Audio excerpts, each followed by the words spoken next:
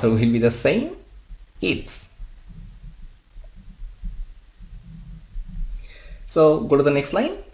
I like this place a lot. There's green trees and fields around. Green trees and fields around. So here we get something exists. What exists? Green trees and fields. So answer will be there are. Yes. So go to the last line. There's a river passing through the village. So another thing, the existence. There exists a river. A river. So for this, the answer will be there is. So I think you have matched your answer with me. Yes. I know now you have some questions in your mind. Sometimes we use there is and sometimes we use there are. Let's find the answer of this question. So first we talk about the relationship between there and verb to be. So like other verbs, to be verb can be present and to be verb can be past. So if to be verb is present, verb will be am, is, are. And if it is past, to be verb will be was, were. So there can be there is, there are, there can be there was, there were. We can also use been and being. So when we use been, we make it past participle form.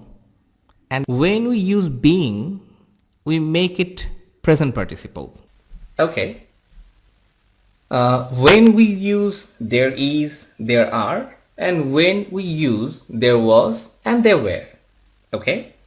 The first thing is that there takes is or was for a singular noun. So what is that? Singular noun. So for a bird or a beautiful house. So these are actually singular noun. For this kind of singular noun, there always take is or was. So for present, we use is. So for present, and for past, we use was. Very easy. So let's get some example. The example is, there is a famous restaurant in our area. So there is a famous restaurant in our area. So here, a famous restaurant, it is actually singular, and as it is present, we use here is. Exactly. So see another example. There was a great magician in our village. So see, a great magician is actually singular. Only one magician. And the tense is past. So we use here was. There was a great magician in our village. I think there takes is or was for a singular noun is clear. So what's the next rules? There takes are or were for a plural noun. So what is that? Plural noun. So what do we know about plural noun? Plural noun means more than one. For example, 2 pens or many birds. 2 pens or many birds. Both actually more than one. So this is called actually plural noun. So for this plural noun, we use are or were. So for present,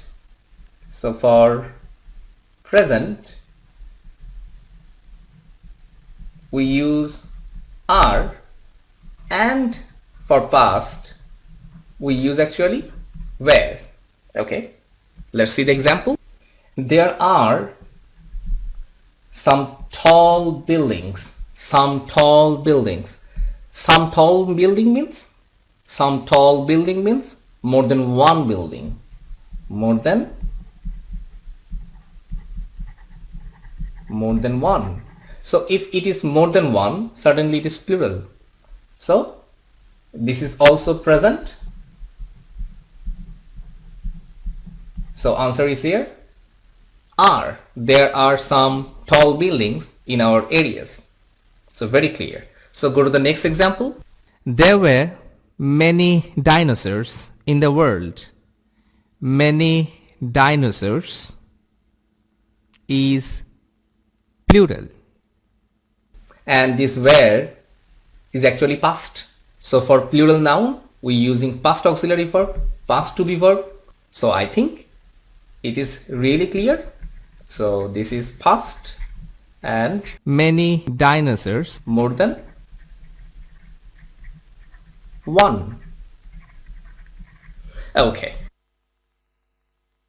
Now think about eat. Eat and verb to be. Okay, verb to be is clear. Singular plural is also clear. Now come to the point. This eat is always singular. So in the previous discussion, there can be singular, there can be plural, but here it can never be plural. It is always singular. So this to be verb either will be is for present or it will be was for past. So for present we use it, is, and for past we use it, was. Very simple thing. So go to the example. It is a beautiful village. It is a beautiful village. This it, as it can never be plural, it always takes a singular noun, a beautiful village. So it is singular, so we use here it because it is actually present. For present situation we use it.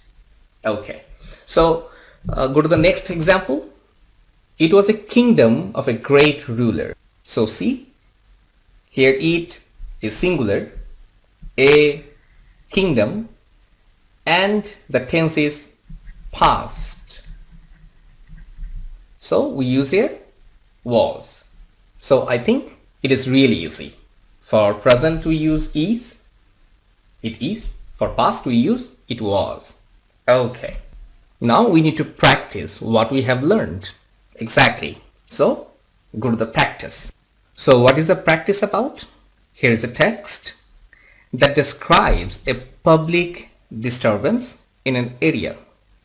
So we need to read the text and decide whether the underlined words are correctly used. So underlined words are correctly used. That means there are, there is, it's, it is, whether it is correct or not. If the option is correct, we give it here a tick mark, and if the answer is not correct, we put the right answer. Exactly. So let's start. We can start together. Mr. Editor, I live in a densely populated area. Okay. There are a few families living here. There are a few families. So a few families here existence. Okay. And a few families is here plural. A few means more than one. So there are is actually the right answer. So we give the tick mark. So next line. There is some students messes too. See, some students messes. It is existence, no doubt. So there is correct. But what will be? There is or there are? Some students messes. It is plural. So it is actually what? Plural. So for plural, we must use here there are. So answer will be There are. Okay, so go to the next line. Often the young kids play badminton and cricket on the roads till midnight. Therefore, it's always very noisy and there is impossible to have a calm and quiet time at home. Okay, it is always very noisy. So we get a situation. So what we get? A situation. So we can write down here. It is actually a situation. So we know to introduce a situation, we use it's. So the answer will be is.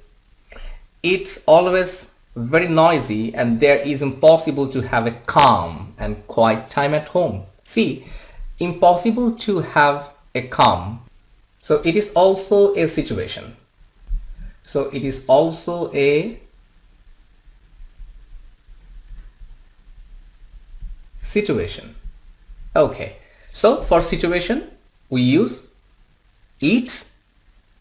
So answer will be it's impossible to have a calm and quiet time at home. It's many students in the area. It's many students in the area.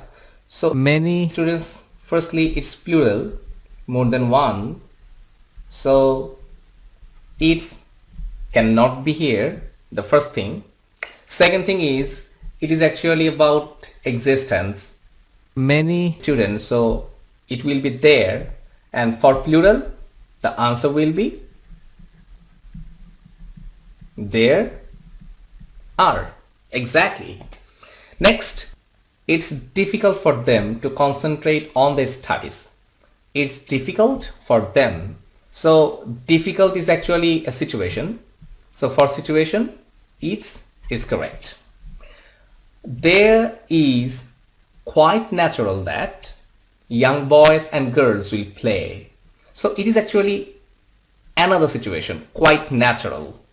So this is also a situation. So it is actually a situation. Exactly. So for situation we use it's. So answer will be it's. It's quite natural that young boys and girls will play. But is it acceptable that they will play until midnight with the cost of others' disturbance? Okay, we know the answer. No, it is not acceptable. So we got the answer and we got the explanation as well. So now we go to another practice. The first thing, good morning dash Fatima, can I talk to Mishu? Think about the situation. So it starts with good morning. That means I'm going to introduce myself to someone. Okay, dash Fatima, can I talk to Mishu? That means I'm giving my own introduction. So to give anyone's introduction about oneself, we can use it's. So you can use it's Fatima, it's Mohima, it's Chonchol. So we use it's to give any introduction to any person. Dash was thought that the invited guest would arrive late. This sentence, I think, something new to you. Dash was thought that the invited guest would arrive late. So we find here that. So sometimes we find a sentence where we find that. So with that sentence, we can use it. It was thought that the invited guest would arrive late. There can be more example with it. It is believed that we need to be honest. It is true that she is beautiful. So with that clause, it is really very common to make a sentence. So go to the next sentence. Suddenly there happened a strange incident in our home. Suddenly there happened a strange incident in our home. So it is actually happening. So we know for a happening, we can use there. Exactly. The answer will be there happened a strange incident in our home. Okay. So go to the next line. Okay. Dash interesting to read the book. So here interesting tells us about a situation. Interesting. Okay. So for a situation we use it's. So go to the next line. Dash nothing to help you. So here nothing, we actually get the something exist. Exists actually what? Nothing. So for existence we use there. So answer will be there is nothing to help you now. So what have we learned so far from this lesson? We have learned how to use to be verb properly, the use and structure of introductory it and there with many practices. So now there will be a homework. So what you need to do with this, read the following sentences and take the right answer from the alternative. Exactly. So see, this is one kind of dialogue. Montu is telling, would you mind telling about you? I can't recognize you. So Shourabh is telling, it's or there is Shourabh. So answer will be either it or there. So if it is there, you need to tick here. If answer is it's, you need to tick here. So it is really easy. Montu is telling, it's or there is 12:30. Where are you going? Shourabh is telling, it's or there is uncertain, but it's or there is a cow over there. I and my friends are going for a long drive. We actually don't have any destination. Montu is telling, well, it is or there is heavy traffic today. It's or there is a strike of government workers on the road. It or there would be difficult to enjoy your drive. Shourabh saying, thank you very much for your information. So certainly you have got my point. You must complete it in a separate notebook. I repeat, it is separate notebook, and certainly submit to your English teacher when your school opens. Remember, this is a part of a continuous assessment, so it's really important.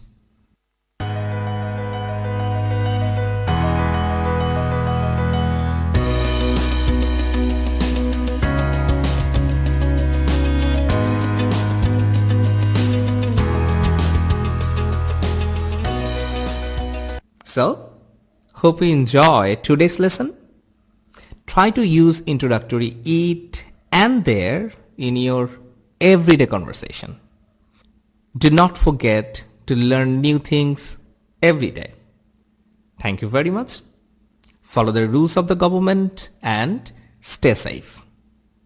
If you want to watch this lesson again, just keep watching Amar Ghore Amar School and our YouTube channel. See you again.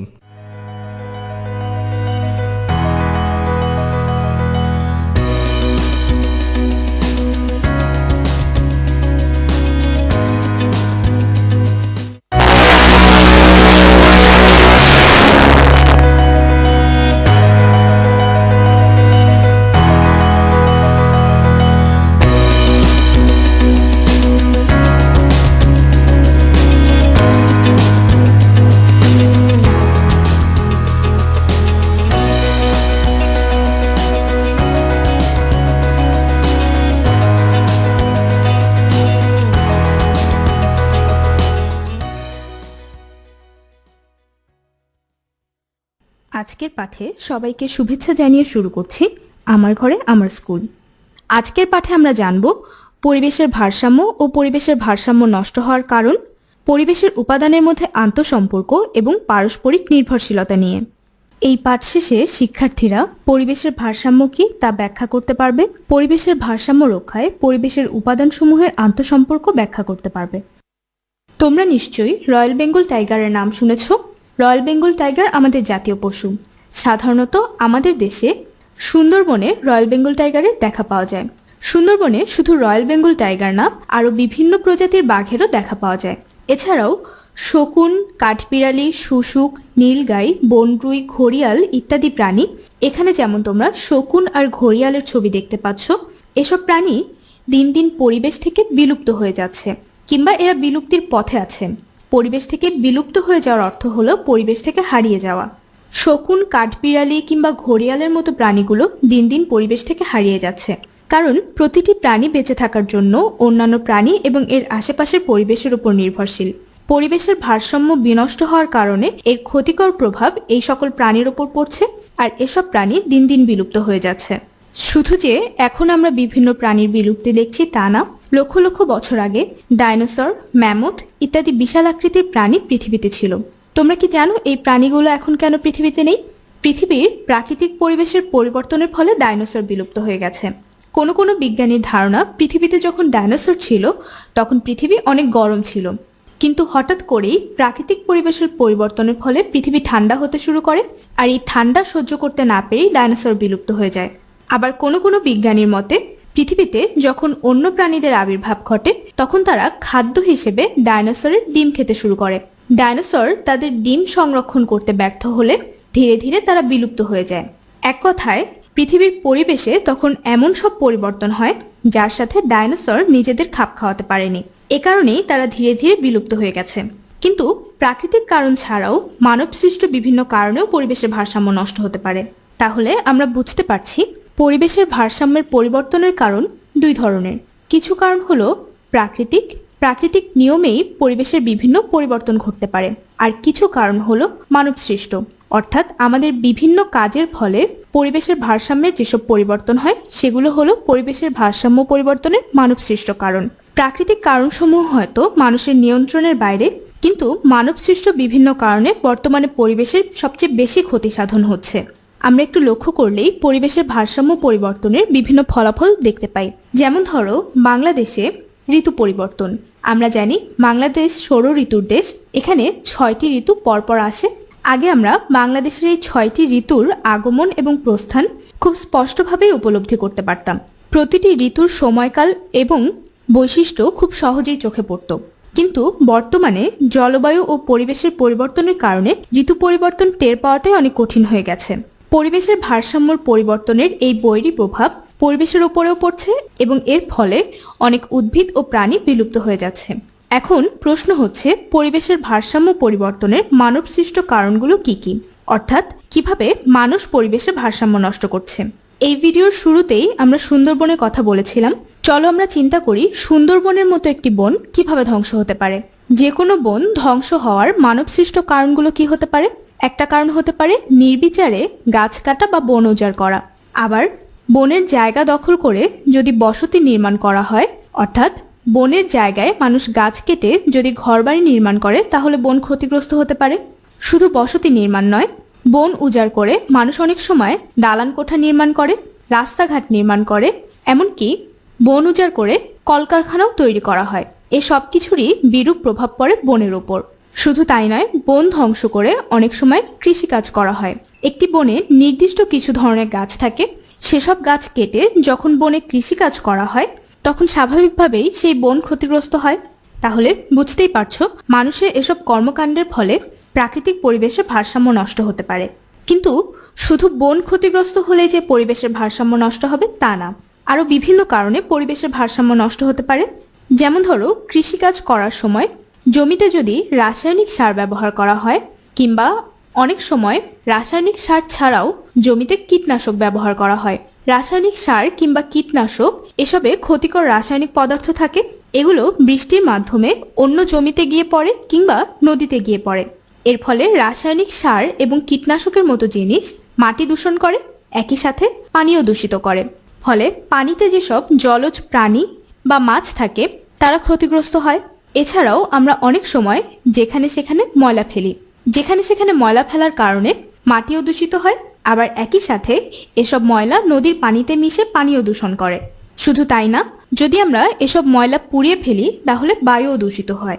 পরিবেশের ভারসাম্যের পরিবর্তনের আরেকটি বড় মানবসৃষ্ট কারণ হলো অপরিকল্পিত শিল্পায়ন, অর্থাৎ যেখানে সেখানে ইচ্ছামতো কলকারখানা নির্মাণ করা, এবং অপরিকল্পিত নগরায়ন, অর্থাৎ গাছ বা পাহাড় কেটে কিংবা প্রাকৃতিক পরিবেশ নষ্ট করে নগর স্থাপন করা। অপরিকল্পিত শিল্পায়ন এবং নগরায়নের ফলে পরিবেশের ভারসাম্যের পরিবর্তন ঘটে, পরিবেশ দূষিত হয় এবং বিভিন্ন প্রাণীর উপরে এর বিরূপ প্রভাব পড়ে।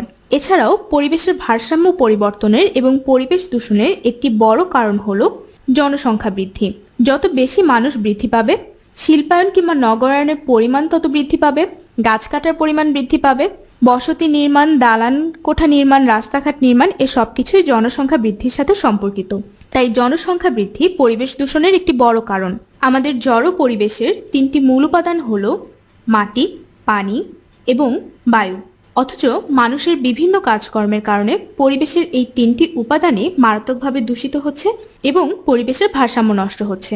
যেমন মাটিতে আমরা ফসল ফলাই, গাছ লাগাই এবং ঘরবাড়ি নির্মাণ করি, মাটির ওপরেই আমরা থাকি। কিন্তু কীটনাশক ও রাসায়নিক সারের ইচ্ছামতো ব্যবহার, কলকারখানার রাসায়নিক বর্জ্য, প্লাস্টিক বা পলিথিনের ব্যবহার ইত্যাদি কারণে মাটি দূষিত হচ্ছে। ইচ্ছামতো গাছ কাটা এবং ইটের ভাটা নির্মাণ করার কারণে মাটি ক্ষয় হয়। মাটি ক্ষয় যে কোনো উদ্ভিদ এবং প্রাণীর জন্যই মারাত্মক হুমকি স্বরূপ। শুধু তাই নয়, অতিমাত্রায় দূষণের কারণে দিন দিন মাটির উর্বরতা কমে যাচ্ছে। যেহেতু মাটির উর্বরতা কমে যাচ্ছে, তাই খাদ্য উৎপাদন কমে যাচ্ছে, বনভূমির আয়তন কমে যাচ্ছে, মোট কথা পরিবেশের ভারসাম্য নষ্ট হচ্ছে। শুধু মাটি না, একইভাবে পরিবেশের আরেকটি উপাদান পানিও দূষিত হচ্ছে। পৃথিবীর 3 ভাগ জল এবং 1 ভাগ স্থল। কোনো প্রাণী পানি ছাড়া বাঁচতে পারে না, এ কারণে আমরা পানির অপর নাম জীবন বলে থাকি। কিন্তু কলকারখানার রাসায়নিক বর্জ্য, জমিতে কীটনাশক ও রাসায়নিক সারের ব্যবহার, জলাশয়ে ময়লা ফেলা ইত্যাদি কারণে পানি দূষিত হচ্ছে। পানি দূষণের ক্ষতিকর প্রভাব পড়ছে বিভিন্ন জলজ উদ্ভিদ এবং জলজ প্রাণীর ওপর। শুধু জলজ উদ্ভিদ এবং প্রাণী নয়, ডাঙায় বসবাসকারী বিভিন্ন উদ্ভিদ এবং প্রাণীর উপরেও পানি দূষণের মারাত্মক ক্ষতির প্রভাব পড়ছে। এই ছবি দুটি দেখলে তোমরা মাটি দূষণ এবং পানি দূষণ সম্পর্কে কিছুটা ধারণা করতে পারবে। দেখো, এখানে প্লাস্টিক বা পলিথিন সহ বিভিন্ন ধরনের বর্জ্য পদার্থের কারণে মাটি দূষিত হচ্ছে। একইভাবে এসব বর্জ্য পদার্থ পানিতে ফেলার কারণে পানিও দূষিত হচ্ছে। মাটি ও পানি দূষণের ক্ষতিকর প্রভাব পড়ে পরিবেশের উপর এবং পরিবেশের ভারসাম্য নষ্ট হয়। এছাড়াও আমাদের বেঁচে থাকার জন্য সবচেয়ে প্রয়োজনীয় উপাদানগুলোর একটি হলো বায়ু। মানুষের বিভিন্ন কাজকর্মের কারণে বায়ুও দূষিত হচ্ছে। আমরা বায়ু থেকে নিঃশ্বাসের মাধ্যমে অক্সিজেন গ্রহণ করি এবং বায়ুতে কার্বন ডাই অক্সাইড নামের একটি গ্যাস আমরা বায়ুতে ছাড়ি। এই কার্বন ডাই অক্সাইড আমাদের জন্য অত্যন্ত ক্ষতিকর হলেও গাছপালার জন্য খুবই প্রয়োজনীয়। গাছপালা কার্বন ডাই অক্সাইড থেকে খাদ্য তৈরি করে এবং পরিবেশে অক্সিজেন ছাড়ে। ফলে পরিবেশে অক্সিজেন এবং কার্বন ডাই অক্সাইডের একটি ভারসাম্য বজায় থাকে। কিন্তু ইচ্ছামতো গাছ কাটা, জীবাশ্ম জ্বালানির অতিরিক্ত ব্যবহার, জীবাশ্ম জ্বালানি হলো কয়লা বা প্রাকৃতিক তেল থেকে যেসব জ্বালানি পাওয়া যায় এগুলোর অতিরিক্ত ব্যবহার, যানবাহন এবং কলকারখানার ধোঁয়া, এসবের কারণে বায়ু দূষিত হয়। বায়ু দূষণের ফলে বাতাসে কার্বন ডাই অক্সাইড সহ আরও বিভিন্ন ধরনের ক্ষতিকর গ্যাসের পরিমাণ বেড়ে যায় এবং পরিবেশের ভারসাম্য নষ্ট হয়। শুধু পরিবেশের ভারসাম্য নষ্ট হয় তা নয়, দূষিত বায়ুর কারণে প্রতিদিন হাজার হাজার মানুষ নানা ধরনের রোগ ব্যাধিতে আক্রান্ত হয়। মানুষের স্বাস্থ্য ঝুঁকি বাড়ে। বায়ু দূষণ শুধু মানুষের জন্যই ক্ষতিকর না, যে কোনো ধরনের উদ্ভিদ এবং প্রাণীর উপরে বায়ু দূষণের মারাত্মক ক্ষতির প্রভাব পড়ে। মোট কথা, বায়ু দূষণের ফলে পরিবেশের ভারসাম্য মারাত্মকভাবে ক্ষতিগ্রস্ত হয়। পরিবেশের এত বেশি দূষণের কারণে জলবায়ু পরিবর্তনের প্রভাবও দিন দিন বৃদ্ধি পাচ্ছে। জলবায়ু পরিবর্তনের একটি বড় প্রভাব হলো পৃথিবীর তাপমাত্রা বৃদ্ধি। গত 200 বছরে পৃথিবীর তাপমাত্রা 1 ডিগ্রির চেয়েও বেশি বৃদ্ধি পেয়েছে। সাধারণভাবে মনে হয় এটা হয়তো খুব বেশি পরিমাণ নয়, কিন্তু আসলে আমাদের পরিবেশের জন্য এটি মারাত্মক হুমকি স্বরূপ। জলবায়ু পরিবর্তনের কারণে বিভিন্ন ধরনের উদ্ভিদ এবং প্রাণী ইতোমধ্যে বিলুপ্ত হয়ে গেছে এবং অনেক উদ্ভিদ এবং প্রাণী বিলুপ্ত হওয়ার পথে। পৃথিবীর সমস্ত প্রাণী আসলে অক্সিজেন ও খাবারের জন্য উদ্ভিদের উপর নির্ভরশীল। এ কারণে উদ্ভিদের বিলুপ্তিতে তার উপর নির্ভরশীল প্রাণীও বিলুপ্ত হয়ে যেতে পারে।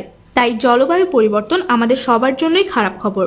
এ কারণে মানুষের উচিত পরিবেশে সুস্থভাবে বেঁচে থাকার জন্য পরিবেশকে নষ্ট না করে এর সংরক্ষণে সচেষ্ট হওয়া এবং পরিবেশের ভারসাম্য রক্ষার জন্য কাজ করা।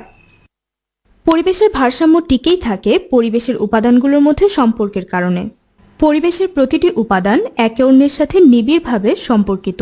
এই সম্পর্কের কারণেই পরিবেশের ভারসাম্য টিকে থাকে, অর্থাৎ পরিবেশের ভারসাম্য রক্ষার মূল কারণ হলো এই পারস্পরিক সম্পর্ক। পরিবেশের প্রতিটি জড় উপাদান যেমন মাটি, পানি এবং বায়ু, এসব জড় উপাদানের সাথে পরিবেশের জীব উপাদান অর্থাৎ উদ্ভিদ এবং প্রাণীর যেমন সম্পর্ক রয়েছে, তেমনি উদ্ভিদ আর প্রাণীর নিজেদের মধ্যেও সম্পর্ক রয়েছে। এই যে পরিবেশের প্রতিটি জীবের নিজেদের মধ্যে সম্পর্ক এবং জড় উপাদানের সাথে তাদের সম্পর্ক, এটিই হলো পরিবেশের ভারসাম্যের মূল ভিত্তি। এই সম্পর্কের উপর ভিত্তি করে পরিবেশের ভারসাম্য টিকে থাকে। আমরা এই ভারসাম্যের মধ্যেই থাকি বলে হয়তো অনেক সময় আলাদা করে চোখে পড়ে না, শুধু যখন যে কোনো কারণে এই ভারসাম্য নষ্ট হয় তখন আমরা বুঝতে পারি। পরিবেশের এই ভারসাম্য বজায় থাকে পরিবেশের উপাদানের মধ্যে আন্তঃসম্পর্ক এবং তাদের মধ্যে পারস্পরিক নির্ভরশীলতার কারণে। আজকের পাঠে আমরা পরিবেশের উপাদানের মধ্যে আন্তঃসম্পর্ক এবং পারস্পরিক নির্ভরশীলতা নিয়ে জানব। আমি একটু আগেই বলছিলাম পরিবেশের প্রতিটি উদ্ভিদ এবং প্রাণীর নিজেদের মধ্যে সম্পর্ক রয়েছে, আবার পরিবেশের জড় উপাদানগুলোর সাথেও তাদের সম্পর্ক রয়েছে। কিন্তু কিভাবে প্রতিটি প্রাণী এবং উদ্ভিদ নিজেদের মধ্যে আবার জড় উপাদানের সাথে সম্পর্কিত? খুব সাধারণ যে কোনো একটি পরিবেশের কথা চিন্তা করো। যেমন অনেকের হয়তো বাড়ির আশেপাশে ফুল ফলের গাছ আছে। ফুলের গাছ আমাদের কি কাজে লাগে? হয়তো তেমন কোনো কাজে লাগে না, তাও সৌন্দর্য বৃদ্ধির জন্য ফুলের গাছ আমরা পছন্দ করি। তবে এসব ফুলের গাছ কিন্তু বিভিন্ন পাখি বা কীটপতঙ্গের অনেক কাজে লাগে। বিভিন্ন কীটপতঙ্গ, যেমন ধরো মৌমাছি ফুলের মধু খেতে পারে, তাই ফুলের গাছ তাদের কাজে লাগে। আবার এসব কীটপতঙ্গ হলো বিভিন্ন ধরনের পাখির খাবার। তার মানে বেঁচে থাকার জন্য এসব কীটপতঙ্গ ফুল গাছের উপর নির্ভরশীল, আবার কোনো কোনো পাখি এসব কীটপতঙ্গের উপর নির্ভরশীল। কিন্তু শুধু কি গাছের ওপরেই সবাই নির্ভরশীল? না, গাছও হয়তো কীটপতঙ্গ এবং পাখির ওপর নির্ভরশীল। বিভিন্ন কীটপতঙ্গ এবং পাখি গাছের বংশবৃদ্ধিতে সহায়তা করে। এ কারণে গাছ যেমন এসব কীটপতঙ্গ এবং পাখির ওপর নির্ভরশীল, আবার এসব কীটপতঙ্গ এবং পাখিও গাছের উপর নির্ভরশীল। শুধু তাই না, এদের সাথে জড় উপাদানও সম্পর্কিত। কারণ গাছের জন্য পানি লাগে, গাছ মাটিতেই বৃদ্ধি পায়, আবার গাছের খাদ্য তৈরি করতে বায়ুও প্রয়োজন হয়। পরিবেশের তিনটি মূল জড় উপাদান গাছের জন্য প্রয়োজনীয়। তাহলে দেখো, গাছ, পশু পাখি এবং বিভিন্ন জড় উপাদান পরস্পরের সাথে পরস্পরের সম্পর্ক আছে। আবার এই সম্পর্ক শুধু একদিকের না, বরং প্রত্যেকেই প্রত্যেকের সাথে কোনো না কোনোভাবে জড়িত। একেই বলা হয় পরিবেশের উপাদানের আন্তঃসম্পর্ক। আন্তঃসম্পর্ক কথাটির মানেই হলো প্রত্যেকের সাথে প্রত্যেকের এক ধরনের জটিল সম্পর্ক। প্রতিটি উপাদানই প্রত্যেকের সাথে জড়িত, এ কারণেই একে আমরা আন্তঃসম্পর্ক বলি। এই যে পরিবেশের প্রতিটি উপাদান একে অন্যের সাথে সম্পর্কিত, অর্থাৎ পরিবেশের উপাদানের মধ্যে একটি আন্তঃসম্পর্ক রয়েছে, এ কারণেই পরিবেশের প্রত্যেকে প্রত্যেকের ওপর নির্ভরশীল। অর্থাৎ পরিবেশের প্রতিটি উদ্ভিদ এবং প্রাণীর বেঁচে থাকা, খাবার তৈরি করা কিংবা বংশবৃদ্ধির জন্য অন্য কোনো উপাদানের উপর নির্ভর করতে হয়। অন্য কোনো উপাদানের সাহায্য ছাড়া এগুলো সম্ভব নয়। একেই বলা হয় পরিবেশের উপাদানগুলোর পারস্পরিক নির্ভরশীলতা। পারস্পরিক নির্ভরশীলতা মানেই হলো পরিবেশের প্রতিটি উপাদানের বেঁচে থাকার জন্য একে অন্যের উপর নির্ভর করতে হয়। প্রতিটি উপাদানেরই প্রতিটি উপাদানকে প্রয়োজন আছে, অর্থাৎ পরিবেশের উপাদানগুলোর মধ্যে এক ধরনের আদান প্রদান চলে, কিংবা বলা যায় উপাদানগুলোর মধ্যে এক ধরনের ক্রিয়া প্রতিক্রিয়া চলতে থাকে। প্রত্যেকের কাজের প্রভাব প্রতিটি উপাদানের উপর পড়তে থাকে। এটাই হলো পরিবেশের উপাদানগুলোর পারস্পরিক নির্ভরশীলতা। পরিবেশের প্রাণীগুলো কিভাবে একে অন্যের উপর নির্ভরশীল তা আমরা একটু খেয়াল করলেই বুঝতে পারি। যেমন মানুষ হিসেবে আমরা খাবারের জন্য অনেক প্রাণীর উপর নির্ভরশীল। আমরা মাছ খাই, গরু, ছাগল বা মুরগির মতো বিভিন্ন পশু পাখি থেকে খাবার পাই, ডিম, দুধ পাই। আবার এরাও অন্য কোনো প্রাণীর উপর নির্ভরশীল, যেমন হাঁস মুরগি হয়তো শামুক খায়। এভাবে পরিবেশের প্রতিটি উপাদানের মধ্যে আন্তঃসম্পর্ক এবং নির্ভরশীলতা বজায় থাকে। পরিবেশের বিভিন্ন উপাদানের মধ্যে সম্পর্ক আমরা একটু খেয়াল করলেই বুঝতে পারি। তবে উদ্ভিদের প্রয়োজনীয়তা আমরা অনেক সময় খালি চোখে বুঝতে পারি না। আবার উদ্ভিদ কিভাবে আমাদের উপর নির্ভরশীল সেটাও বুঝতে পারি না। কিন্তু আসলে উদ্ভিদের ওপরেই আমরা সবচেয়ে বেশি নির্ভরশীল। আবার আমাদেরকেও উদ্ভিদের কাজে লাগে। কিভাবে? উদ্ভিদের খাবার তৈরি করার জন্য বিভিন্ন উপাদানের প্রয়োজন হয়। এসব উপাদানের কিছু উপাদান আসে মাটি থেকে। যেমন মাটি থেকে গাছ পানি সংগ্রহ করে। এছাড়াও মাটি থেকে গাছ আরো বিভিন্ন উপাদান সংগ্রহ করে। এসব উপাদান সূর্যের আলো এবং বাতাসের কার্বন ডাই অক্সাইড এই তিনটি উপাদানের সাহায্যে গাছ খাবার তৈরি করে। আবার এই খাবার তৈরি করতে গিয়ে গাছ অক্সিজেন উৎপন্ন করে এবং এই অক্সিজেন গাছ বাতাসে ছেড়ে দেয়। এই যে সূর্যের আলো, বাতাসের কার্বন ডাই অক্সাইড এবং মাটির বিভিন্ন উপাদান থেকে গাছ খাবার তৈরি করে এবং খাবার তৈরির পরে অক্সিজেন গ্যাস বাতাসে ছাড়ে, এই সম্পূর্ণ প্রক্রিয়াকে বলা হয় সালোক সংশ্লেষণ প্রক্রিয়া। এটি বেশ জটিল একটি প্রক্রিয়া। তোমরা আরো বড় হলে পুরো প্রক্রিয়া কিভাবে কাজ করে তা জানতে পারবে। তবে খুব সংক্ষেপে বলা যায়, মাটি থেকে পাওয়া বিভিন্ন উপাদান, সূর্যের আলো এবং বাতাস থেকে পাওয়া কার্বন ডাই অক্সাইড দিয়ে গাছ খাবার তৈরি করে এবং খাবার তৈরি করতে গিয়ে সে বাতাসে অক্সিজেন ছাড়ে। মানুষ সহ বিভিন্ন পশু পাখি এই অক্সিজেন নিঃশ্বাসের সাথে গ্রহণ করে। তার মানে গাছ যে অক্সিজেন ছাড়ে এটি মানুষ সহ বিভিন্ন প্রাণীর কাজে লাগে, কারণ আমরা নিঃশ্বাসের সাথে অক্সিজেন গ্রহণ করি। আবার মানুষ সহ বিভিন্ন প্রাণী নিঃশ্বাসের সাথে বাতাসে কার্বন ডাই অক্সাইড গ্যাস ছাড়ে এবং এই কার্বন ডাই অক্সাইড গ্যাস গাছের খাদ্য তৈরিতে কাজে লাগে। এই যে বিভিন্ন প্রাণী বাতাসের সাথে অক্সিজেন গ্রহণ করে এবং কার্বন ডাই অক্সাইড ত্যাগ করে, এই প্রক্রিয়াকে বলা হয় শ্বসন প্রক্রিয়া। অর্থাৎ শ্বসন প্রক্রিয়া মানে হলো আমাদের শ্বাস প্রশ্বাস গ্রহণের প্রক্রিয়া। তাহলে দেখো, আমরা যে কাজ করি অর্থাৎ বিভিন্ন প্রাণী যে কাজ করে, গাছ তার ঠিক উল্টো কাজ করে। বিভিন্ন প্রাণীর প্রয়োজন অক্সিজেন আর গাছের প্রয়োজন কার্বন ডাই অক্সাইড। গাছ বাতাসে অক্সিজেন ছাড়ে যেগুলো বিভিন্ন প্রাণী গ্রহণ করে, আবার বিভিন্ন প্রাণী বাতাসে কার্বন ডাই অক্সাইড ছাড়ে যেগুলো গাছ গ্রহণ করে। এভাবে গাছ এবং বিভিন্ন প্রাণী পরস্পরের উপর নির্ভরশীল। অর্থাৎ বেঁচে থাকার জন্য গাছের যেমন বিভিন্ন প্রাণীকে প্রয়োজন, তেমনি বিভিন্ন প্রাণীরও গাছকে প্রয়োজন। এই ছবিটি দেখো, এখানে সালোক সংশ্লেষণ প্রক্রিয়া ব্যাখ্যা করা হয়েছে। দেখো, গাছ সূর্যের আলো গ্রহণ করে, বাতাস থেকে কার্বন ডাই অক্সাইড গ্রহণ করে, মাটি থেকে পানি সহ বিভিন্ন উপাদান গ্রহণ করে। তারপর গাছ খাদ্য তৈরি করার পর বাতাসে অক্সিজেন ছাড়ে। এই প্রক্রিয়াকেই বলা হয় সালোক সংশ্লেষণ প্রক্রিয়া। সালোক সংশ্লেষণ প্রক্রিয়া দেখলেই আমরা বুঝতে পারি কিভাবে গাছ এবং প্রাণী একে অপরের উপর নির্ভরশীল। প্রতিটি পরিবেশেই এ ধরনের আন্তঃসম্পর্ক এবং নির্ভরশীলতা আছে। যে কোনো পরিবেশের প্রতিটি প্রাণী, উদ্ভিদ এবং জড় উপাদানের মধ্যে এই সম্পর্ক এবং নির্ভরশীলতা রয়েছে। এদের মধ্যে এই আন্তঃসম্পর্ক এবং নির্ভরশীলতা যেন একটি জালের মতো ছড়িয়ে আছে, অর্থাৎ প্রত্যেকেই প্রত্যেকের সাথে সম্পর্কিত। যেমন ধরো, তুমি যদি একটি পুকুরের কথা চিন্তা করো তাহলেই বুঝতে পারবে। একটি পুকুরের প্রাণী, উদ্ভিদ এবং জড় উপাদানের মধ্যে এই সম্পর্ক তুমি চাইলেই খেয়াল করতে পারবে। দেখো, একটি পুকুরে কি কি থাকতে পারে? একটি পুকুরে ছোট ছোট অনেক জলজ উদ্ভিদ থাকতে পারে, অর্থাৎ এসব উদ্ভিদ পুকুরেই জন্ম হয় এবং পুকুরেই থাকে।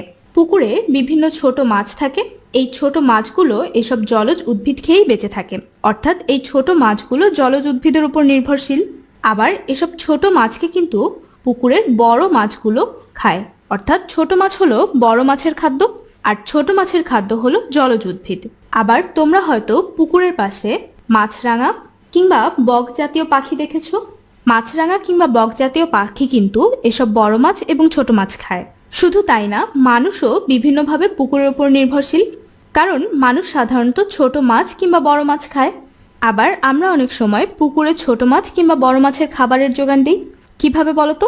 মাছ অনেক সময় হাঁস কিংবা মুরগির বিষ্ঠা খেয়ে থাকে। হাঁস মুরগির বিষ্ঠা মাছের একটি উৎকৃষ্ট খাদ্য। মানুষ এসব হাঁস মুরগি পালে এবং এদের বিষ্ঠা থেকে পুকুরের মাছের খাবারের যোগান দেয়। আবার হাঁস মুরগিও কিন্তু পুকুরের উপর নির্ভরশীল, কারণ হাঁস মুরগির খাবার হলো শামুক কিংবা ঝিনুক জাতীয় প্রাণী। এসব শামুক কিংবা ঝিনুক পুকুরের পাড়েই জন্ম নেয়।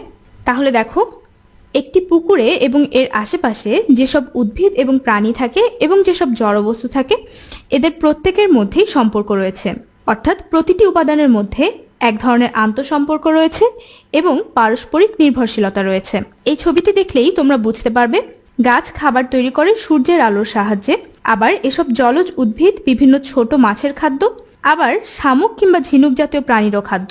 এসব ছোট মাছকে খায় আবার বড় মাছ। বক জাতীয় প্রাণী বড় মাছকেও খেতে পারে, আবার ছোট মাছকেও খেতে পারে। তার মানে দেখো, প্রত্যেকের মধ্যেই জালের মতো এক ধরনের সম্পর্ক রয়েছে। একেই বলা হয় পরিবেশের প্রতিটি উপাদানের আন্তঃসম্পর্ক এবং নির্ভরশীলতা। প্রতিটি উপাদানই প্রত্যক্ষ অর্থাৎ একদম সরাসরি কিংবা পরোক্ষভাবে অন্যের উপর নির্ভরশীল। তাই কোনো একটি উপাদান ক্ষতিগ্রস্ত হলে পুরো পরিবেশের উপরেই তার প্রভাব পড়ে। আজকের পাঠে আমরা পরিবেশের ভারসাম্য কী এবং পরিবেশের ভারসাম্য কিভাবে নষ্ট হয় তা জেনেছি। এছাড়াও পরিবেশের বিভিন্ন উপাদানের মধ্যে আন্তঃসম্পর্ক কী এবং কিভাবে পরিবেশের উপাদানসমূহ পরস্পরের উপর নির্ভরশীল তাও জেনেছি। এখন চলো দেখি বাড়ির কাজগুলো কি কি। পরিবেশের ভারসাম্য রক্ষায় তুমি কি করতে পারো তা খুঁজে বের করা। তোমার আশেপাশে মাটি, পানি এবং বায়ু দূষণের কি কি কারণ আছে তা খুঁজে বের করা। তুমি যেসব জীব ও জলের উপর নির্ভরশীল তার তালিকা তৈরি করা এবং সালোক সংশ্লেষণে তোমার ভূমিকা কি তা খুঁজে বের করা। এবারে বাড়িতে তোমরা তোমাদের বিজ্ঞান খাতায় বাড়ির কাজগুলো করবে। স্কুল খোলার পর এই বাড়ির কাজের খাতাটি বিজ্ঞান শিক্ষকের কাছে মূল্যায়নের জন্য জমা দেবে, আর এই মূল্যায়নের নম্বর ধারাবাহিক মূল্যায়নে যুক্ত হবে।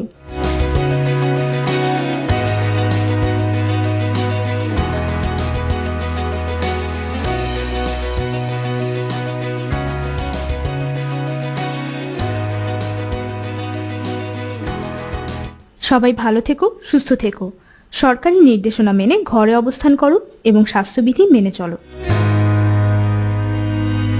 প্রিয় শিক্ষার্থীরা, এই ক্লাসটি পুনরায় দেখতে চাইলে চোখ রাখো আমার ঘরে আমার স্কুল নামের ফেসবুক ও ইউটিউব চ্যানেলে।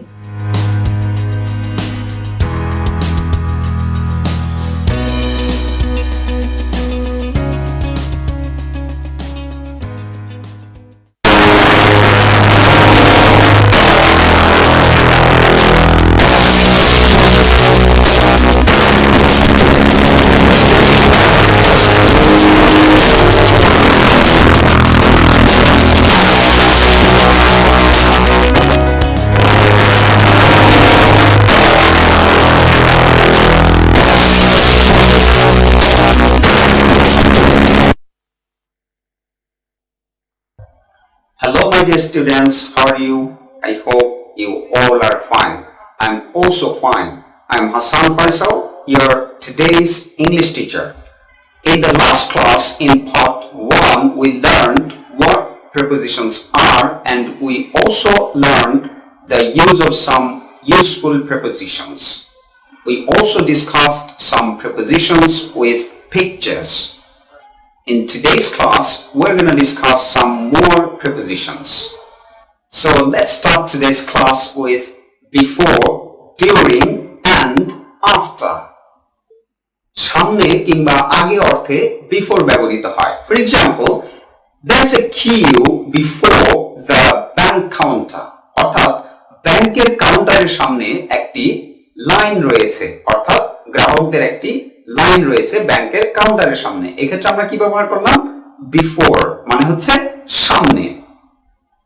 এছাড়াও আগে অর্থেও, অর্থাৎ পূর্বের সময়ের অর্থেও কিন্তু আমরা বিফোর ব্যবহার করে থাকি। For example, I've never been here before, অর্থাৎ আমি আগে কখনো এখানে আসিনি, অর্থাৎ এখনকার সময়ের আগে আমি কখনো এখানে আসিনি। This is the first time, প্রথমবারের মতো আমি এখানে আসলাম। এক্ষেত্রে আমরা বিফোর ব্যবহার করলাম। ডিউরিং মানে হচ্ছে সময়ে বা কালে, কোনো একটা সময়ে বা কোনো একটা কালে, এই অর্থে হচ্ছে আমরা ডিউরিং ব্যবহার করে থাকি। For example, somebody received a phone call during the film, অর্থাৎ ফিল্ম চলাকালে কেউ একজন একটি ফোন কল রিসিভ করেছিল। এখানে ডিউরিং দ্বারা বোঝাচ্ছে ফিল্ম বা মুভিটি চলার সময়ে একটি ফোন কল কেউ একজন রিসিভ করেছিল। Let's see another example.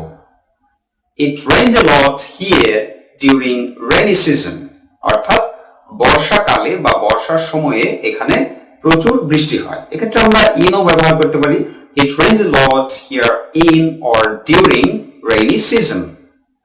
পরের অর্থে আমরা after ব্যবহার করে থাকি। For example, some students become tired after their examination, অর্থাৎ কিছু শিক্ষার্থী তাদের পরীক্ষার পর ক্লান্ত হয়ে যায়। after মানে হচ্ছে পরে। Let's see another example with after. Don't go out after 10 p.m. অর্থাৎ রাতের 10টার পর বাইরে যেও না। এখানে after 10 p.m. মানে হচ্ছে 10টার পর, রাতের 10টার পর। In the last class, we learned a preposition is generally followed by a noun, but notice the sentences here. What Abhijit takes preparations before going to examination hall. অর্থাৎ অভিজিৎ পরীক্ষার হলে যাওয়ার আগে প্রস্তুতি নেয়। Hassan attended his test after studying properly. যথাযথভাবে পড়াশোনা করার পর হাসান তার পরীক্ষায় অংশ নিয়েছিল। Here, prepositions are followed by ing forms of verbs. So, my dear students, remember, any preposition can be followed by a gerund or verb plus ing because this is a noun equivalent. অর্থাৎ যে কোনো প্রিপোজিশনের পরে কিন্তু verb plus ing বা gerund আসতে পারে। কেন আসতে পারে? আমরা জানি যে gerund হচ্ছে নাউন হিসেবে কাজ করে। সো এই বিষয়টি কিন্তু তোমাদের মাথায় রাখতে হবে। So I hope you have understood the matter. Now let's see some more important prepositions. ভেতর দিয়ে বা মধ্য দিয়ে বোঝাতে আমরা through ব্যবহার করে থাকি। Columbus reached the West Indies through the Atlantic Ocean. অর্থাৎ কলম্বাস আটলান্টিক ওশানের মধ্য দিয়ে বা আটলান্টিক মহাসাগরের মধ্য দিয়ে ওয়েস্ট ইন্ডিজ পৌঁছেছিলেন। এখানে মধ্য দিয়ে অর্থে আমরা থ্রু ব্যবহার করছি। The thief fled away through the window. অর্থাৎ চোরটি জানালার মধ্য দিয়ে পালিয়ে গেল। এখানে জানালার ভেতর দিয়ে বা জানালার মধ্য দিয়ে পালিয়ে গেল। Night police walked around the town. অর্থাৎ রাত্রিকালীন পুলিশ রাতের বেলায় কি করে? শহর জুড়ে হেঁটে টহল দেয়। অর্থাৎ অ্যারাউন্ড দ্য টাউন মানে হচ্ছে শহর জুড়ে বা শহর ব্যাপী টহল দেয় হেঁটে হেঁটে। চারিদিকে অর্থে রাউন্ড ব্যবহৃত হয়। For example, the earth moves round the sun. অর্থাৎ পৃথিবী সূর্যের চারিদিকে ঘোরে। এই ক্ষেত্রে হচ্ছে চারিদিকে বা চতুর্দিকে, এটা অর্থে আমরা হচ্ছে রাউন্ড ব্যবহার করছি। বরাবর অর্থে আমরা অ্যালং ব্যবহার করে থাকি। For example, Gautam walks along the park road with সুপ্রভাত। অর্থাৎ গৌতম সুপ্রভাতের সাথে পার্ক রোড বরাবর হাঁটে। অর্থাৎ সে কি করে? পার্ক রোড দিয়ে সুপ্রভাতের সাথে হাঁটে। আড়াআড়িভাবে অতিক্রম করা অর্থে আমরা অ্যাক্রস ব্যবহার করে থাকি। For example, Brajen Das swam across the English Channel. অর্থাৎ ব্রজেন দাস যেটি করেছিলেন তিনি হচ্ছে ইংলিশ চ্যানেল সাঁতার কেটে অতিক্রম করেছিলেন। এই ক্ষেত্রে আমরা কি বললাম? Brajen Das swam across the English Channel. অর্থাৎ ব্রজেন দাস ইংলিশ চ্যানেল সাঁতার কেটে অতিক্রম করেছিলেন। কোনো কিছুকে অতিক্রম করা বা পেছনে ফেলে চলে যাওয়া অর্থে আমরা হচ্ছে পাস্ট ব্যবহার করে থাকি। For example, Rudaba walked past the public library. অর্থাৎ রুদাবা পাবলিক লাইব্রেরিকে পেছনে ফেলে হেঁটে চলে গিয়েছিল। অর্থাৎ রুদাবা হেঁটে পাবলিক লাইব্রেরিকে পেছনে ফেলে চলে গিয়েছিল, পাবলিক লাইব্রেরিকে অতিক্রম করে চলে গিয়েছিল। এই ক্ষেত্রে আমরা বললাম যে Rudaba walked past the public library. Let's see some certain verbs followed by some certain prepositions. অর্থাৎ কিছু নির্দিষ্ট ভার্ব রয়েছে যেগুলোর পর কিছু নির্দিষ্ট প্রিপোজিশন বসে। তোমাদের বইয়ে বেশ কিছু দেওয়া আছে, তার মধ্যে আমি কয়েকটি তোমাদেরকে বুঝিয়ে দিচ্ছি, কয়েকটি দিয়ে আমি বাক্য গঠন করছি, বাকিগুলো তোমরা নিজেরা বাসায় ট্রাই করবে। Abide by এর অর্থ হচ্ছে মেনে চলা। For example, we should abide by the government rules. অর্থাৎ আমাদের উচিত সরকারের নিয়ম মেনে চলা। abide by তাহলে হচ্ছে কি? মেনে চলা। addicted to মানে হচ্ছে আসক্ত, কোনো খারাপ জিনিসে, মন্দ জিনিসে আসক্ত। For example, he is addicted to smoking. অর্থাৎ সে কি? ধূমপানে আসক্ত। addicted to কি অর্থে ব্যবহৃত হয়? তাহলে আসক্ত অর্থে আমরা ব্যবহার করে থাকি। escape ভার্বটির পর from বসে। For example, the prisoners escaped from the jail. অর্থাৎ জেলখানা থেকে কারাবন্দীরা পালিয়ে গিয়েছিল। look after মানে হচ্ছে দেখাশোনা করা। For example, he looks after his family, অর্থাৎ সে তার পরিবারের দেখাশোনা করে।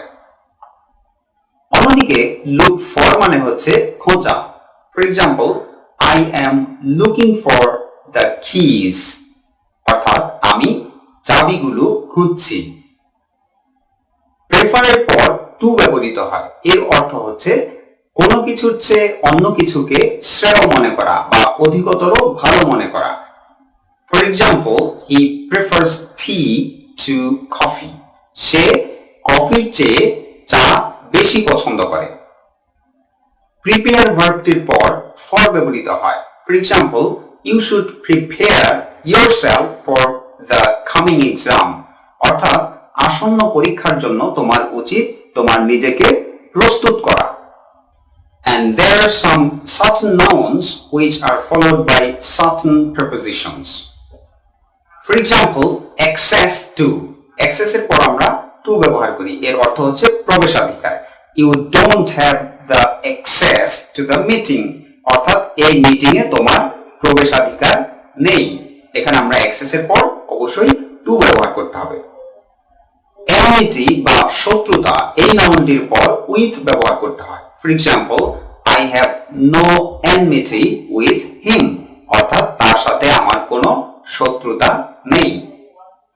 ফ্রিডম নাউনটির পর from প্রিপোজিশনটি ব্যবহৃত হয়। For example, we got freedom from Pakistan in 1971, অর্থাৎ 1971 সালে আমরা পাকিস্তানের কাছ থেকে স্বাধীনতা পেয়েছিলাম।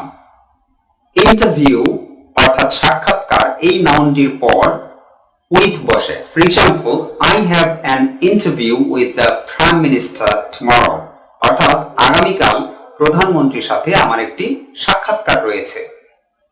কি বা চাবি, এই নাউনটির পর টু বসে, অর্থাৎ প্রিপোজিশন টু বসে।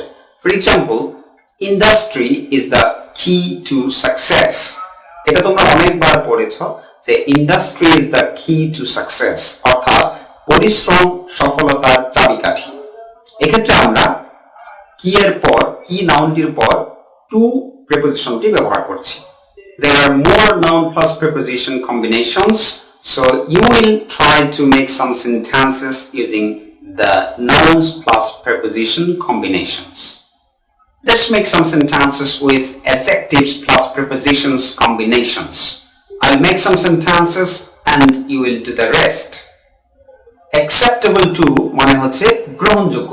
For example, your proposal is not acceptable to me, অর্থাৎ তোমার প্রস্তাবনাটি আমার কাছে গ্রহণযোগ্য নয়।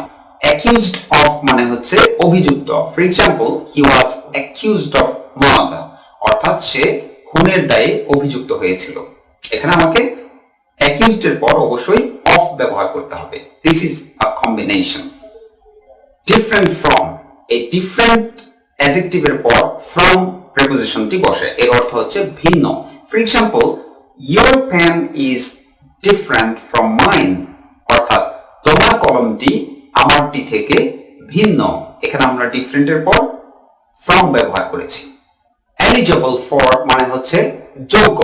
For example, you are not eligible for the job, তুমি কাজটির জন্য বা চাকুরিটির জন্য যোগ্য নও।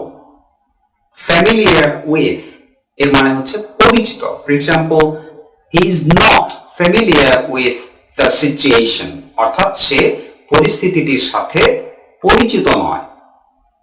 Injurious to, এই injurious adjective এর পর আমরা to prepositionটি ব্যবহার করি, এর অর্থ হচ্ছে ক্ষতিকর। For example, smoking is injurious to health, অর্থাৎ ধূমপান স্বাস্থ্যের জন্য ক্ষতিকর।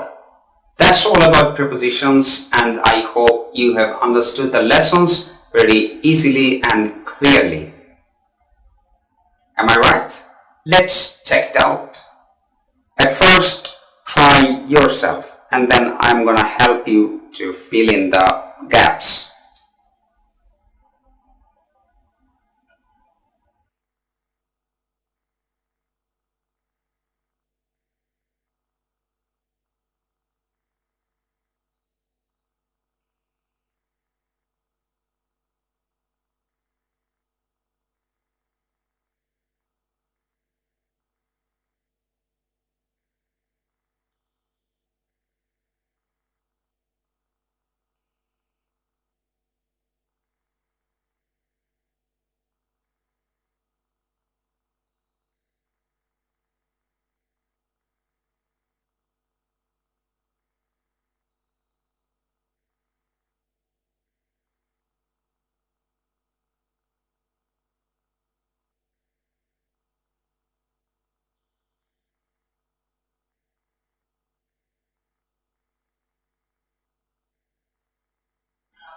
My dear students, let's see the question. Number A, you see here the 14th December. It's a date, and we use on before day and dates. So this is very simple. On the 14th December. The next one is join dash the same day. Number B, you see the same day, we use on before day and date. So the answer is on the same day. Number C,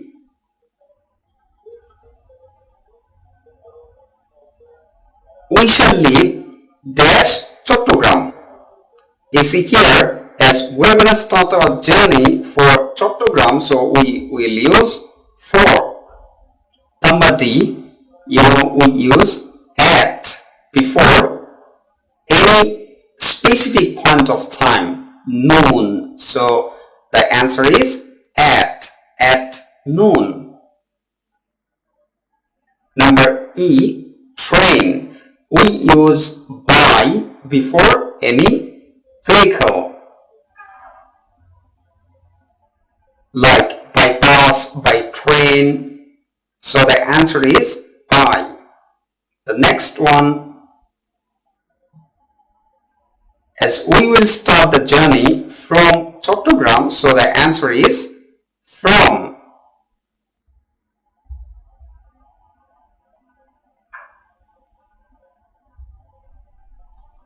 The next one is by. We use by before any vehicle. For example, by bus, by air, by train. The last one is our destination, St. Martin's Island. So we're planning to go to St. Martin's Island. The answer is 2. So my dear students, this is your homework, and try to solve the questions yourself.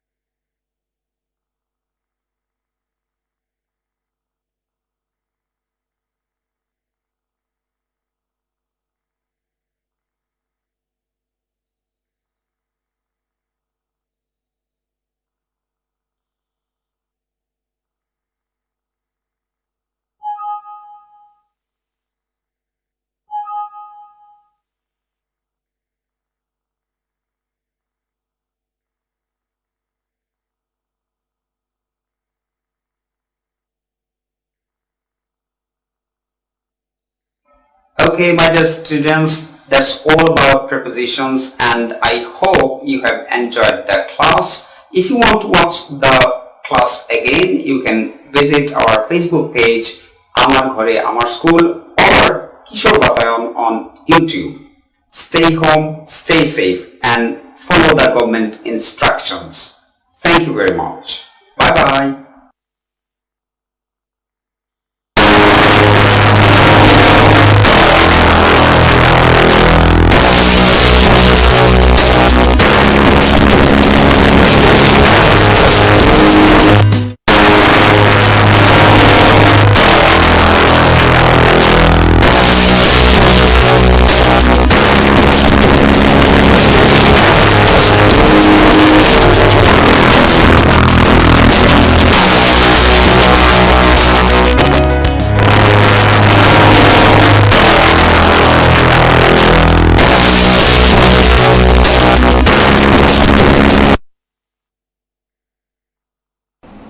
আসসালামু আলাইকুম সুপ্রিয় শিক্ষার্থীবৃন্দ, তোমাদের সবাইকে আমাদের আজকের ক্লাসে স্বাগতম।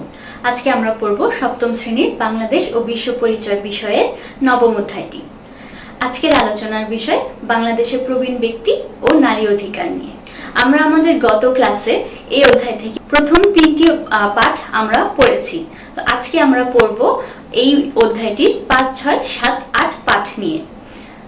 তো আমরা দেখে নিই গত ক্লাসে আমরা কি পড়েছি। গত ক্লাসে আমরা পড়েছি প্রবীণ অধিকারদের ধারণা নিয়ে, প্রবীণদের সমস্যাসমূহ নিয়ে এবং প্রবীণদের কল্যাণমূলক কর্মসূচি কাজ নিয়ে আমরা গত ক্লাসে পড়াশোনা করেছি। আজকে আমরা পড়ব সমাজে নারীর অবস্থান ও অধিকার পরিস্থিতি নিয়ে, নারী অধিকারের গুরুত্ব নিয়ে, নারীর অধিকার সমূহ বর্ণনা করব এবং নারী অধিকার প্রতিষ্ঠায় সুপারিশ বা পদক্ষেপ সমূহ কি কি নেওয়া হয়েছে সে বিষয়ে আমরা আলোচনা করব। চলো তাহলে আমরা এখন বিস্তারিত আলোচনায় চলে যাই। তো শিক্ষার্থীরা, আজকে আমাদের আলোচনার বিষয় হচ্ছে নারী অধিকার নিয়ে। তো আমাদের প্রথমেই জানতে হবে অধিকার কি। আমি গত ক্লাসেও তোমাদেরকে অধিকার সম্বন্ধে আলোচনা করেছিলাম, কিন্তু আমার মনে হয় সেটি আরেকবার তোমাদের মনে করিয়ে দেওয়া ভালো। তাই আমরা জানবো এখন যে অধিকার কি। অধিকার হলো সমাজ ও রাষ্ট্র কর্তৃক স্বীকৃত কতগুলো সুযোগ সুবিধা যা ভোগের মাধ্যমে নাগরিক ব্যক্তিত্ব প্রকাশ পায়। এখন আমরা জানবো নারী অধিকার নিয়ে। নারী অধিকার হলো নারীর জন্য প্রদত্ত সেই সমস্ত সুযোগ সুবিধা যা রাষ্ট্র কর্তৃক স্বীকৃত। নারীর অধিকার মানবাধিকার। আমরা দেখতে পাই যে জাতিসংঘ কিন্তু 1948 সালে 10 ডিসেম্বর মানুষের এসব অধিকারকে স্বীকৃতি দিয়ে অনুমোদন করেছে মানবাধিকার সর্বজনীন ঘোষণাপত্র। এই ঘোষণাপত্র অনুযায়ী জাতি, ধর্ম, বর্ণ, লিঙ্গ নির্বিশেষে হচ্ছে বিশ্বের সব দেশের সব মানুষের এইসব অধিকার পাওয়ার অধিকার রয়েছে।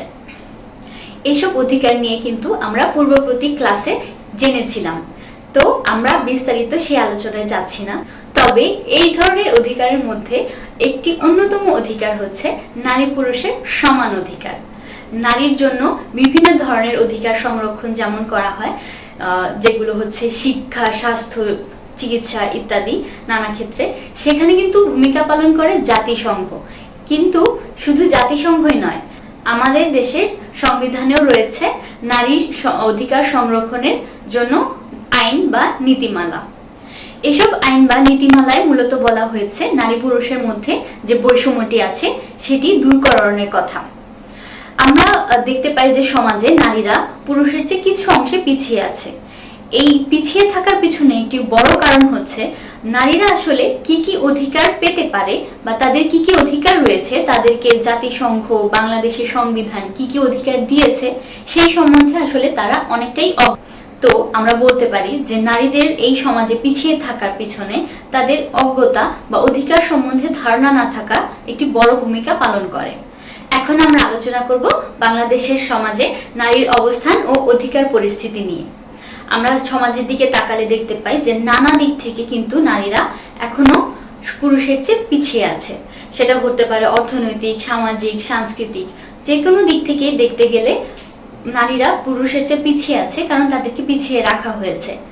এটার পেছনে একটা বড় কারণ হচ্ছে আমাদের সামাজিক অবস্থা বা আমাদের সামাজিক চিন্তা ভাবনা। সেক্ষেত্রে দেখা যায় যে অনেক বাবা মাই মনে করে যে মেয়ের বিয়ে দিয়ে দিতে হবে, ছেলে আমাদের ঘরে থাকবে, আমাদেরকে উপার্জন করে নিয়ে আসবে, খাওয়াবে, কিন্তু মেয়েদের বিয়ে দিয়ে দিলে তারা শ্বশুরবাড়ি চলে যাবে, তো তারা আমাদের ভবিষ্যতে বা আমরা যখন বৃদ্ধ হব তখন আমাদের দেখাশোনা করতে পারবে না। এই ধরনের যে চিন্তা ভাবনা, এইসব চিন্তা ভাবনা থেকেই কিন্তু মেয়েদের প্রতি বৈষম্যটা তৈরি হয়। যদিও এখন এই পরিস্থিতিটার কিছুটা পরিবর্তন আসছে, সমাজে নারী বিভিন্ন কাজে অংশগ্রহণ করছে, শুধুমাত্র ঘরেই না, নারী কিন্তু এখন বাইরেও যাচ্ছে। বাইরে চিকিৎসক হিসেবে আছে, শিক্ষক হিসেবে আছেন, ইঞ্জিনিয়ার হচ্ছেন, কিন্তু তারপরও এখনো সেই সমতাটা কিন্তু আমাদের মধ্যে আসেনি, বৈষম্যটা এখনো রয়েই গেছে। এই জিনিসটা আমাদের নিজেদের ভেতরে চলে গেছে এবং গোড়া থেকে যদি এই জিনিসটা ঠিক করা না যায় এবং মানুষের চিন্তা ভাবনাটা পরিবর্তন করা না যায়, তাহলে কিন্তু সেটা ঠিক হবে না। তবে আমরা আশার আলো রাখতে পারি, দেখতে পারি বা আমরা আশা করতেই পারি যে যেভাবে ধীরে ধীরে নারীর প্রতি বৈষম্য থেকে শুরু করে নারীর বিভিন্ন সুযোগ সুবিধার ব্যাপারগুলো আস্তে আস্তে উন্নত হচ্ছে বা সবাই এখানে সহযোগিতার মনোভাব দেখাচ্ছে ধীরে ধীরে, যদিও সেটা, তারপর আমরা বলতে পারি যে হয়তো অদূর ভবিষ্যতে এটি সম্ভব। আলোচনার এই পর্যায়ে আমরা দেখব বাংলাদেশের নারী অধিকার সমূহ ও নারী অধিকারের গুরুত্ব। তাহলে চলো এখন আমরা আলোচনায় চলে যাই বাংলাদেশের নারী অধিকার সমূহ নিয়ে। নারী অধিকার নিয়ে প্রথমে আলোচনা করতে গেলেই আসে যে নারী পুরুষের সমান অধিকার, তার মানে সকল ক্ষেত্রে নারী পুরুষের সমান অধিকার প্রতিষ্ঠা করতে হবে। তারপর আমরা বলতে পারি জাতীয় জীবনে সর্বস্তরে নারীদের অংশগ্রহণ নিশ্চিত করার অধিকার, তার মানে শুধুমাত্র ঘরে নারীকে বন্দী করে রাখলে চলবে না, নারীকে বড় পর্যায়ে যেতে দিতে হবে, জাতীয় পর্যায়ে তাকে বিভিন্ন বিষয়ে অংশগ্রহণ করার সুযোগ করে দিতে হবে, যেন তার নিজস্ব একটা পরিচিতি সে পায়। আইনের চোখে নারী পুরুষের সমান ও সমান আশ্রয় লাভের অধিকার, এই ব্যাপারটি কিন্তু খুবই গুরুত্বপূর্ণ। আমাদের সমাজে নারীর প্রতি নির্যাতনের কোনো শেষ নেই।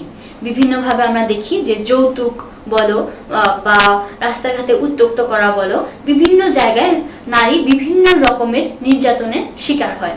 সেক্ষেত্রে যদি নারী পুরুষের সমান আইনগত আশ্রয় লাভটা না হয়, তাহলে দেখা যাবে নারীরা বিভিন্ন কাজ করতে ভয় পাচ্ছে, তারা হীনমন্যতায় ভুগছে এবং নিরাপত্তাহীনতায় ভুগছে। সেক্ষেত্রে সেটা নারীদের অধিকার প্রতিষ্ঠায় খুবই অন্তরায় একটা ব্যাপার হবে। তাই আইনের চোখে নারী পুরুষের সমান অধিকার এবং সমান আশ্রয় লাভ পাওয়াটা খুবই জরুরি। বিনোদন বা বিশ্রামের স্থানে প্রবেশ কিংবা কোনো শিক্ষা প্রতিষ্ঠানে ভর্তির বিষয়ে ধর্ম, গোষ্ঠী, বর্ণ, নারী পুরুষ ভেদে সকলের সমান সুযোগ নেওয়ার অধিকার। এক্ষেত্রে বলা যায় আমাদের নিত্য নৈমিত্তিক জীবনে আমাদের কিছুটা হলেও আরাম আয়েশ বা বিনোদনের প্রয়োজন হয়।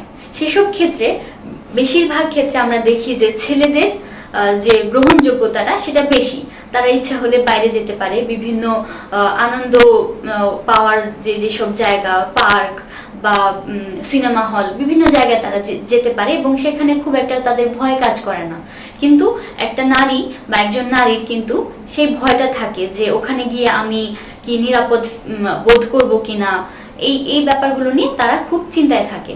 তো সেই ক্ষেত্রে নারীদের জন্য যেন নিরাপদ একটি পরিবেশ থাকে এবং তারা যেন সমস্ত জায়গায়, শুধুমাত্র শিক্ষা প্রতিষ্ঠান না, তারা যেন তাদের নিজের ভাগের বিনোদন বা বিশ্রামটুকুও পায়, সেটাও কিন্তু আমাদের নিশ্চিত করতে হবে। কেননা বিনোদন এবং বিশ্রাম হচ্ছে আমাদের মানসিক সুস্থতার জন্য খুবই বেশি প্রয়োজনীয় একটি বিষয়। তারপর যদি আমরা আসি যে বিভিন্ন চাকরি লাভে, এখানে বলা যায় যে সরকারি চাকরি লাভে নারী পুরুষের অধিকার সমান এবং এক্ষেত্রে কোনো বৈষম্য করা যাবে না। যেহেতু আমরা বেসরকারি ব্যাপার নিয়ে খুব একটা কথা বলতে পারবো না, কিন্তু সরকারি চাকরি নিয়ে কিন্তু এটা উচিত যেন মেয়েরা সরকারিভাবেও এই স্বীকৃতিটা পায়, তারা যেন সরকারের বিভিন্ন প্রাতিষ্ঠানিক কাজে অংশগ্রহণ করতে পারে এবং তাদের নিজেদের অবদানটুকু রাখতে পারে। সেই ক্ষেত্রে নারী পুরুষের সমান একটি অধিকার থাকা খুবই জরুরি। তারপর আসছি নারীর ব্যক্তি স্বাধীনতার অধিকার। ব্যক্তি স্বাধীনতার অধিকারটি একটি বড় অধিকার, কেননা এর মাধ্যমে একজন ব্যক্তির মানসিক বিকাশ হয়। যদি তাকে সব বিষয়ে পিছিয়ে রাখা হয়, তাকে ধরে বেঁধে ঘরে রাখা হয়, তাহলে কিন্তু তার মানসিক হীনমন্যতায় ভোগার সম্ভাবনা বেশি থাকে এবং সেক্ষেত্রে সে ধীরে ধীরে পিছিয়ে পড়তে থাকে। তো আমাদের উচিত নারীর ব্যক্তি স্বাধীনতার অধিকার তাকে পুরোপুরি দেওয়া, যেন সে নিজের মতো বিকশিত হতে পারে এবং আশেপাশের সমাজকে আরো সুন্দর করে তুলতে পারে। এখন আমরা আলোচনা করব বাংলাদেশের নারী অধিকারের গুরুত্ব নিয়ে। আমরা জানি যে বাংলাদেশের মোট জনসংখ্যার প্রায় অর্ধেক হচ্ছে নারী, তার মানে একটি বৃহৎ সমাজ হচ্ছে আমাদের এই নারী সমাজ। এত বড় একটি বৃহৎ সমাজকে পিছিয়ে রেখে বা তাদেরকে বাদ দিয়ে কিন্তু আমাদের সমাজ কখনোই সামনের দিকে এগিয়ে যেতে পারবে না। এই ক্ষেত্রে আমাদের নারী জাগরণের অগ্রদূত বেগম রোকেয়া বলেছেন যে যদি তোমরা এই সমাজকে একটি গাড়ির সাথে তুলনা করো, তাহলে গাড়ির দুটি চাকা থাকে, সেক্ষেত্রে যদি একটি চাকা নষ্ট হয়ে যায় তাহলে কিন্তু বাকি একটি চাকা দিয়ে গাড়িটি ঠিকমতো সামনের দিকে এগিয়ে নিয়ে যাওয়া যাবে না। সেভাবে যদি আমরা নারী পুরুষকে দুইটি চাকার সাথে তুলনা করি, তাহলে শুধুমাত্র পুরুষকে দিয়ে নারীকে পিছনে রেখে কিন্তু কোনোভাবেই আমাদের এই সমাজে উন্নতি নিয়ে আসা বা সমাজের বিকাশ নিয়ে আসা কোনোভাবেই সম্ভব নয়।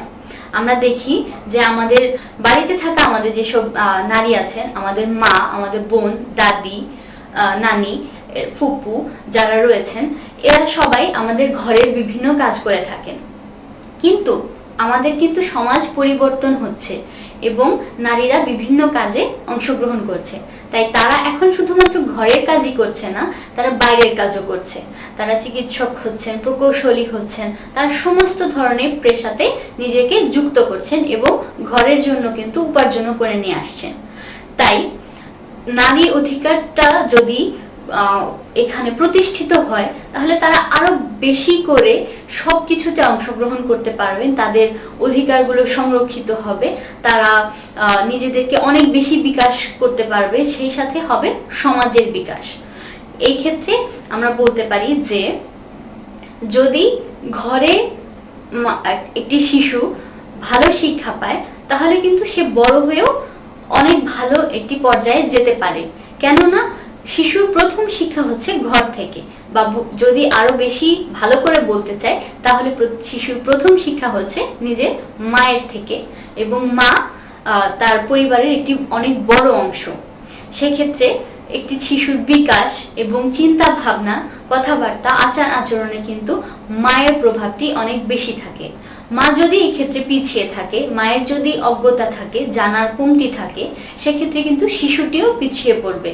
তাতে আমাদের সমাজেরই ক্ষতি হবে এবং ধীরে ধীরে আমাদের সমাজে ভালো মানুষ বা উন্নত চিন্তা ভাবনা করার মানুষের অভাব হবে। সেই ক্ষেত্রে আমরা কিন্তু এখানে একটি উদাহরণ নিয়ে আসতে পারি। ফরাসি রাষ্ট্রনায়ক ও সেনাপতি নেপোলিয়ন বোনাপার্ট যে বলেছিলেন যে তোমরা আমাকে একটি শিক্ষিত মা দাও, আমি তোমাদেরকে একটি সভ্য শিক্ষিত জাতি উপহার দেব। এখানে তিনি নারী শিক্ষাকে বা নারীর যে জ্ঞান অর্জনকে কতটা গুরুত্ব দিয়েছেন, এইটুকু শুনলেই কিন্তু আমরা বুঝতে পারি। কাজে আমাদের দেশ সেবা, রাষ্ট্র ও বিশ্বের কল্যাণ যদি আমরা চাই সর্বোপরি, তাহলে নারীর অধিকার নিশ্চিত করার কিন্তু কোনো তুলনা হয় না, সেটি একেবারে অপরিহার্য একটি ব্যাপার। তাই আমাদের উচিত আমাদের যে দেশের নারীরা আছেন তাদের সবাইকে শিক্ষিত করে তোলা, তাদের সমাজে বিভিন্ন কাজে অংশগ্রহণ করার সুযোগ করে দেওয়া, এবং যেন তারা নিজেদেরকে বিকাশ করতে পারে, তাদের যেন ব্যক্তি স্বাধীনতাটুকু তাদের নিজেদের কাছে থাকে, সেইটুকু নিশ্চিত করা। তাহলে কিন্তু আস্তে আস্তে আমাদের পরিবার উন্নত হবে, তার সাথে সাথে আমাদের সমাজ উন্নত হবে, এবং এক কথায় বলতে গেলে আমাদের দেশের উন্নতি হবে। যখন একটি দেশের উন্নতি হবে, তখন কিন্তু ধীরে ধীরে পুরো গোটা বিশ্বটি সুন্দর হয়ে গড়ে উঠবে, যেমনটি আমরা ঠিক চাই। আলোচনার এই পর্যায়ে আমরা পড়ব বাংলাদেশের নারী অধিকার প্রতিষ্ঠায় সুপারিশ বা পদক্ষেপ সমূহ। তাহলে চলো এখন বিস্তারিত আলোচনায় চলে যাই। এখানে আমরা দেখতে পাই যে বাংলাদেশের সংবিধানে নারী পুরুষের সমানাধিকার স্বীকৃতি দেওয়া হয়েছে। সমানাধিকার স্বীকৃতি, এই কথাটি শুনলেই আমাদের প্রথমেই যেটা মাথায় আসে সেটি হচ্ছে সমানাধিকার কি। সমানাধিকার বলতে বোঝায় যে পরিবার, সমাজ এবং রাষ্ট্রীয় পর্যায়ে সব জায়গায়, সমস্ত স্তরে যেন নারী এবং পুরুষের সমান অধিকার থাকে। তাহলে আমরা বলতে পারি সমানাধিকার মানে পরিবার, সমাজ, রাষ্ট্র প্রতিটি স্তরে যেন নারী এবং পুরুষের সমান অধিকার প্রতিষ্ঠা করা হয়। এক্ষেত্রে শুধু ভোট প্রদান বা ভোট নির্বাচনে অংশগ্রহণ করতে পারাটি মুখ্য বিষয় নয়, যে নারী এবং পুরুষ সকলে নির্বিশেষে এই সব সরকারি কাজে অংশগ্রহণ করছে, এই ব্যাপারটি কিন্তু মুখ্য নয়। সেখানে আমাদের কর্মসংস্থান বা উপার্জন করার ব্যাপারটিও নিয়ে আসতে হবে। নারীকে শুধু ঘরে বেঁধে রাখলে চলবে না, তাকে আমাদের বাইরে যাওয়ার, তাদের নিজেদের জন্য উপার্জন করার, তার পরিবারের জন্য উপার্জন করার সুযোগ করে দিতে হবে। যেহেতু সমানাধিকারের ব্যাপারটি এখনো আমাদের সমাজে ঠিকভাবে প্রতিষ্ঠিত হয়ে ওঠেনি, তাই যদি এখন আমাকে এই সমানাধিকার প্রতিষ্ঠার দিকে যেতে হয়, তাহলে আমাদের কি করতে হবে? তাহলে আমাদের নারী অধিকার প্রতিষ্ঠার জন্য কিছু পদক্ষেপ নিতে হবে, যা আমাদের সরকার ইতিমধ্যেই বাস্তবায়ন করা শুরু করেছে এবং বিভিন্ন প্রকল্প হাতে নিয়েছে। সেক্ষেত্রে এখন আমরা দেখব যে নারী পুরুষের বৈষম্য দূর করার জন্য কি কি পদক্ষেপ নেওয়া হচ্ছে। যেমন হচ্ছে নারীদের জন্য উচ্চ মাধ্যমিক শ্রেণী পর্যন্ত বিনা বেতনে পড়াশোনা করার সুযোগ করে দেওয়া হচ্ছে। সেই সাথে কিন্তু তাদেরকে উপবৃত্তিও দেওয়া হচ্ছে যেন তারা আর্থিকভাবে সচ্ছল থাকে এবং তাদের শিক্ষার প্রয়োজনীয় উপকরণগুলো কিনতে পারে, তাদের পরিবারের উপরে যেন তাদের নির্ভরশীল থাকতে না হয়, কেননা সকলের পারিবারিক আর্থিক অবস্থা কিন্তু একরকম থাকে না। সেই ক্ষেত্রে উপবৃত্তিটা তাদের অনেক বেশি সহায়তা করে নিজেদের শিক্ষা উপকরণ কেনার জন্য। এছাড়াও আমরা আরো বিভিন্ন জায়গায় দেখতে পাই, যেমন বিভিন্ন সরকারি নথিপত্রতে আগে শুধু পিতার নাম, সন্তানের বিভিন্ন তথ্য জানতে হলে সেখানে চাওয়া হতো, শুধুমাত্র পিতার নামটি চাওয়া হতো, কিন্তু এখন পিতার এবং মাতার দুজনের নামই কিন্তু নথিতে অন্তর্ভুক্ত করা বাধ্যতামূলক হয়েছে। এক্ষেত্রে মাকে সম্মান করা হয়েছে এবং তাকে তার প্রাপ্ত সম্মানটি আসলে ফিরিয়ে দেওয়া হয়েছে বা দেওয়া হয়েছে, যেটি আগে দেওয়া হতো না। তার মানে এটি একটি নতুন পদক্ষেপ। সেই সাথে নারীরা যেহেতু এখন বিভিন্ন জায়গায় কাজ করছে, তারা বিভিন্ন কর্মস্থলে যাচ্ছে, সেই ক্ষেত্রে তাদেরকে দেওয়া হচ্ছে মাতৃত্বকালীন ছুটি। সেই ছুটিটি আগে কম ছিল, এখন করা হয়েছে 6 মাস। 6 মাস তাদের এই ছুটিটার ফলে তাদের শারীরিক এবং পারিবারিক বিভিন্ন যে সমস্যা এই সময়কালে, সেই সমস্যাগুলো কিন্তু অনেকটাই কমে আসছে। সেটির ফল কিন্তু আমরা সমাজে বিভিন্নভাবে দেখতেও পাচ্ছি। এছাড়া আরো বিভিন্ন ধরনের পদক্ষেপ নেওয়া হচ্ছে যা ভবিষ্যতে হয়তো বাস্তবায়িত হবে। তবে একটি কথা না বললেই নয়, এত কিছু যা করা হচ্ছে তা কিন্তু সবকিছু বিফলে চলে যাবে যদি নারীরা এক্ষেত্রে এগিয়ে না আসে। তাদের নিজেদের অধিকার প্রতিষ্ঠার ক্ষেত্রে যদি তারা নিজেরা জ্ঞান অর্জন না করে, তারা যদি সচেতন না হয় যে আমরা আসলে কি কি অধিকার পেতে পারি, তারা নিজেরা যদি এই দিকে এগিয়ে এসে জ্ঞান অর্জন না করে, তারা যদি সচেতনতার সাথে এই ব্যাপারগুলো যদি না দেখে, তাহলে কিন্তু তাদেরকে একেবারে গোড়া থেকে তুলে এনে আমাদের সমাজের সামনের স্তরে নিয়ে আসা সম্ভব হবে না। তাই নারীদেরও উচিত তাদের কি কি অধিকার রয়েছে সেই সম্বন্ধে জানা এবং সেটি বাস্তবায়নের জন্য আইন এবং সমাজের সাহায্য নেওয়া। যদিও এই সমস্ত কিছু করার পরেও হয়তো পুরোপুরিভাবে বৈষম্যটি দূর করা যাবে না, তবে সেটা অনেকাংশে কমে আসা সম্ভব। যেটা কমে আসছে, কিন্তু আমরা বিভিন্ন সভা সমিতি থেকে শুরু করে কলকারখানা যেখানেই যাই না কেন, এখন আমরা নারীর যে পরিমাণ সরব উপস্থিতি দেখতে পাই, সেখান থেকে কিন্তু প্রমাণ হয়ে যায় যে নারী তার আগের অবস্থান থেকে অনেকটাই সরে এসেছে এবং ভবিষ্যতে এই দিকটি অব্যাহত থাকলে তাহলে এই বৈষম্যর ব্যাপারটি ধীরে ধীরে অনেকখানি কমে যাবে এবং হয়তো সুদূর ভবিষ্যতে সেটি নিশ্চিহ্ন হয়ে যেতে পারে।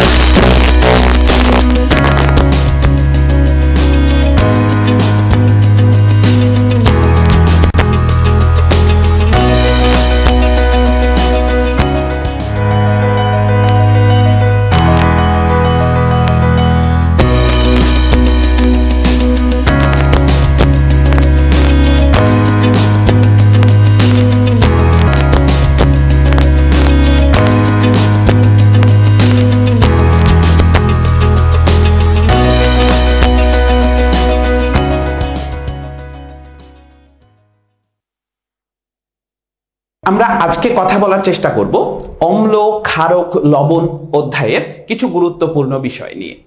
আমাদের অধ্যায়টা ছিল অম্ল, ক্ষারক এবং লবণকে নিয়ে।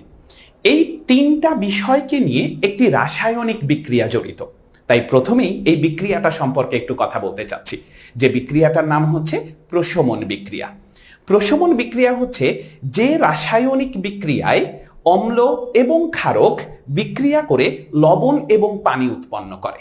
তাহলে আসেন এই বিক্রিয়ার কিছু উদাহরণ আমরা একটু দেখার চেষ্টা করি।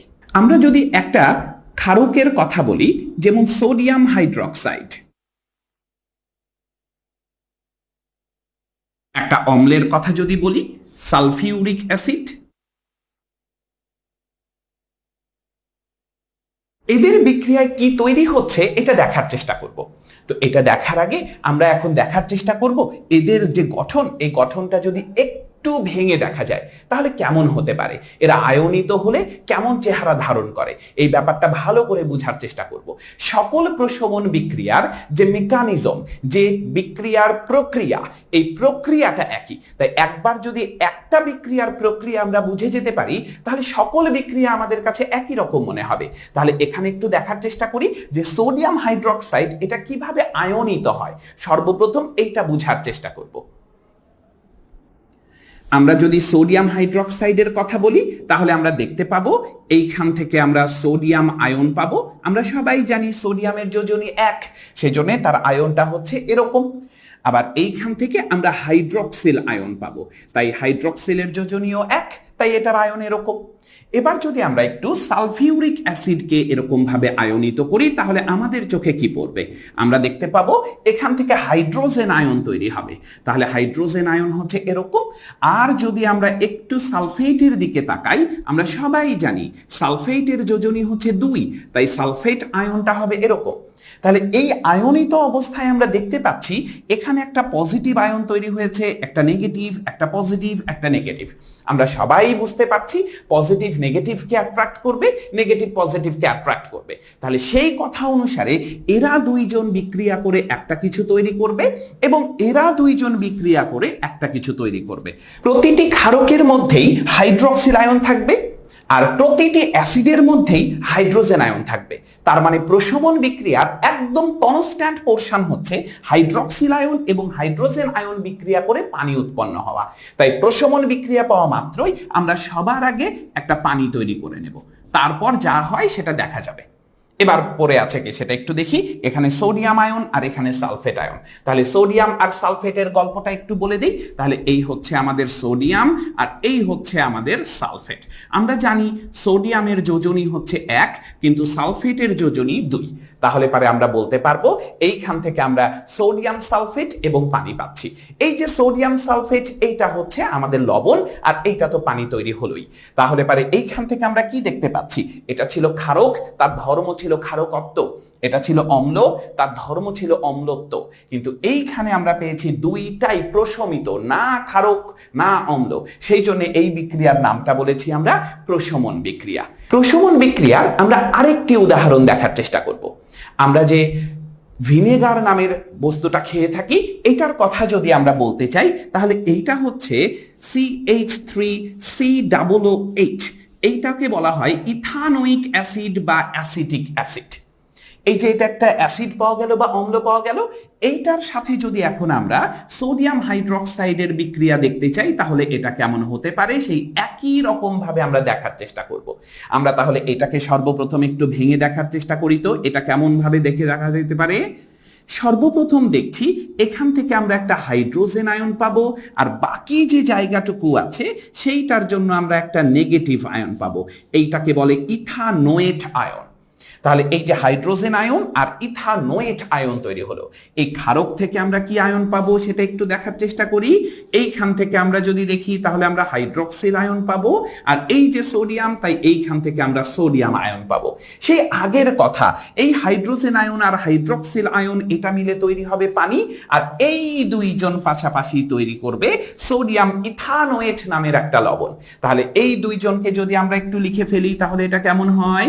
এটা হচ্ছে এইরকম এরকম CH3COONA, সোডিয়াম ইথানোয়েট নামের লবণ, আর তার সাথে কি তৈরি হলো, হাইড্রোজেন এবং হাইড্রক্সিল মিলে পানি তৈরি হলো। তার মানে প্রত্যেকটা প্রশমন বিক্রিয়ার ক্ষেত্রে আমি এই জিনিসটা একদমই সাধারণ দেখতে পাবো। তার মানে প্রশমন বিক্রিয়া হওয়া মানেই হাইড্রোজেন আয়ন এবং হাইড্রক্সিল আয়ন মিলে পানি তৈরি হবে, আর ওইটার পজিটিভ আয়ন আর এইটার নেগেটিভ আয়ন মিলে একটা লবণ তৈরি হবে। এই হচ্ছে প্রশমন বিক্রিয়ার মূল কথা। এরকম প্রশমন বিক্রিয়া জুড়েই আমরা পাবো লবণ, আর এই প্রশমন বিক্রিয়ার মধ্যেই লুকিয়ে আছে অম্ল এবং ক্ষারকের বৈশিষ্ট্য। আমরা এবার দেখার চেষ্টা করছি লবণ কি। তাহলে একটু দেখার চেষ্টা করি, একটু আগেও আমরা বলে আসছি যে প্রশমন বিক্রিয়ায় অম্ল এবং ক্ষারক বিক্রিয়া করবে, দিয়ে দুইটা নিরপেক্ষ পদার্থ তৈরি করবে, একটা পানি আর আরেকটা যে নিরপেক্ষ পদার্থ থাকবে সেটাকে আমরা লবণ বলবো। এই যে যেরকম আমরা দেখতে পাচ্ছি সোডিয়াম হাইড্রক্সাইড হাইড্রোক্লোরিক অ্যাসিডের সাথে বিক্রিয়া করে সোডিয়াম ক্লোরাইড এবং পানি তৈরি করেছে। আমরা আগের মতো যদি একটু ভেঙে দেখি আমরা কিন্তু সেই একই জিনিসই দেখতে পাবো। এইখানে দেখেন এখানে কি তৈরি হচ্ছে, এইখানে তৈরি হচ্ছে সোডিয়াম আয়ন আর এইখানে তৈরি হচ্ছে হাইড্রক্সিল আয়ন। একটু এইটাকে ভেঙে দেখেন, এখানে কি পাচ্ছেন, এইখানে পাচ্ছেন হাইড্রোজেন আয়ন আর হচ্ছে ক্লোরাইড আয়ন। একটু ঠান্ডা মাথায় দেখেন, এই দেখেন হাইড্রক্সিল আয়ন আর হাইড্রোজেন আয়ন মিলে তৈরি হয়েছে পানি, আর ওই যে দেখেন সোডিয়াম আয়ন আর ক্লোরাইড আয়ন পাশাপাশি এসে তৈরি করেছে সোডিয়াম ক্লোরাইড নামের লবণ। তাহলে প্রশমন বিক্রিয়ায় অম্ল এবং ক্ষারক বিক্রিয়া করে পানি ব্যতীত যে নিরপেক্ষ যৌগটা তৈরি করবে সেটিকেই আমরা লবণ বলবো। এখন আমরা দেখার চেষ্টা করব লবণ কিভাবে পাওয়া যেতে পারে। কয়েকভাবে লবণ পাওয়া যেতে পারে, আমরা কয়েকটা উপায় বলার চেষ্টা করছি। সর্বপ্রথমেই দেখছি অম্ল এবং ক্ষারকের প্রশমন বিক্রিয়ায় লবণ তৈরি হয়।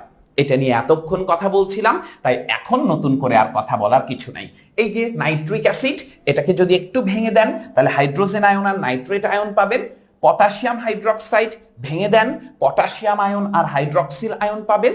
এই হাইড্রোজেন আয়ন আর হাইড্রক্সিল আয়ন মিলে পানি পাবেন, আর পটাশিয়াম আয়ন এবং নাইট্রেট আয়ন মিলে পটাশিয়াম নাইট্রেট পাবেন। ওই পটাশিয়াম নাইট্রেটটাই হচ্ছে আপনার লবণ। তাহলে এটা গেল প্রশমন বিক্রিয়ার মাধ্যমে।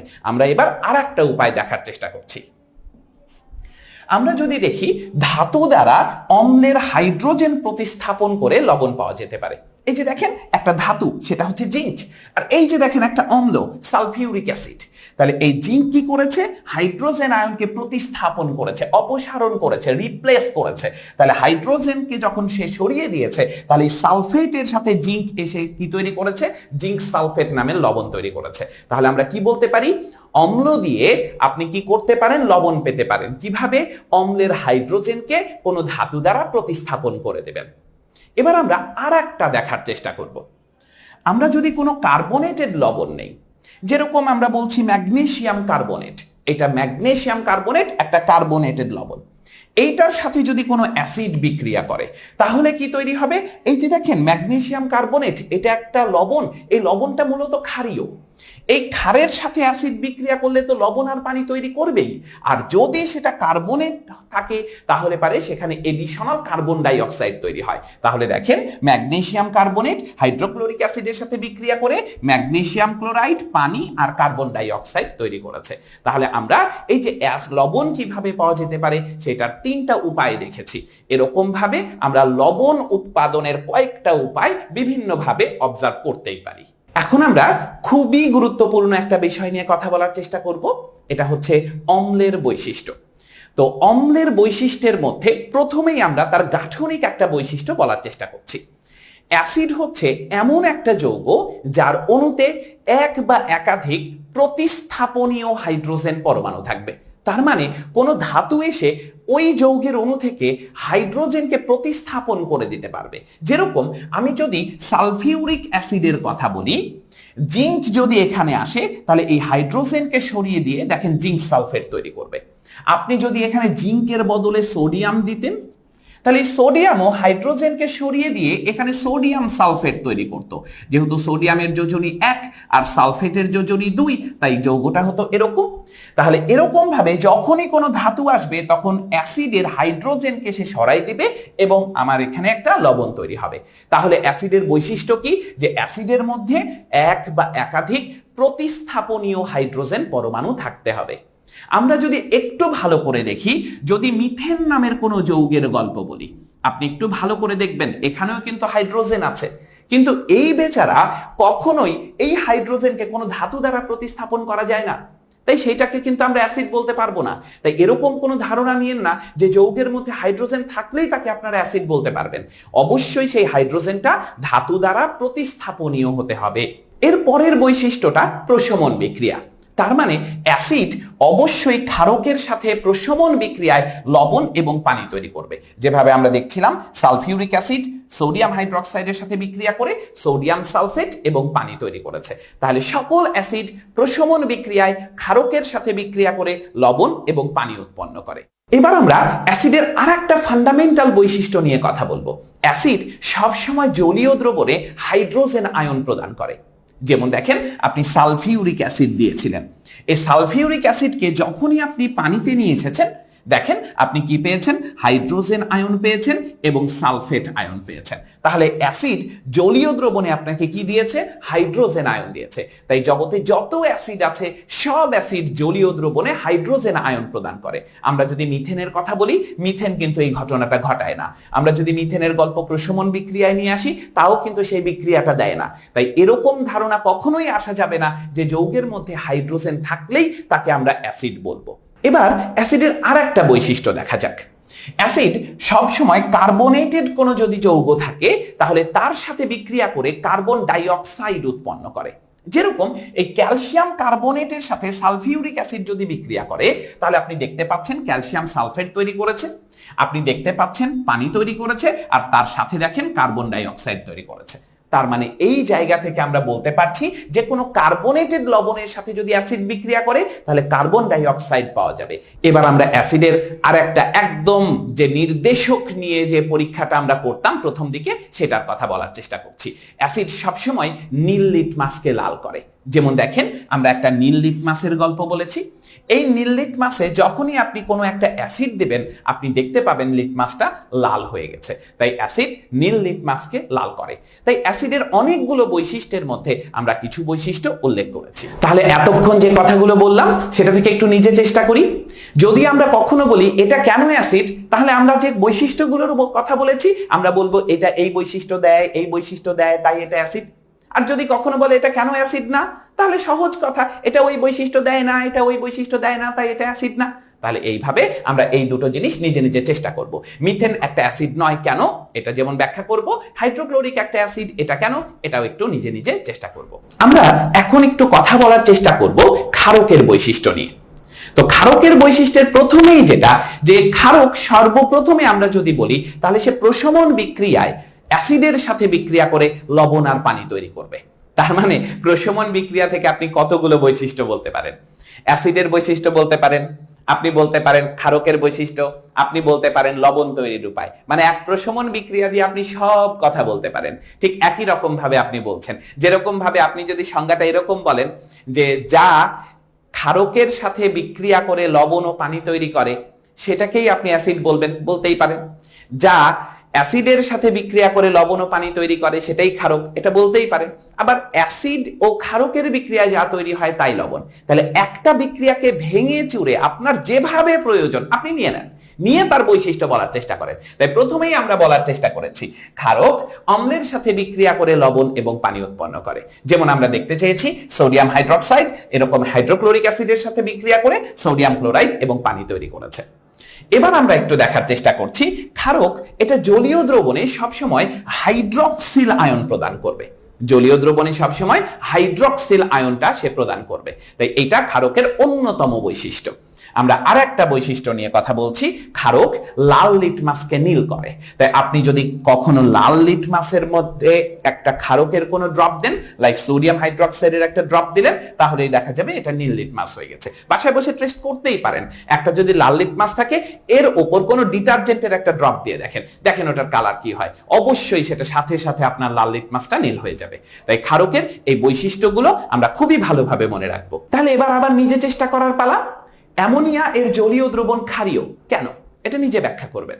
ক্যালসিয়াম অক্সাইডের জলীয় দ্রবণ ক্ষারীয় কেন, ওই বৈশিষ্ট্যগুলো মেনে চলে তাইতে ক্ষারীয়, এই কথাগুলো বলার চেষ্টা করবেন। আসেন তো আপনাকে একটু ক্লু দিয়ে দিই, অ্যামোনিয়া এর জলীয় দ্রবণটা কেমন হবে একটু দেখার চেষ্টা করেন। আমরা যদি অ্যামোনিয়ার কথা বলে থাকি, এই যে অ্যামোনিয়া, এইটার সাথে যদি আপনি কখনো পানি দেন, এইটার যে জলীয় দ্রবণটা তৈরি হবে সেটা হচ্ছে অ্যামোনিয়াম হাইড্রক্সাইড। এই যে অ্যামোনিয়াম হাইড্রক্সাইড আপনি পেয়ে গেছেন, অ্যামোনিয়ামের যোজনী 1, হাইড্রক্সিলের যোজনীও 1। এই যে অ্যামোনিয়াম হাইড্রক্সাইড আপনি পেয়েছেন, এটা কেন ক্ষারীয় এটা আপনি ব্যাখ্যা করতে থাকবেন, আর পরবর্তীটা এটা অবশ্যই আপনি নিজেই চেষ্টা করবেন। এবার আমরা একদম নিজেদের প্রতিনিয়ত যা ফেস করে থাকি, আমাদের মাদের রান্নাঘরে যেটা প্রতিনিয়ত আমরা ব্যবহার করে থাকি সেটা নিয়ে কথা বলার চেষ্টা করব। আমরা কথা বলার চেষ্টা করছি ভিনেগার এবং খাবার সোডার যে বিক্রিয়া, সেটা এটা খুবই জরুরি এবং এটা আমাদের প্রত্যেকের বাসায় ঘটে, তাই এটা একটু দেখার চেষ্টা করছি। তাহলে ভিনেগার কি ছিল একটু মনে করে দেখি তো। ভিনেগার ছিল অ্যাসিটিক অ্যাসিড বা ইথানোয়িক অ্যাসিড। আর আমাদের খাবার সোডা কি ছিল? সোডিয়াম হাইড্রোজেন কার্বনেট বা সোডিয়াম বাইকার্বনেট। তাহলে এই দুইটার বিক্রিয়া কেমন হবে এটা নিয়ে আমরা এখন একটু ভেঙে চুরে দেখার চেষ্টা করব। তাহলে আমরা যদি ভিনেগারকে বলতে চাই তাহলে এটা হচ্ছে অ্যাসিটিক অ্যাসিড, আমরা লিখে ফেলি CH3COOH, হয়ে গেল আমার অ্যাসিটিক অ্যাসিড। খাবার সোডা, তাহলে খাবার সোডাকে আমরা কি বলেছি? সোডিয়াম বাইকার্বনেট বা সোডিয়াম হাইড্রোজেন কার্বনেট। আমরা এখন এইটার বিক্রিয়া যদি দেখতে চাই তাহলে কি হবে? আমরা আগের মতোই দেখার চেষ্টা করব। এইটা একটা অ্যাসিড, এটা একটা ক্ষার। অ্যাসিড আর ক্ষারের বিক্রিয়া হলে কি হয়? লবণ আর পানি তৈরি হয়। আর যদি কার্বনেট থাকে তাহলে কি তৈরি হয়? এডিশনাল কার্বন ডাই অক্সাইড তৈরি হয়। তাহলে আগের ফরম্যাটটা একদমই ফেলে দেন না। তাহলে সেইটা কি হয়? লবণটাকে আমরা কি বলেছিলাম? Sodium ethanoate. তাহলে CH3COO, আর এই যে সোডিয়াম চলে আসলো, এটা কেন পেয়েছি? এইটুকুর যোজনী ছিল 1, এটার যোজনীয় 1, তাই এটা হয়ে গেল সোডিয়াম ইথানোয়েট। এর সাথে অবশ্যই পানি তৈরি হবে, আর তার সাথে আমরা কি বলেছিলাম? যদি কার্বনেট থাকে তাহলে কি তৈরি হয়?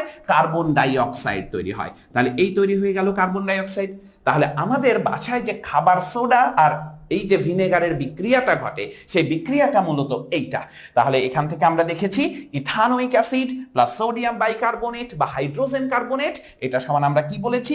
সোডিয়াম ইথানোয়েট প্লাস পানি প্লাস কার্বন ডাই অক্সাইড। এতক্ষণ আমরা যা পড়েছি, তাহলে এটার ভিত্তিতে বাসায় চর্চা করার জন্য একটা বাড়ির কাজ। আমরা একটু প্রশ্নটা বলে দেওয়ার চেষ্টা করছি। তাহলে এখানে কি ছিল? এ, এই পাত্রে ছিল অ্যামোনিয়া এর জলীয় দ্রবণ। বি, এই পাত্রে ছিল হাইড্রোক্লোরিক অ্যাসিড। আমরা প্রথমেই জিজ্ঞেস করেছি লবণ কি। অবশ্যই আপনারা জানেন, এটা অবশ্যই ভালোভাবে খাতায় লিখে নেবেন। তারপরে জিজ্ঞেস করেছি ভিনেগার ও খাবার সোডার বিক্রিয়া ব্যাখ্যা করো, এটা অবশ্যই আমাদের কাছে এখন জানা। এরপরে জিজ্ঞেস করেছি এ, ক্ষারীয় পদার্থ ব্যাখ্যা করো। তাহলে অ্যামোনিয়া এর জলীয় দ্রবণ, এটা ক্ষারীয়, এটা আপনাকে ব্যাখ্যা করতে হবে। এরপরে আমরা বলেছি বি, অম্লীয় পদার্থ ব্যাখ্যা করো। তাহলে যে বি, এটা হাইড্রোক্লোরিক অ্যাসিড, তাহলে এটা যে অ্যাসিড, এটা আপনাকে ব্যাখ্যা করতে হবে। তাই এই প্রশ্নগুলো যদি আমরা চর্চা করি তাহলে আমাদের নিজেদের প্রশ্ন সমাধান করার যে দক্ষতা, এটা অনেক গুণ বৃদ্ধি পেয়ে যাবে।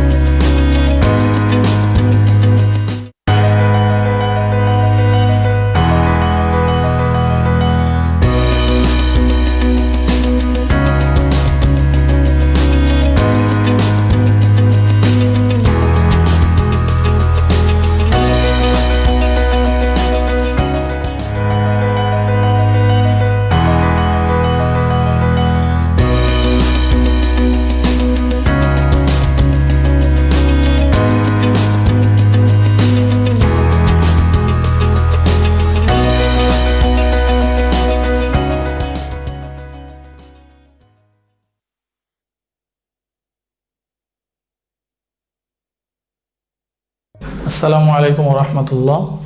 শিক্ষার্থী বন্ধুরা, আজকে আমার ক্লাসে সবাইকে স্বাগতম। আজকে আমরা তৃতীয় অধ্যায়ের কোরআন মাজিদ ও হাদিস শরীফ শিক্ষা থেকে আলোচনা করব। আজকে আলোচনার প্রথমেই আমরা কোরআন মাজিদ থেকে শুরু করব। প্রথমে আমরা কোরআন মাজিদের পরিচয়টা জানব। কোরআন শব্দটি আসলে কোন শব্দ থেকে আসছে? কারউন শব্দ থেকে আসছে। কারউন মূল ধাতু থেকে আসছে, যার অর্থ হলো পড়া বা পাঠ করা। কোরআন শব্দের অর্থ হলো পঠিত। আল কোরআন পৃথিবীতে সবচেয়ে বেশি পঠিত গ্রন্থ। প্রত্যেক দিনই লক্ষ কোটি মুসলমানগণ সালাতে এবং সালাতের বাইরে আমরা তেলাওয়াত করে থাকি, এবং এই জন্যই এই কিতাবের নামকরণ করা হয়েছে কোরআন মাজিদ। ইসলামী পরিভাষায় মানব জাতির হৃদায়তের জন্য আল্লাহ তাআলা মহানবী সাল্লাল্লাহু আলাইহি ওয়াসাল্লামের উপরে কোরআন মাজিদ নাজিল করেছেন। পৃথিবীর সর্বশেষ সর্বশ্রেষ্ঠ আসমানি কিতাব কোরআন মাজিদ রাসূল সাল্লাল্লাহু আলাইহি ওয়াসাল্লামের উপরে নাজিল হয়েছে। আমরা যদি প্রশ্ন করি, একজন আরেকজনকে অনেক সময় আমরা প্রশ্ন করি যে কোরআন কোথায় নাজিল হয়েছে, তখন আমরা অনেকেই উত্তর দেই যে হেরা গুহায়। আসলে না, গোটা কোরআন প্রথমে নাজিল হয়েছে লাউহে মাহফুজ থেকে পৃথিবীর নিকটতম আসমান বাইতুল ইজ্জা নামক জায়গায়। সেটা কবে নাজিল হয়েছে? কদরের রাত্রিতে, রমজান মাসে লাইলাতুল কদরের রাত্রিতে লাউহে মাহফুজ থেকে পৃথিবীর নিকটতম আসমান, প্রথম আসমানে বাইতুল ইজ্জা নামক জায়গায় পুরা কোরআন মাজিদ একসাথে নাজিল করা হয়েছে। তারপরে বাইতুল ইজ্জা থেকে মহানবী সাল্লাল্লাহু আলাইহি ওয়াসাল্লামের কাছে যখন নাজিল হয়, মহানবী সাল্লাল্লাহু আলাইহি ওয়াসাল্লাম তখন হেরা গুহায় ধ্যানমগ্ন ছিলেন। ওনার বয়স যখন 40 বছর, তখন উনি হেরা গুহায় ধ্যানে মগ্ন থাকতেন।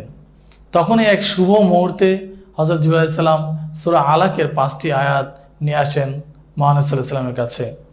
শুরু হয়ে গেল কোরআন নাজিল। মহানবী সাল্লাল্লাহু আলাইহি ওয়াসাল্লামের 23 বছরের নবুয়তির জিন্দেগিতে প্রয়োজন অনুসারে যখন যেখানে যতটুকু প্রয়োজন, কখনো কখনো 3টি আয়াত, 2টি আয়াত, 1টি আয়াত, কখনো কখনো আয়াতের অংশ বিশেষ অল্প অল্প করে নাজিল শুরু হয়। প্রয়োজন অনুসারে কখনো কখনো ছোট একটি সূরাও নাজিল হয়েছে। মহানবী সাল্লাল্লাহু আলাইহি ওয়াসাল্লামের উপরে কোরআন নাজিল হওয়ার অবস্থানের প্রেক্ষিতে উনি 2 জায়গায় অবস্থান করেছেন। কোরআন নাজিল শুরু হওয়ার পরে প্রথম 13 বছর ছিলেন মক্কায়, হিজরতের পূর্বে এবং হিজরতের পরে। হিজরতের পূর্বে যে সূরাগুলো নাজিল হয়েছে মক্কায় থাকাকালীন, সেগুলোকে মাক্কি সূরা বলা হয়, এবং হিজরতের পরে যে সূরাগুলো নাজিল হয়েছে সেগুলোকে মাদানী সূরা বলা হয়। হিজরতের পূর্বের সূরাগুলোতে মাক্কি সূরায় বিশেষ কিছু কিছু বিষয়ের গুরুত্ব দেওয়া হয়েছে নাজিলের সময়। মাক্কি সূরার মধ্যে যে বিষয়গুলো গুরুত্ব দেওয়া হয়েছে তা হলো আকাইদের বিষয়গুলো। এখানে বিশ্বাসের বেশ কিছু বিষয় ছিল, তাওহীদ, রিসালাত, আসমানি কিতাব, ফেরেশতা, আখিরাত, কিয়ামত, হাসর, মিজান, জান্নাত, জাহান্নাম ইত্যাদি বিষয়গুলো বিশেষ করে মাক্কি সূরায় প্রাধান্য পেয়েছে। অপরদিকে হিজরতের পরে মদিনায় যে সূরাগুলো নাজিল হয়েছে, সেখানে বিশেষ করে কিভাবে ইবাদত বন্দি করতে হবে, হজ যাকাত কিভাবে করতে হবে, কিভাবে রাষ্ট্র চালাতে হবে, হালাল হারাম এবং নৈতিকতা দিকগুলো পরবর্তীতে মাদানী সূরায় বেশি গুরুত্ব দেওয়া হয়েছে। আমরা এবার যে কোরআন নাজিল হয়েছে, কোরআনের বৈশিষ্ট্যের আলোকে বেশ কিছু নাম রয়েছে কোরআন মাজিদের। সেই বৈশিষ্ট্যের আলোকে নামগুলো হলো, এখানে প্রথমে বলা হয়েছে যে আল ফুরকান, পার্থক্যকারী, সত্য মিথ্যার, ন্যায় অন্যায়ের পার্থক্য করছে কোরআন। কোরআন পড়লে এটা জানতে পারবে, এই জন্যই এই নামকরণ করা হয়েছে আল ফুরকান। 2 নম্বর আল হিদা, হিদায়াত, পথ প্রদর্শন। কোরআন মাজিদের মাধ্যমে মানুষ ন্যায় অন্যায় ও সত্যের দিকে পথ প্রদর্শন করে বলে এর নামকরণ করা হয়েছে আল হুদা। 3 নম্বর আর রহমা, রহমত, দয়া, করুণা। পবিত্র কোরআন বিশ্ববাসীর জন্য রহমত স্বরূপ আল্লাহ নাজিল করেছেন, এদিকে বিবেচনা করে এর নামকরণ করা হয়েছে আর রহমা। আর যিকির, উপদেশ বা আলোচনা। কোরআন মাজিদে বহু ঘটনা, আলোচনা ও বহু উপদেশ রয়েছে, এই জন্য কোরআন আমাদের জন্য একটি আর যিকির, উপদেশ স্বরূপ বলা হয়েছে। 5 নম্বর আন নূর বা জ্যোতি বলা হয়েছে। কোরআন মাজিদের মাধ্যমে হালাল হারামের রহস্য উদ্ভাসিত হয়েছে বলে একে আন নূর বা জ্যোতি বলা হয়েছে। কোরআন মাজিদে 30টি ভাগে ভাগ করা হয়েছে, প্রতিটি ভাগকে পারা বলা হয়। কোরআন মাজিদের মধ্যে 114টি সূরা আছে। 14টি সূরার মধ্যে 86টি মক্কায় নাজিল হয়েছে, 28টি মদিনায় নাজিল হয়েছে। কোরআন মাজিদে 14টি তেলাওয়াতের সিজদার আয়াত আছে, 6236টি আয়াত, মতান্তরে 6666টি আয়াত আছে কোরআন মাজিদে। আমরা এবার যাচ্ছি কোরআন মাজিদের গুরুত্ব ও প্রয়োজনীয়তায়। আল্লাহ তাআলা কোরআন মাজিদ নাজিল করেছেন আমাদের জন্য মহাগ্রন্থ আল কোরআন। সেখানে আল্লাহ তাআলা ওনার পরিচয় দিয়েছেন। আল্লাহ তাআলাকে আমরা চিনতাম না, তার ক্ষমতা ও গুণাবলী সম্পর্কে জানতাম না। আল্লাহ তাআলা দয়া করে মায়া করে কোরআন মাজিদ আমাদের মহানবী সাল্লাল্লাহু আলাইহি ওয়াসাল্লামের উপর নাজিল করে আমাদেরকে জানিয়ে দিয়েছেন। রাসূল সাল্লাল্লাহু আলাইহি ওয়াসাল্লাম আমাদের আল কোরআন শিক্ষা দিয়েছেন। ফলে আমরা আল্লাহর পরিচয় জানতে পারতেছি, তার আদেশ নিষেধ মেনে চলার কথা জানতে পারতেছি, কি কাজ করলে আল্লাহ খুশি হবেন সেটা জানতে পারতেছি, কোনটা করলে অসন্তুষ্ট হবেন সেটাও জানতে পারতেছি। আল কোরআন না থাকলে এগুলি আমরা জানতে পারতাম না। অতএব বোঝা গেল মানব জীবনের জন্য, আমাদের জন্য খুবই গুরুত্ব এবং প্রয়োজন আল কোরআন। আল কোরআন না হলে আমরা কোন পথে গেলে কল্যাণ, কোন পথে গেলে অকল্যাণ, কোন পথে গেলে হিদায়াত পাবো, কোন পথে গেলে গুমরাহের পথে চলে যাব, তাহলে আমরা এগুলি জানতাম না। এই কোরআন নাজিল করে আল্লাহ তাআলা আমাদেরকে সঠিক হিদায়াতের পথ বলে দিয়েছেন। আমরা এতক্ষণ কোরআনের গুরুত্ব ও প্রয়োজনীয়তা জানলাম। এবার আমরা কোরআনের শিক্ষা কি, কোরআন আমাদেরকে কি কি শিক্ষা দিচ্ছে, কোরআনে কি কি আছে এই বিষয়ে জানবো। কোরআন মাজিদ সকল জ্ঞান বিজ্ঞানের ভান্ডার। এর মধ্যে অনেক জ্ঞান সন্নিবেশিত রয়েছে। মানব জীবনের যত সমস্যার উদ্ভবই ঘটুক, কোরআন তার জবাব দিতে প্রস্তুত। এই ব্যাপারে আল কোরআন আল্লাহ তাআলা নিজে ইঙ্গিত দিয়েছেন, মা ফাররাতনা ফিল কিতাবি মিন শাই, আমি এই কিতাবে কোনো কিছুই বাদ দিই নাই। মানুষের জীবন চলার জন্য প্রয়োজনীয় যত কিছু প্রয়োজন ভবিষ্যতে আসবে সব কিছুর সমাধান দিতে প্রস্তুত। আল্লাহ তাআলা অন্যত্র বলেছেন, যালিকাল কিতাবু লা রাইবা ফিহি হুদাল লিল মুত্তাকিন, এটি সেই কিতাব যেখানে সন্দেহের কোনো অবকাশ নাই, মুত্তাকিদের জন্য পথ প্রদর্শক। এরপরে আমরা চলে যাচ্ছি তাজবিদে। শিক্ষার্থী বন্ধুরা, তাজবিদ কি আমরা আলোচনা করব। তাজবিদ হলো সুন্দর করা, সাজানো, গুছিয়ে পড়া, বিন্যস্ত করা। তাজবিদ অনুযায়ী কোরআন পড়লে অনেক সওয়াব পাওয়া যায়। তাজবিদ ছাড়া কোরআন তেলাওয়াত করলে তেলাওয়াত শুদ্ধ হয় না। কোরআন হলো সর্বশ্রেষ্ঠ নফল ইবাদত। এর দ্বারা বিরাট সম্মান এবং মর্যাদার অধিকারী হতে পারবো আমরা। শুধু তিলাওয়াতকারী নয়, যে তিলাওয়াত করলো, আমল করলো, তার বাবা মাকেও অনেক সম্মান এবং মর্যাদা দেওয়া হবে হাসরের দিন। হাদিস শরীফে আসছে, মহানবী সাল্লাল্লাহু আলাইহি ওয়াসাল্লাম বলেছেন, কোন কোরআন তেলাওয়াতকারী এবং যে আমল করলো তার পিতামাতাকে হাসরের দিন নূরের তাজ পরে দেওয়া হবে।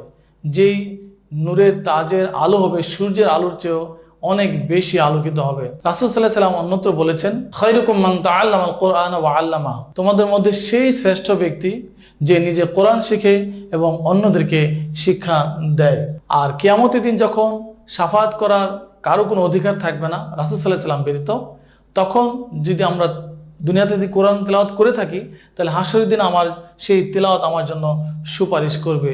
অতএব বোঝা গেল বন্ধুরা যে অত্যন্ত ফজিলতপূর্ণ ইবাদত। রাসূল সাল্লাল্লাহু আলাইহি ওয়াসাল্লাম বলেছেন, আফদালুল ইবাদাতি তিলাওয়াতুল কোরআন, নফল ইবাদতের মধ্যে শ্রেষ্ঠ ইবাদত হলো কোরআন তেলাওয়াত। তা আমরা বেশি বেশি কোরআন তেলাওয়াত করব এবং অন্যকেও পড়তে উৎসাহিত করব, সে অনুযায়ী আমল করব। এবার আমরা তাজবিদে কি গুরুত্ব আছে, ইসলাম এটাকে কি গুরুত্ব দিয়েছে তাজবিদের প্রতি, তাজবিদ সহ কোরআন পড়তে হবে, এই সম্পর্কে আমরা কিছু আলোচনা করব। শুদ্ধভাবে কোরআন পাঠ করতে হবে। শুদ্ধভাবে পাঠ করলে অর্থ ঠিক থাকে। আর শুদ্ধভাবে পড়ার যে একটা নিয়ম আছে, নীতি আছে, ইসলামী পরিভাষায় তাকেই তাজবিদ বলে। আল কোরআন তিলাওয়াতের জন্য, ফজিলত লাভের জন্য আমাদেরকে তাজবিদ অনুযায়ী কোরআন পড়তে হবে। আর তাজবিদের জ্ঞান অর্জন করা আমাদের এক অত্যন্ত আবশ্যক। তাজবিদ ছাড়া কোরআন তিলাওয়াত করলে আমরা অর্থ ঠিক থাকবে না, সঠিক উচ্চারণে তিলাওয়াত হবে না। আর তাজবিদ অনুযায়ী কোরআন তেলাওয়াত করা ওয়াজিব। আর তাজবিদ ছাড়া পড়লে, অর্থ ঠিক না থাকলে আমাদের নামাজও হবে না। আমরা যেহেতু নামাজে তেলাওয়াত করতে হবে কোরআন মাজিদ, সেজন্যই শুদ্ধভাবে তাজবিদ অনুযায়ী কোরআন পড়তে হবে। আল্লাহ তাআলা বলেছেন এই সম্পর্কে, অরাত্তিলিল কোরআনা তারতিলা, আপনি ধীরে ধীরে সুস্পষ্ট সুন্দরভাবে তেলাওয়াত করুন। আমাদেরকে তাজবিদ অনুযায়ী কোরআন পড়তে হবে। তাজবিদ অনুযায়ী কোরআন পড়তে হলে আমাদের বেশ কিছু নিয়ম কানুন জানতে হবে। সেগুলো হলো নুন সাকিন ও তানবিনের বর্ণনা, যে আলোচনাগুলো অতীতে হয়তো তোমাদের অন্য ক্লাসগুলোতে এতটা ছিল না। এখন আমরা নুন সাকিন এবং তানবিন জানবো। নুন সাকিন কাকে বলে? যেই নুনের উপরে জজম আছে তাকে নুন সাকিন বলে। জজম যুক্ত নুনকে নুন সাকিন বলে। আর তানবিন হলো দুই জবর, দুই জের, দুই পেশকে তানবিন বলে। এই দুইটা কেন একসাথে আসলো, এটা একটা প্রশ্ন থাকতে পারে। কারণ হলো নুন সাকিন যেমন আলিফ নুন জবর আন, হামজা দুই জবর আন, একই উচ্চারণ। এই জন্য আমরা সংজ্ঞায় বলি তানবিনের উচ্চারণে নুন যুক্ত হয়। দুই জবর দুই জের দুই পেশকে তানবিন বলে। তানবিনের উচ্চারণে একটা নুন উজ্জ থাকে। তো আলিফ নুন জবর আন, হামজা দুই জবর আন, একই উচ্চারণ। হামজা দুই জের ইন, আমি যদি আলিফ নুন জের ইন দেই তাহলে একই উচ্চারণ। হামজা দুই পেশ উন, আলিফ নুন পেশ উন, একই উচ্চারণ। এই জন্যই নুন সাকিন তানবিনটাকে একসাথে করা হয়েছে। আমি যখন কোরআন মাজিদ পড়তে যাব তখন নুন সাকিন তানবিনের পরে আরবি 29টি হরফ থেকে যদি কোনো হরফ আসে তোমাদেরকে বিস্তারিত বলবো। নুন সাকিন তানবিনের 4টা হুকুম আছে। নুন সাকিন তানবিনের পরে যদি আরবি হরফগুলো আসে 29টা থেকে যে কোনো একটা আসক, এই 4টা নিয়মের মধ্যে পড়বে। 4টে নিয়ম হলো ইদগাম, ইজহার, ইখফা, কালব। 4টে নিয়মের যে কোনো একটার মধ্যে পড়বে। আমরা এখন এগুলো সংজ্ঞা বিস্তারিত জানবো।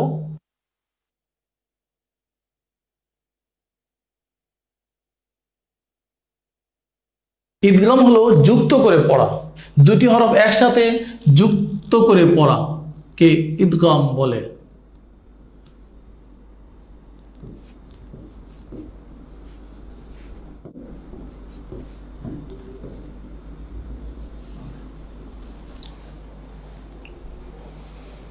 এখানে আমরা একটু দেখতে পাচ্ছি নুন সাকিন আছে, পরে র আসছে, নুনটা র এর সাথে মিলে যাবে। ইদগামের হরফ হলো 6টি, ইয়া, র, মিম, লাম, ওয়াও, নুন। এই 6টি হরফ থেকে কোনো একটা হরফ আসলে একসাথে যুক্ত করে পড়তে হবে। কখন? নুন সাকিন বা তানবিনের পরে যদি আসে। এখানে নুন সাকিনের পরে র আসছে, নুনটা র এর সাথে মিলে যাবে, ইহাকে ইদগাম বলে। ইদগাম দুই প্রকার, একটা হলো গুন্না সহ ইদগাম, একটা গুন্না ছাড়া ইদগাম। দুইটাই মিলবে, একটা গুন্নার সাথে মিলবে, একটা গুন্না ছাড়া মিলবে। গুন্নার সাথে মিলবে, আমি একটা উদাহরণ লিখে আমি একটু দেখাই ছোট করে। এখানে নুন সাকিনের পরে ওয়াও আসছে, গুন্না সহ ইদগামের হরফ হলো 4টি, ইয়া, মিম, ওয়াও, নুন। নুন সাকিনের পরে ওয়াও আসছে, নুনটা ওয়াও এর সাথে মিলে যাবে এবং গুন্না হবে, এক আলিফ পরিমাণ গুন্না করতে হবে। যেমন মিন ওয়াকিন আছে, এখানে বলতে হবে মিন ওয়াক বলতে হবে। আর গুন্না ছাড়া ইদগাম, এখানে হরফ হলো 2টি, র এবং লাম। নুন সাকিন অথবা তানবিনের পরে এই 2টি হরফ থেকে কোনো একটি হরফ যদি আসে তাহলে নুন সাকিন তানবিনকে ওই হরফের সাথে মিলবে এবং গুন্না ছাড়া পড়তে হবে। যেমন মিল্লা দুনহু, এখানে নুনটা লামের সাথে মিলে গেছে, গুন্না করা যাবে না। এখন কেউ যদি করে যে মিল্লা দুনহু তাহলে ভুল হবে, এই জন্য এখানে গুন্না না করে পড়ে যেতে হবে, মিলিয়ে যেতে হবে, মিল্লা দুনহু। নুন সাকিন অথবা তানবিনের পরে যদি কলবের হরফ বা আসে তাহলে নুন সাকিনটা তানবিনটা পরিবর্তন হয়ে যাবে। কালব হলো পরিবর্তন করা, বদলানো। নুন সাকিন তানবিনের পরে এই বা হরফটা আসলে আমরা চেঞ্জ করে ফেলবো, বদলিয়ে পড়বো। যেমন দেখেন লিখছি, নুন সাকিনের পরে বা আসছে, এই নুনটা মিম হয়ে যাবে। এখানে মিন বা দিয়ে আছে, বলতে হবে মিম বাদ। এখানে অনেক সময় কোরআন মাজিদে ছোট করে একটা মিম লেখা থাকে, এই জন্য এখানে একটু গুণনাও করতে হবে, একালি পরিমাণ, একে মিম বাদি বলে। আমি আরেকটা উদাহরণ লিখছি,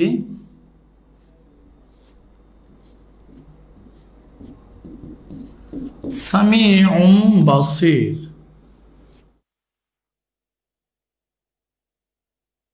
তানবিনের পরে বা আসছে, এখানে এই তানবিনের উচ্চারণটা মিম হয়ে যাবে। সামিউন আছে, বলতে হবে সামিউম বাসির, একটু গুণনা করে এখানে পড়তে হবে।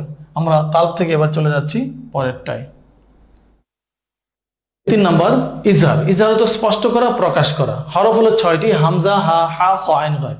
নুন সাকিন অথবা তানবিনের পরে যদি এই 6টি হরফ থেকে কোনো একটি হরফ আসে তাহলে নুন সাকিন তানবিনকে গুণনা না করে স্পষ্ট করে পড়তে হয়, ইয়াকে ইজহার বলে। এখানে যেমন আছে মিন হাদ, এখানে নুনটা স্পষ্ট করে পড়তে হবে, গুণনা করা যাবে না। আরেকটা উদাহরণ লিখছি আমি, যেমন দেখো, এটা আমরা অনেক সময় ভুল করে থাকি। আন আমতা, নুন সাকিনের পরে আইন আসছে, আইনটা হলো ইজহার হরফ। এখন এই সিরাতাল্লাযিনা আন আমতা আলাইহিম, এখানে অনেকে আমরা গুণনা করে ফেলে, সিরাতাল্লাযিনা আন আমতা, এখানে স্পষ্ট করে পড়তে হবে। তাহলে আমরা ইজহারের পরে যাচ্ছি ইখফা। ইখফা হলো গোপন করা বা লুকানো।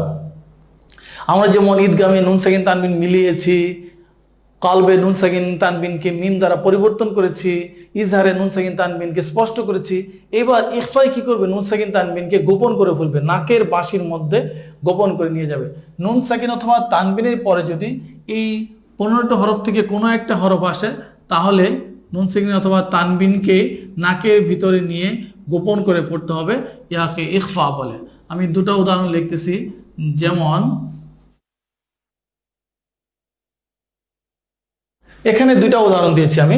নুন সাকিনের পরে তা আসছে, তা হলো ইখফার হরফ, নুনটা নাকের বাঁশিতে চলে যাবে। যেমন আনতুম আছে, এখানে স্পষ্ট করে বলা যাবে না, তাহলে ইজার হয়ে যাবে, এই জন্য আনতুম বলতে হবে, নাকে চলে যাচ্ছে গুন্নাটা। মিন ক্বাবলু, মিন ক্বাবলু, নুন সাকিনের পরে কফ আসছে, এই নুনটা নাকের বাঁশিতে চলে যাচ্ছে, গোপন হয়ে যাচ্ছে, ইহাকে ইখফা বলে। আমি আবার বলছি সংখ্যাটা, নুন সাকিন অথবা তানবিনের পরে 15টি হরফ থেকে কোনো একটি হরফ আসলে নুন সাকিন তানবিনকে নাকের মধ্যে লুকিয়ে গোপন করে পড়তে ইয়াকে ইখফা বলে। আমরা এতক্ষণ নুন সাকিন তানবিনের 4 প্রকারের সংজ্ঞা এবং উদাহরণ দেখলাম। আমরা এবার চলে যাব মিম সাকিনে। মিম সাকিনেরও পড়ার কিছু নিয়ম কানুন আছে, সেটা আমরা এখন জানবো।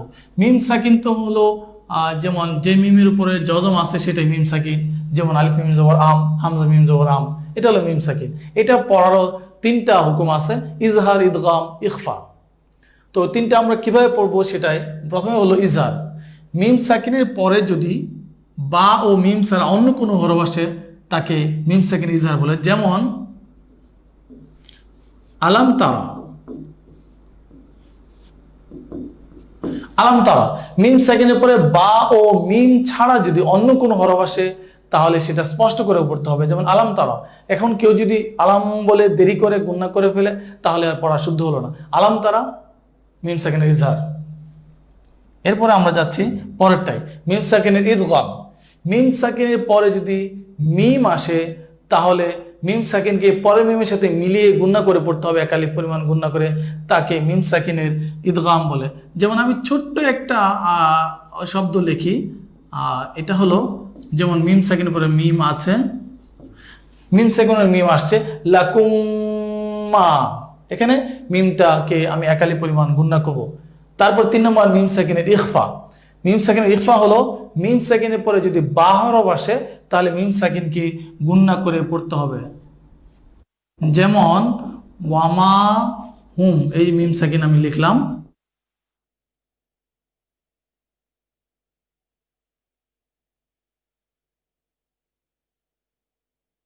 বিমুমিনিন। দেখো এবার এখানে মিম সাকিনের পরে বা আসছে, এই মিম সাকিনটাকে একটু গুণনা করতে হবে, এখানে গুনগুনাইতে হবে। গুণনা হলো ওই জায়গাটায় কয়েক সেকেন্ড, 2 থেকে 3 সেকেন্ড পরিমাণ গুনগুনানো, মানে একালিফ পরিমাণ। ওয়ামা হুম বিমুমিনিন, এই মিম সাকিনের বা আসার কারণে এখানে গুণনা আছে, এটা মিম সাকিনের ইখফা বলে। তো আমরা মিম সাকিনের 3 প্রকারও জানলাম, এবং কোরআন পড়ার সময় সেটা আমরা যখনই মিম সাকিনের পরে যে হরফ আসবে এই 3টার কোনো একটা নিয়ম অনুযায়ী পড়বো। তো আমরা এবার এতক্ষণ যে কোরআন তিলাওয়াতের যে নিয়ম পদ্ধতি জানলাম, যে নুন সাকিন, তানবিন, মিম সাকিন, এবার আমরা কিভাবে তিলাওয়াত করব, আমরা তিলাওয়াতের ইয়াতে চলে যাচ্ছি, নাজিরা তিলাওয়াত। মানে নাজিরা তিলাওয়াত হলো, নাজিরা মানে দেখে দেখে পড়া, কোরআন দেখে দেখে পড়াকে নাজিরা তিলাওয়াত বলে। তিলাওয়াতের ফজিলত আমরা জেনেছি প্রথমে, অতএব আমরা নিয়মিত ফজিলত লাভের জন্য কোরআন তেলাওয়াত করব। আমরা কিভাবে করব, তিলাওয়াতের কিছু আদব কায়দা আছে, সেগুলো আমরা এখন জানবো। কোরআন তিলাওয়াতের আদব। কোরআন আল্লাহ তাআলার বাণী, আল্লাহ তাআলা আমাদের সৃষ্টি করেছেন, আমাদের সৃষ্টিকর্তা, তো ওনার কালামও তো মহান। সেই কালামটা পড়বো, যাচ্ছে তাই উল্টাবো পাল্টাবো, ছুঁড়ে বইয়ের মতো এরকম করে, এটা না। এটা আদব কায়দা অনেক বেশি হবে এবং মর্যাদাটা অনেক বেশি থাকবে। যেমন আল্লাহ তাআলা মর্যাদা সমস্ত সৃষ্টি জগতে বেশি, অতএব সর্বোচ্চ সম্মান ও আদবের সাথে আমাদেরকে কোরআন তেলাওয়াত করতে হবে। কোরআন তেলাওয়াত করার আগে আমরা ভালো করে পবিত্র হব, উজু করে নেব, উজু করে তারপরে বসবো, নামাজের শুরুতে বসলে ভালো, কিবলামুখী হয়ে বসবো। তারপরে আমরা একটু দরুদ শরীফ পড়ে নেব, দরুদ ইব্রাহিম পড়ে নেব। তারপরে আউযু বিল্লাহি মিনাশ শাইতানির রাজিম বিসমিল্লাহির রহমানির রহিম পড়বো। তারপরে হাসি তামাশা করব না, সুন্দর স্বরে পড়বো, গানের স্বরে কোরআন তেলাওয়াত করা যায় না। আর যে নিয়ম কানুনগুলো আছে নিয়ম অনুযায়ী পড়বো। তারপরে কোরআন তেলাওয়াত শেষে আমরা কোরআন মাজিদকে একটা উঁচু জায়গায়, সম্মানিত জায়গায় রেখে দেব। আজকে এ পর্যন্তই থাক। এরপরে আমরা তোমাদেরকে ছোট্ট একটা বাড়ির কাজ দিচ্ছি। তোমরা যে কোরআনের আলোচনাগুলি শুনলে আজকে তাজবিদ আলোচনা, এখান থেকে একটা কাজ দিচ্ছি, এটা ভালো করে শিখে নেবা এবং সেটা স্কুলের খাতায় লিখে ভালো করে মুখস্থ করে খাতায় লিখবে, সেটা শ্রেণী শিক্ষকের কাছে জমা দেবে। আশা করি ইনশাআল্লাহ স্কুল খুললে শ্রেণী শিক্ষক তোমাদের এটা মূল্যায়ন করবেন, সেটার উপরে নাম্বার দিবেন।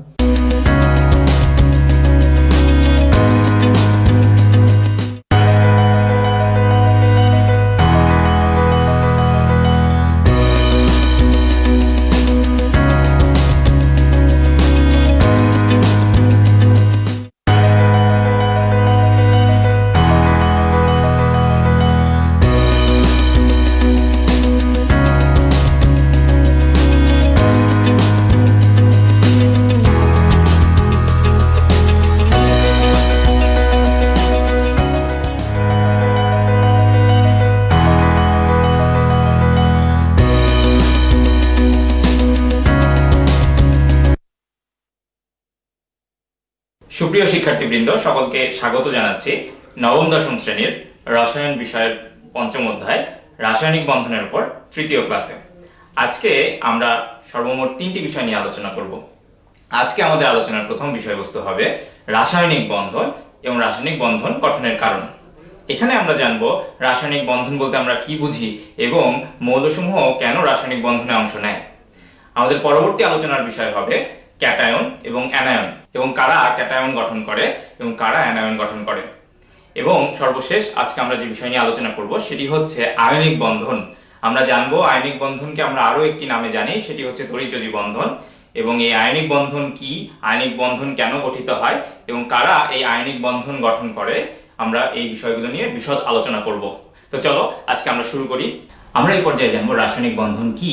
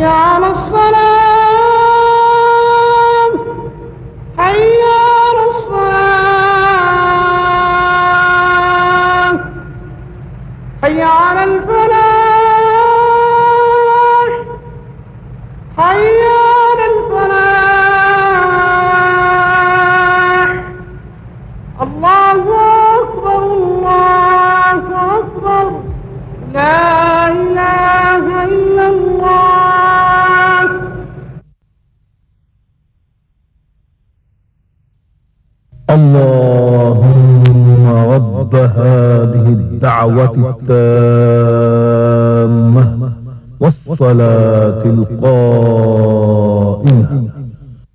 آت محمدا الوسيلة والفضيلة والدرجة الرفيعة وابعثه مقاما محمودا الذي وعدته إنك لا تخلف الميعاد। হে আল্লাহ, এই পরিপূর্ণ আহ্বান ও শাশ্বত নামাজের তুমি প্রভু। হযরত মুহাম্মদ সাল্লাল্লাহু আলাইহি ওয়াসাল্লামকে দান করো বেহেশতের সর্বোচ্চ সম্মানিত স্থান এবং সুমহান মর্যাদা, আর তাকে অধিষ্ঠিত করো শ্রেষ্ঠতম প্রশংসিত স্থানে, যার প্রতিশ্রুতি তুমি তাকে দিয়েছ।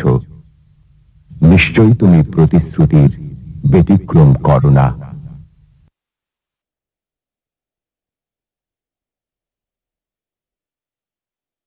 যারা পরস্পরের সাথে যুক্ত থাকে তাকেই আমরা বলি রাসায়নিক বন্ধন। এবার আমরা আলোচনা করব রাসায়নিক বন্ধন গঠনের কারণ কি। আমরা ইতিমধ্যে জেনে এসেছি যে প্রতিটি মৌল নিষ্ক্রিয় গ্যাসের ইলেকট্রন বিন্যাস অর্জন করতে চায়। অণু গঠনকালে যে কোনো মৌল তার নিকটস্থ নিষ্ক্রিয় গ্যাসের ইলেকট্রন বিন্যাস অর্জন করতে পারে দুই ভাবে, হয় তারা ইলেকট্রন গ্রহণ বা বর্জন করে অথবা তারা ইলেকট্রন শেয়ার করে। এখন একই মৌলের বা ভিন্ন মৌলের দুটি পরমাণু ইলেকট্রন গ্রহণ বা বর্জন এবং শেয়ারের মাধ্যমে নিষ্ক্রিয় গ্যাসের ইলেকট্রন বিন্যাস অর্জন করে এবং এর মাধ্যমে তাদের মধ্যে একটা আকর্ষণ বল কাজ করে। এই আকর্ষণ বলকেই আমরা বলছি রাসায়নিক বন্ধন। তাহলে আমরা বলতে পারি কি যে রাসায়নিক বন্ধন গঠনের মূল কারণ হচ্ছে অণুসমূহের মধ্যে যে ভিন্ন ভিন্ন মৌলের বা একই মৌলের যে পরমাণুগুলো থাকে তাদের নিষ্ক্রিয় গ্যাসের ইলেকট্রন বিন্যাস মানে অষ্টক বা দ্বিত্ব অবস্থা অর্জনের প্রবণতা। আমরা এবার আলোচনা করব ক্যাটায়ন এবং অ্যানায়ন নিয়ে। আমরা সকলেই জানি কোন একটি মৌলের পরমাণুর কেন্দ্রে বা নিউক্লিয়াসে যতটি ধনাত্মক আধান বিশিষ্ট প্রোটন থাকে ওই নিউক্লিয়াসকে কেন্দ্র করে বিভিন্ন শক্তি স্তরে ঠিক ততটি ঋণাত্মক আধান বিশিষ্ট ইলেকট্রন থাকে। এর মানে সামগ্রিকভাবে আমার পরমাণু কি হয়, চার্জ নিরপেক্ষ বা আধান নিরপেক্ষ। কিন্তু এরকম একটি আধান নিরপেক্ষ বিশিষ্ট পরমাণুর বাইরের শক্তি স্তর থেকে যদি আমরা একটি ইলেকট্রন সরিয়ে ফেলি তখন কিন্তু আর সেটি আধান নিরপেক্ষ থাকবে না, বরং তখন ধনাত্মক আধান বিশিষ্ট আয়নে পরিণত হবে, যেটাকে আমরা বলছি ক্যাটায়ন। আমরা যদি একটি সহজ উদাহরণ দেখি, আমরা জানি লিথিয়ামের বাইরের শক্তি স্তরে একটি ইলেকট্রন থাকে। লিথিয়ামের টোটাল ইলেকট্রন সংখ্যা 3টি এবং লিথিয়ামের বাইরের শক্তি স্তরে যে একটি ইলেকট্রন থাকে এই একটি ইলেকট্রন যদি সে ত্যাগ করে তাহলে আমরা পাচ্ছি হচ্ছে লিথিয়াম আয়ন। এর মানে লিথিয়ামের ইলেকট্রন বিন্যাস ছিল 2 1, এখন লিথিয়াম আয়নের ইলেকট্রন বিন্যাস হয়ে যাচ্ছে 2। এর মানে লিথিয়াম আয়নের ইলেকট্রন বিন্যাস খেয়াল করলে আমরা বুঝবো যে লিথিয়াম আয়ন কিন্তু নিষ্ক্রিয় গ্যাস হিলিয়ামের ইলেকট্রন বিন্যাস অর্জন করেছে। একইভাবে আমরা দেখব পর্যায় সারণীর বাম দিকে যে মৌলগুলো আছে তাদের বাইরের শক্তি স্তরে একটি, দুইটি বা তিনটি ইলেকট্রন থাকে এবং সেই মৌলগুলোকে আমরা জানি ধাতু হিসেবে। এবং আমরা এটাও জানি যে একটি পর্যায়ে যতই আমরা বাম দিক থেকে ডান দিকে যাব আমার ধাতব ধর্ম তত হ্রাস পায়। এখন আমার পর্যায় সারণীর বাম দিকে যে মৌলগুলো আছে, যদি আমি একটি ধাতু নিয়ে কথা বলি সোডিয়াম, সোডিয়ামের বাইরের শক্তি স্তরে একটি ইলেকট্রন আছে। সোডিয়াম পরমাণুর আকার বড় হওয়ায় সোডিয়াম পরমাণুর বাইরের শক্তি স্তরের ইলেকট্রনের সাথে নিউক্লিয়াসের আকর্ষণ কম বা দুর্বলভাবে আবদ্ধ থাকে। এই জন্য খুব অল্প শক্তি প্রয়োগেই সোডিয়াম কিন্তু তার বাইরের শক্তি স্তরে একটি ইলেকট্রন ছেড়ে দিয়ে নিষ্ক্রিয় গ্যাসে ইলেকট্রন বিন্যাস অর্জন করে। এই যে অল্প শক্তি খরচ হয় এটাকে আমরা বলি আয়নীকরণ শক্তি। সোডিয়ামের বেলায় আয়নীকরণ শক্তির পরিমাণ কম। আমরা এতক্ষণ দেখলাম যে ধাতু ক্যাটায়ন কিভাবে তৈরি করে। এবার আমরা যদি প্রশ্ন করি অধাতুরা কি ক্যাটায়ন তৈরি করে? না, করে না। তোমরা হয়তো ইতিমধ্যেই বুঝতে পেরেছো যে অধাতুরা ক্যাটায়ন তৈরি করতে পারে না, কারণ আমরা জেনেছি যে পর্যায় সারণী যত আমি বাম থেকে ডান দিকে যাব আমার পরমাণুর আকার ততই কমবে। পরমাণুর আকার কমার কারণে আমার পর্যায় সারণীর ডান দিকে যে অধাতুগুলো আছে তাদের বাইরের শক্তি স্তরে যে 5টি, 6টি বা 7টি করে ইলেকট্রন থাকে সেই ইলেকট্রনগুলো পরমাণুর আকার কম হওয়ার কারণে নিউক্লিয়াসের খুব কাছাকাছি থাকে, তাদের মধ্যে আকর্ষণ বেশি থাকে বা তারা অনেক সবলভাবে আবদ্ধ থাকে। এতে করে যেটা হয় সেই 5টি, 6টি বা 7টি ইলেকট্রন ত্যাগ করতে কিন্তু আবার অনেক শক্তির প্রয়োজন হয়। এজন্য অধাতুরা যেটা করে তারা 3টি, 2টি বা 1টি ইলেকট্রন গ্রহণ করে খুব সহজেই নিষ্ক্রিয় গ্যাসের ইলেকট্রন বিন্যাস বা অষ্টক পূরণ করে। তাহলে চলো আমরা একটু দেখি যে অধাতুরা কিভাবে ইলেকট্রন গ্রহণ করে এবং তারা কি ধরনের আয়ন তৈরি করে। আমরা যদি একটি উদাহরণ দেখি আমরা দেখব ক্লোরিন, যা কিনা একটি অধাতু এবং পর্যায় সারণীতে সে ডান দিকে অবস্থিত, মানে গ্রুপ 17 এর একটি মৌল যার বাইরের শক্তি স্তরে 7টি ইলেকট্রন আছে। এখন আমরা যেহেতু জেনেছি যে পর্যায় সারণী যদি বাম দিক থেকে ডান দিকে যাব আমার পরমাণুর আকার তত ছোট হতে থাকে। এর মানে আমার বাইরের শক্তি স্তরে যে 7টি ইলেকট্রন আছে এই 7টি ইলেকট্রন কিন্তু নিউক্লিয়াস থেকে খুব কাছে থাকে এবং তাদের মধ্যে আকর্ষণ বলটাও কিন্তু বেশি কাজ করে, যার জন্য তাদের পক্ষে এই 7টি ইলেকট্রন ত্যাগ করার চাইতে একটি ইলেকট্রন গ্রহণ করে বাইরের শক্তি স্তরে 8টি ইলেকট্রন অর্জন করা সহজ বা আর্গনের ইলেকট্রন বিন্যাস অর্জন করা সহজ। সুতরাং আমরা দেখি ক্লোরিন তার বাইরের শক্তি স্তরে 7টি ইলেকট্রন আছে, সে আরো একটি ইলেকট্রন গ্রহণ করে ক্লোরাইড আয়ন গঠন করে, একটি ঋণাত্মক আধান বিশিষ্ট আয়ন তৈরি করে যেটাকে আমরা বলছি ক্লোরাইড আয়ন, এবং তার ইলেকট্রন বিন্যাস কিন্তু এখন আর্গনের ইলেকট্রন বিন্যাসের মতোই। এর মানে ক্লোরিন একটি ইলেকট্রন গ্রহণ করে নিষ্ক্রিয় গ্যাসের ইলেকট্রন বিন্যাস অর্জন করে। এই যে ঋণাত্মক আধান বিশিষ্ট যে আয়ন তৈরি করেছে একে আমরা বলছি অ্যানায়ন। তাহলে আমরা মনে রাখবো যে ধাতু সমূহ ক্যাটায়ন তৈরি করে এবং অধাতু সমূহ অ্যানায়ন তৈরি করে। ধাতু কি করে? ধাতু ইলেকট্রন ত্যাগ করে ক্যাটায়ন তৈরি করে এবং অধাতু ইলেকট্রন গ্রহণ করে অ্যানায়ন তৈরি করে। এবং উভয় ক্ষেত্রে সাধারণ কারণ দেখলাম, সেটি হচ্ছে নিষ্ক্রিয় গ্যাসের ইলেকট্রন বিন্যাস অর্জনের প্রবণতা। ক্যাটায়ন আয়ন এবং অ্যানায়নের আলোচনায় আমরা একটু আগে জানলাম যে পরমাণু সামগ্রিকভাবে চার্জ নিরপেক্ষ হয়। এখানে আরো একটি বিষয় আমাদের মাথায় আসে, সেটি হচ্ছে ধাতু কেন ক্যাটায়ন তৈরি করে এবং অধাতু কেন আয়ন তৈরি করে। এই প্রশ্নের আলোচনা যদি আমরা আরেকটু বিস্তারিতভাবে করতে চাই তাহলে আমাদের আরো দুটি বিষয়ের সাথে পরিচিত হতে হবে, যার একটি হচ্ছে আয়নীকরণ শক্তি এবং আরেকটি হচ্ছে ইলেকট্রন আসক্তি। এই আয়নীকরণ শক্তি এবং ইলেকট্রন আসক্তি সম্পর্কে আমরা উচ্চতর ক্লাসে আরো বিস্তারিত পড়াশোনা করব, কিন্তু যেহেতু এই আয়নীকরণ শক্তি এবং ইলেকট্রন আসক্তি দুটো বিষয় আমাদের বইতে আছে, আমরা খুব সহজভাবে এগুলো একটু জানার চেষ্টা করব। একটি পরমাণু থেকে একটি ইলেকট্রন বের করে আনতে যে শক্তির প্রয়োজন হয় তাকেই আমরা বলি আয়নীকরণ শক্তি। আমরা খুব সহজভাবে একটু চিন্তা করি, আমি আবারও বলছি, কোনো একটি মৌলের পরমাণু থেকে যদি একটি ইলেকট্রন বের করে আনতে হয় তাহলে আমার যে শক্তি খরচ হয় সেটিকে আমরা বলছি আয়নীকরণ শক্তি। আমরা যে সোডিয়াম নিয়ে কথা বলছিলাম, এই সোডিয়ামের দিকে যদি আমরা তাকাই তাহলে আমরা জানি, কারণ সোডিয়াম পরমাণুর আকার বড়, সোডিয়াম পরমাণুর নিউক্লিয়াস থেকে তার বাইরের শক্তি স্তরের ইলেকট্রনের যে দূরত্ব সেটিও বেশি, তার মধ্যে আকর্ষণ বলও কম, তাই আমি খুব অল্প পরিমাণ শক্তি খরচ করলেই কি করতে পারবো, সোডিয়ামের বাইরের শক্তি স্তর থেকে ওই একটি ইলেকট্রন বের করে আনতে পারবো। তাহলে কি আমরা বুঝতে পারছি যে যেহেতু কোন একটা মৌলের পরমাণু থেকে একটি ইলেকট্রন বের করে আনতে আমার যে শক্তি খরচ হয় সেটাকে আমরা যেহেতু বলছি আয়নীকরণ শক্তি, তাহলে সোডিয়াম পরমাণুর বেলায় তার বাইরের শক্তি স্তরের ওই একটি ইলেকট্রন বের করে আনতে কিন্তু আমার কম শক্তির খরচ হচ্ছে, আর এই যে শক্তি, এই শক্তিকেই বলছি আমরা আয়নীকরণ শক্তি। একইভাবে আমরা যদি ইলেকট্রন আসক্তির কথা বলতে চাই, আমরা দেখব যে ক্লোরিন পর্যায় সারণীতে ক্লোরিনের কাছাকাছি যে নিষ্ক্রিয় গ্যাসটি আছে অর্থাৎ আর্গন, তার ইলেকট্রন বিন্যাস কিভাবে অর্জন করবে, একটি ইলেকট্রন গ্রহণের মাধ্যমে। এই যে অধাতুগুলো যে একটি ইলেকট্রন গ্রহণ করছে, কারণ কি, কারণ তাদের ইলেকট্রন আসক্তির মান বেশি। কোনো একটি চার্জ নিরপেক্ষ মৌলের পরমাণু কি করছে, একটি ইলেকট্রন গ্রহণের মাধ্যমে ঋণাত্মক আয়নে পরিণত হওয়ার সময় যে শক্তিটি নির্গত হয় তাকে আমরা বলছি ইলেকট্রন আসক্তি।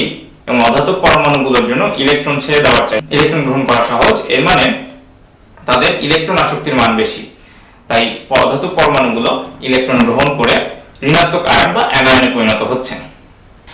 আমরা এবার আলোচনা করব আয়নিক বন্ধন বা তড়িৎযোজী বন্ধন নিয়ে। আয়নিক বন্ধনকে আমরা ইংরেজিতে বলি আয়নিক বন্ড এবং তড়িৎযোজী বন্ধনকে আমরা ইংরেজিতে বলি ইলেকট্রোভ্যালেন্ট বন্ড। এখন এই আয়নিক বন্ধন বা তড়িৎযোজী বন্ধন কি সেটা আমরা একটু জানার চেষ্টা করি। আমরা ইতিমধ্যে জেনে এসেছি যে ধাতু ইলেকট্রন ত্যাগ করে ক্যাটায়ন তৈরি করে এবং অধাতু সমূহ ইলেকট্রন গ্রহণ করে অ্যানায়ন তৈরি করে। যে আকর্ষণের ফলে এই ক্যাটায়ন এবং আয়নগুলো পরস্পরের সাথে যুক্ত থাকে তাকে আমরা বলি আয়নিক বন্ধন বা তড়িৎযোজী বন্ধন। এখন আমরা যদি একটু বোঝার চেষ্টা করি যে ক্যাটায়ন কারা ফর্ম করে, যারা ধাতু। আমরা যদি সোডিয়াম পরমাণু নিয়ে চিন্তা করি তাহলে আমরা ইতিমধ্যেই দেখেছি যে সোডিয়াম পরমাণুর বাইরে শক্তি স্তরে একটি ইলেকট্রন থাকে এবং সোডিয়াম যেহেতু ধাতু তার ইলেকট্রন ছেড়ে নিকটস্থ নিষ্ক্রিয় গ্যাসের ইলেকট্রন বিন্যাস অর্জনের প্রবণতা বেশি। তার আয়নীকরণ শক্তি কম হওয়ার কারণে সে খুব সহজে ইলেকট্রন ছেড়ে দিয়ে সোডিয়াম আয়নে পরিণত হয়। এবং ক্লোরিনের একটি ধর্ম আছে যে তার ইলেকট্রন আসক্তি বেশি, তার ইলেকট্রন গ্রহণ করার প্রবণতা বেশি। আমরা জানি ক্লোরিনের বাইরের শক্তি স্তরে 7টি ইলেকট্রন আছে, সে যদি আরেকটি ইলেকট্রন গ্রহণ করে তাহলেই সে আর্গনের ইলেকট্রন বিন্যাস মানে তার নিকটস্থ নিষ্ক্রিয় গ্যাসের ইলেকট্রন বিন্যাস অর্জন করে।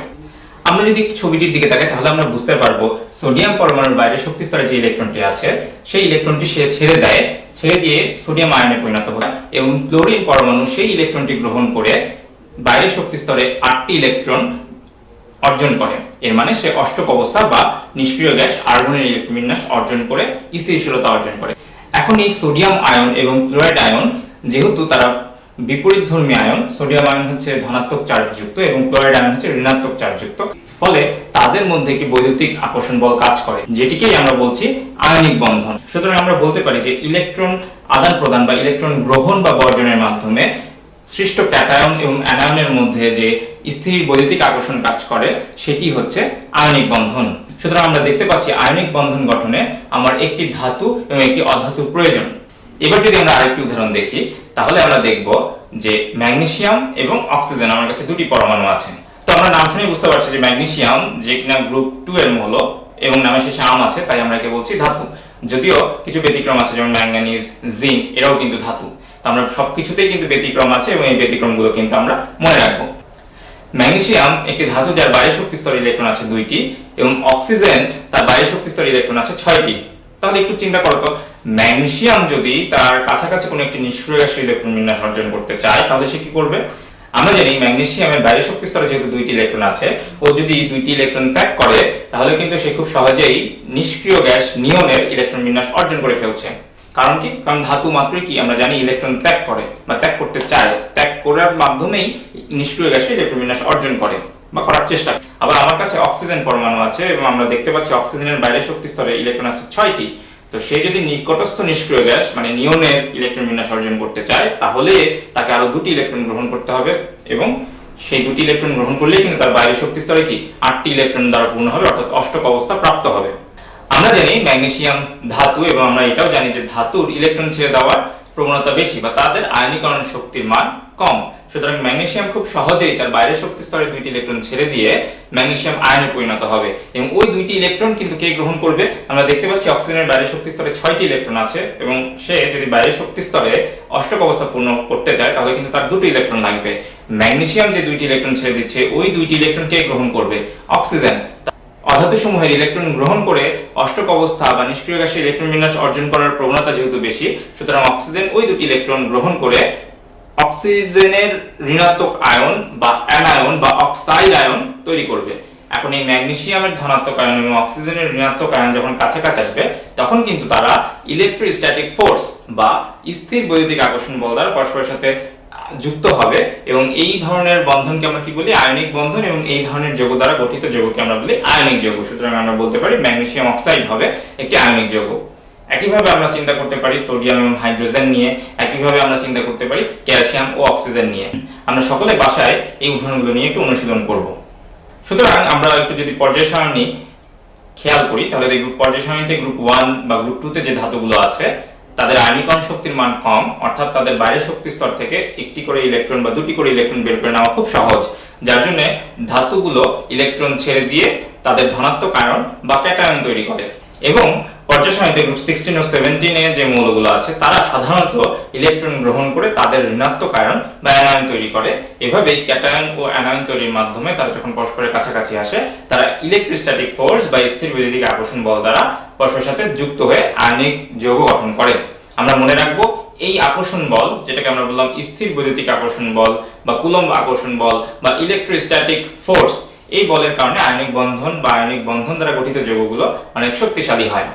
কিন্তু ব্যতিক্রমও আছে, যেমন গ্রুপ 13 এর মৌল অ্যালুমিনিয়াম, যাকে নিয়ে একটি ধাতু, সেও কিন্তু আয়নিক যৌগ গঠন করে। ব্যতিক্রম কিন্তু সব জায়গাতেই আছে। সুতরাং আমরা যখন একটি বিষয় পড়ব আমরা মুখস্থ না করে বুঝে বুঝে পড়ার চেষ্টা করব।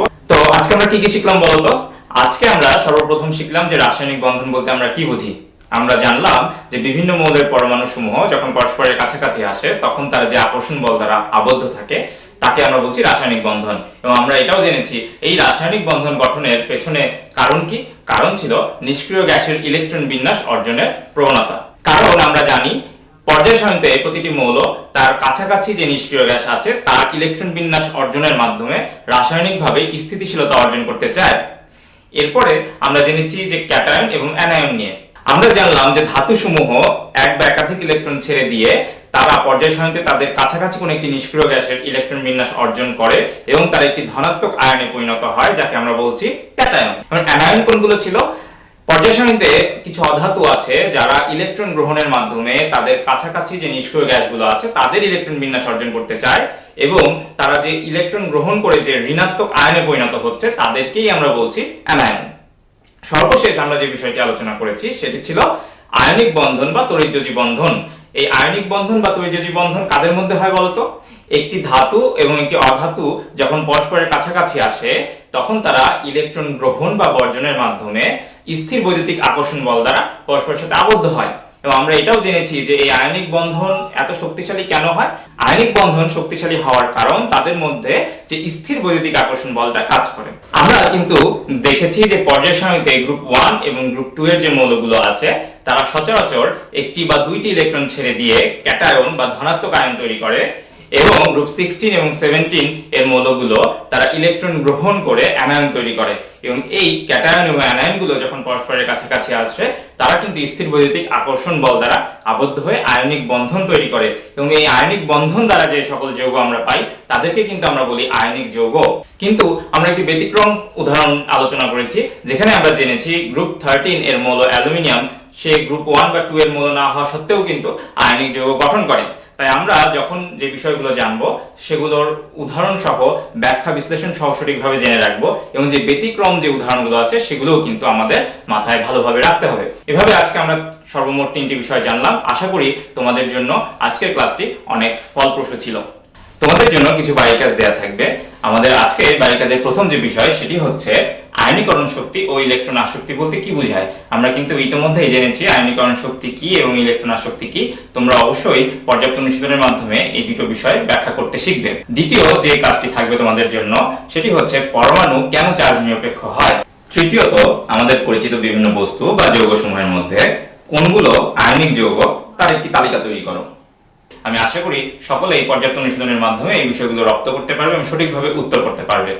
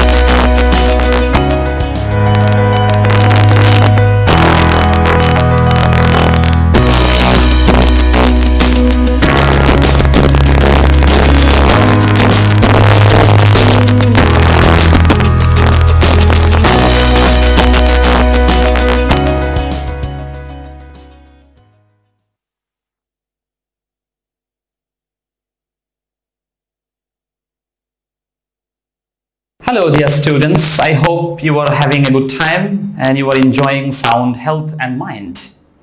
Today we will be learning some more things in English language, especially focusing some grammatical issues.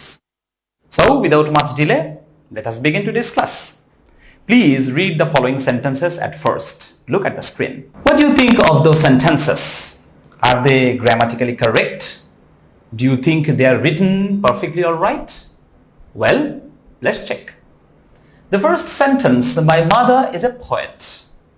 Well, to me, it doesn't look okay, and I'm sure that you also found the problem with the sentence. Yes, you are absolutely right. Poet is a wrong word in the sentence. It has to be poetess because my mother is a female person, but poet is a male person. So it has to agree with the subject. That is why my mother is a poetess. And therefore the whole text will follow according to the first sentence. Therefore, in the second sentence, he writes is going to be absolutely wrong. So instead of he, we have to write she. So there was a mistake in the pronoun. She writes very interesting poems for kids. On the other hand, my aunt, who is a tailor. Aunt, again, she is a lady. So tailor is incorrect because tailor is a man. So what is the female version of tailor? We have to know it. It is seamstress. So the sentence is like that. From here, my aunt, who is a seamstress, draws pictures in his. No. His is absolutely wrong here. It has to be her. It is possessive adjective but wrongfully written. So it has to be draws pictures in her free time.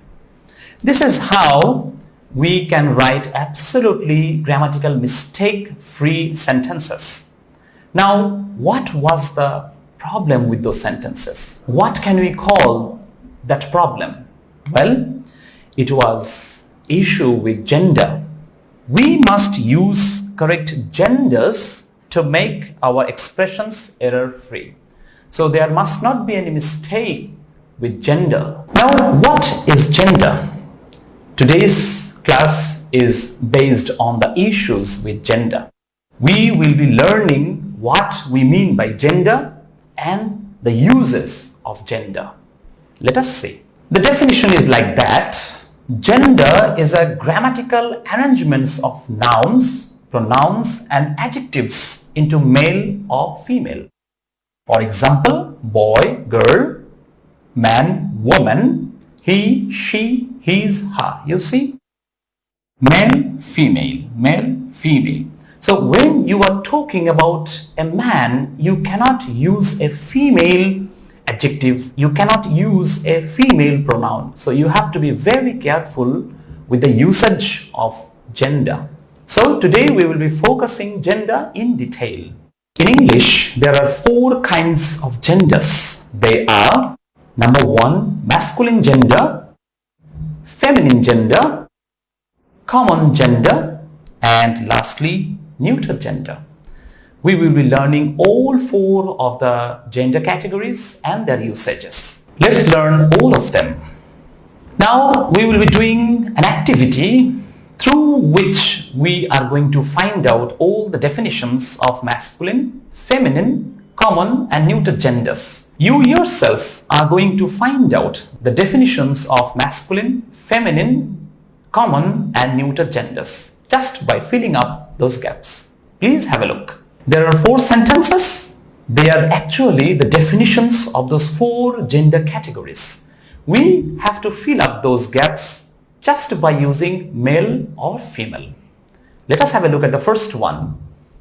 The masculine gender denotes a male person or animal. Male means masculine. Second one, the feminine gender denotes a female person or animal. Female, feminine. The common gender refers to both male and female persons or animals. And lastly, the neuter gender denotes a thing which is neither male nor female. Usually, neuter gender is lifeless. In most cases, there is only one exception, that is tree or plant. So, neuter gender is basically lifeless. Remember the fact. Now, we will look at some examples of those definitions. The first one, masculine gender. Examples can be father, king, poet, ram, that is male sheep. Second one, feminine gender, mother, queen, poetess, you. You can see the opposite gender of those categories. Father, mother, king, queen, poet, poetess, ram, you. They are all female, they are all male. The third one, common gender. Examples can be baby, which can be either a male baby or a female baby. Singer, doctor. For both of them, we cannot say whether the singer or doctor is a male person or female person. That is why they are common genders. Now the last one, examples can be pen, laptop, table, any lifeless objects. So I believe with those examples, we have already understood these 4 categories of genders. Now we will do another activity through which we will understand these 4 kinds of genders more clearly. Let us participate in this activity. Here there is a table. You have to take the words from here and put them according to the right order, according to the right column. The first column is for masculine genders.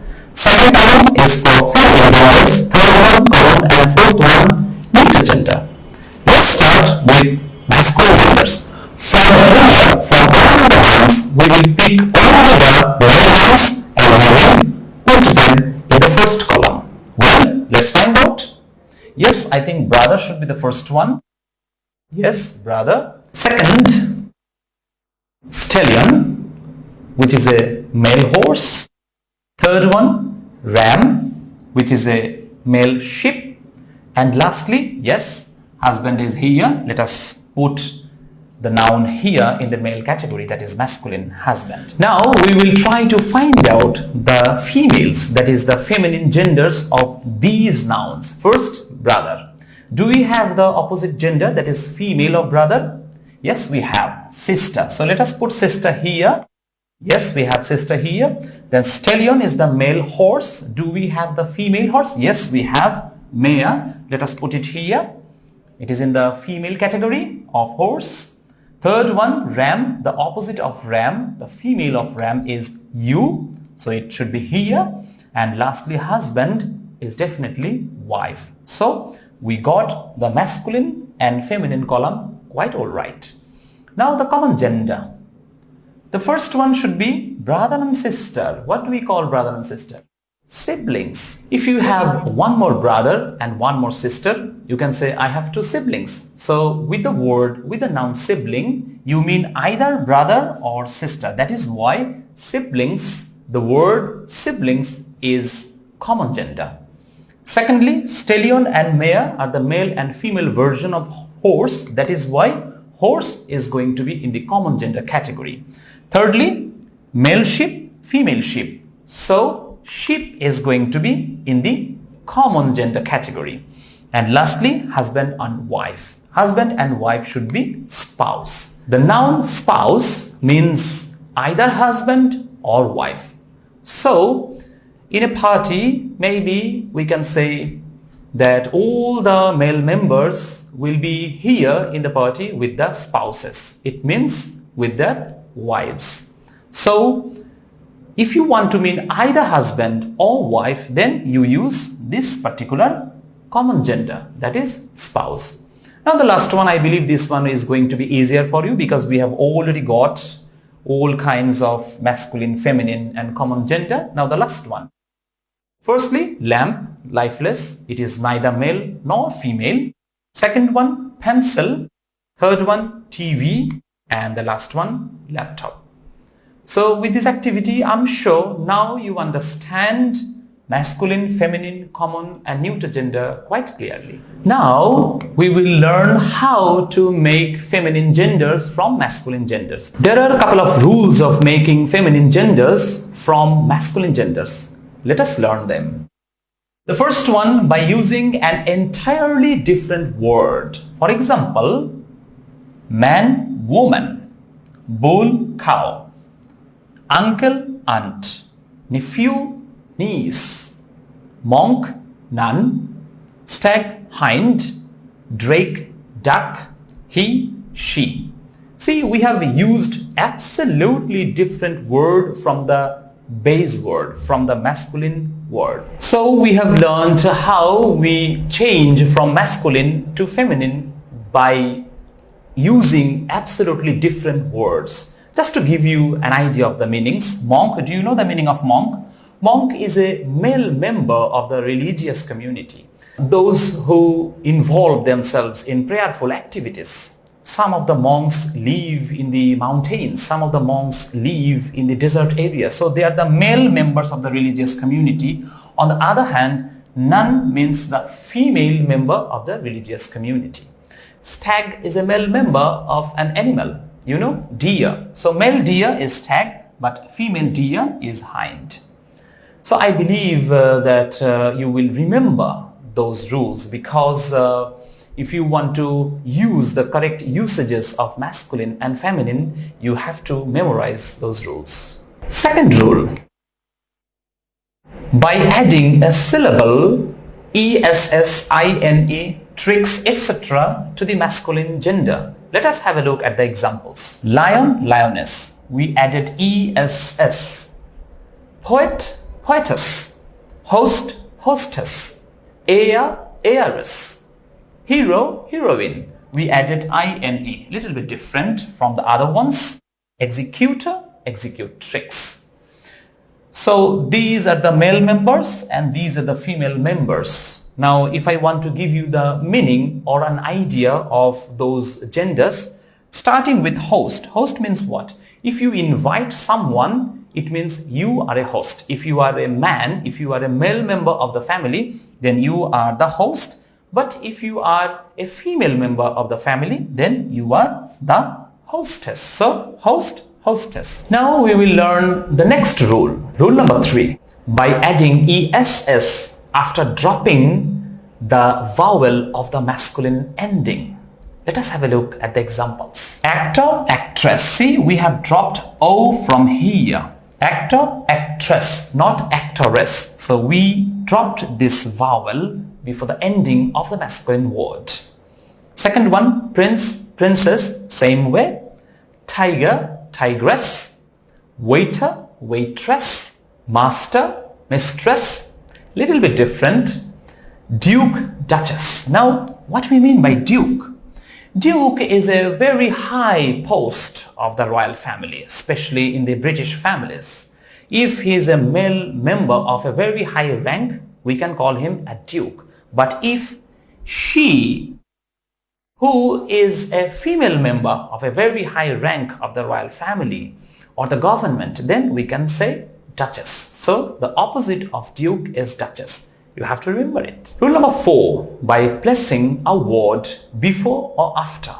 Let us have a look at some examples. Grandfather, grandmother. See, we replace father to mother. Grandfather becomes grandmother. Manservant becomes maidservant. Landlord becomes landlady. Peacock, peahen, milkman, milkmaid. Please be careful, not milkwoman, milkmaid. But washerman, washerwoman, not washermaid. So these are the things you have to keep in your mind, where you have to use maid and where you have to use woman. Let us have a look one more time. Manservant, maidservant, milkman, milkmaid, washerman, washerwoman. So we have got a very good idea on the rules of making feminine gender from masculine gender. Now there will be another activity. Let us participate. In this table, the genders are not organized well. We have to match correctly from masculine to feminine. We will be drawing a line that will show the correct change from masculine to feminine. So would you like to try? I'm sure you can do it. Please match your answer with me. First one, drone. Drone should be B, because drone is the male member of that insect that collects honey. We all know what bees contribute to the environment, especially the ecological balance of the world. So drone is the male member and bee is a female member. Fox is vixen, bachelor, maid, stag, hind, male deer, female deer, cock, a bird, but male bird, it should be hen, right? And lastly, hunter, huntress. An example of adding ESS, dropping the vowel before the last letter of the masculine gender. Now second part, dog is definitely bitch, because dog is the male member. You know, dog guards our house at night. Tailor should be seamstress. Sometimes people say tailoress, but seamstress is the appropriate one. So please use seamstress. Priestess. Usually priests offer religious ceremonies or functions in churches or temples. So the opposite of priest should be priestess. God, goddess, please remember there is DD. If you use only one D, that is going to be a spelling mistake. So please be careful with that. Sir, definitely. Madam, father-in-law, mother-in-law. So that's all with this activity. Now we will do one more activity. Activity number 4, use of correct genders. See, there are gaps. In those gaps, you have to fill up by using words from here. There are extra words which you may not need. Please have a look at the clues on top of this exercise. These words are going to be put inside those gaps. The first one, the opposite gender of master is, yes, you are right, mistress. Number B, his nephew is a dash. I think Taylor is the right answer here because it is a male gender. It is a masculine gender. Nephew is a masculine gender, and that is why it will match with this masculine noun. So his nephew is a tailor is going to be the right answer. Number B, the dog is wagging dash tail. We have to use one adjective here, a possessive adjective, either his, her or its. Since the dog is not a person, so it is better not to use he or she. Therefore, we have to use its. So It is going to be the right answer. The dog is wagging its tail. Number D, she is the dash of her father's property. When someone wants to give away his or her property, he or she gives it to the heir or heiress. So she is a female pronoun. That is why we cannot use heir. We have to use heiress, which is here in our clue. Number E, the son is considered as a dash gender. It is going to be masculine gender because son is considered as a male power, because sun has a lot of power with lot of energy, lot of heat. So that is why it is considered as a male power. Therefore, it is masculine gender. On the other hand, the moon, the sixth one, number F, the moon is considered as a female gender. Usually moon, the earth, river, these are considered as female forces. That is why we have to say the moon is considered as feminine gender. Next one, number G, he can do the work himself or herself. He is a male pronoun. It is a masculine gender. That is why he can do the work himself. Number H, my cousin's father is my uncle.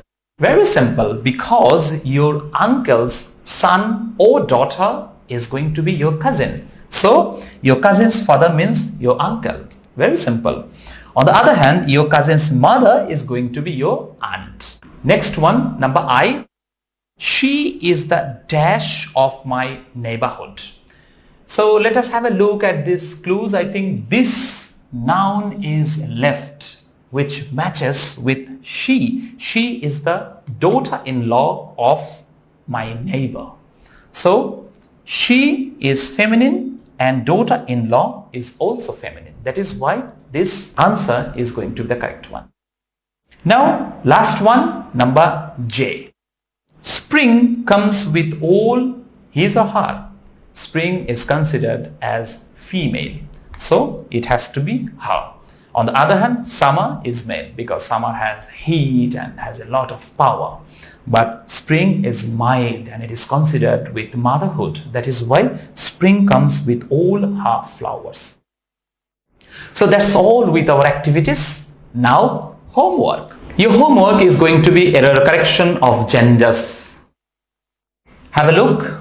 See, these sentences have genders but wrongfully used. You have to find out which gender is wrongfully used and you have to replace the correct gender. So that's all for today. I wish you good luck with your learning of English, and please do not hesitate learning English, speaking English and using English in your day-to-day life. Thank you all.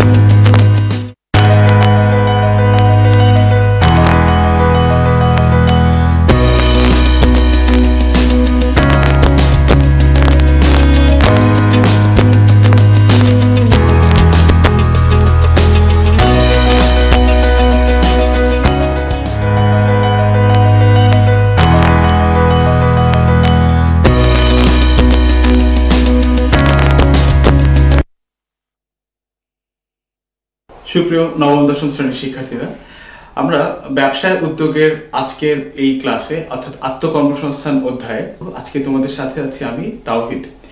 আত্মকর্মসংস্থানের এই দ্বিতীয় অংশে আমরা শুরুতেই পড়ব আত্মকর্মসংস্থানের জন্য যে উপযুক্ত ক্ষেত্রগুলো আছে, এই উপযুক্ত ক্ষেত্র নির্ধারণের বা নির্বাচনের জন্য কি কি বিষয় প্রয়োজনীয় বা কি কি বিষয় গুরুত্বপূর্ণ, অর্থাৎ কোন কোন বিষয়ের উপর ভিত্তি করে আত্মকর্মসংস্থানের উপযুক্ত ক্ষেত্রগুলো নির্ধারণ করা হয়। প্রথমে চলে আসো, আমরা যদি বলি সঠিক পণ্য নির্বাচন বা সিলেক্টিং দ্য রাইট বা কারেক্ট প্রোডাক্ট অর সার্ভিসেস, অর্থাৎ সঠিক পণ্য বা সেবা নির্ধারণ করতে হবে। তোমরা যদি লক্ষ্য করো আজকের এই অধ্যায়ে আমরা গত ক্লাসে বলেছিলাম যে একজন উদ্যোক্তা তিনি একটা ছোট চাকরি করতেন, ওটা ছেড়ে তিনি সবজির ব্যবসায় শুরু করলো, সবজি চাষ করা শুরু করলো।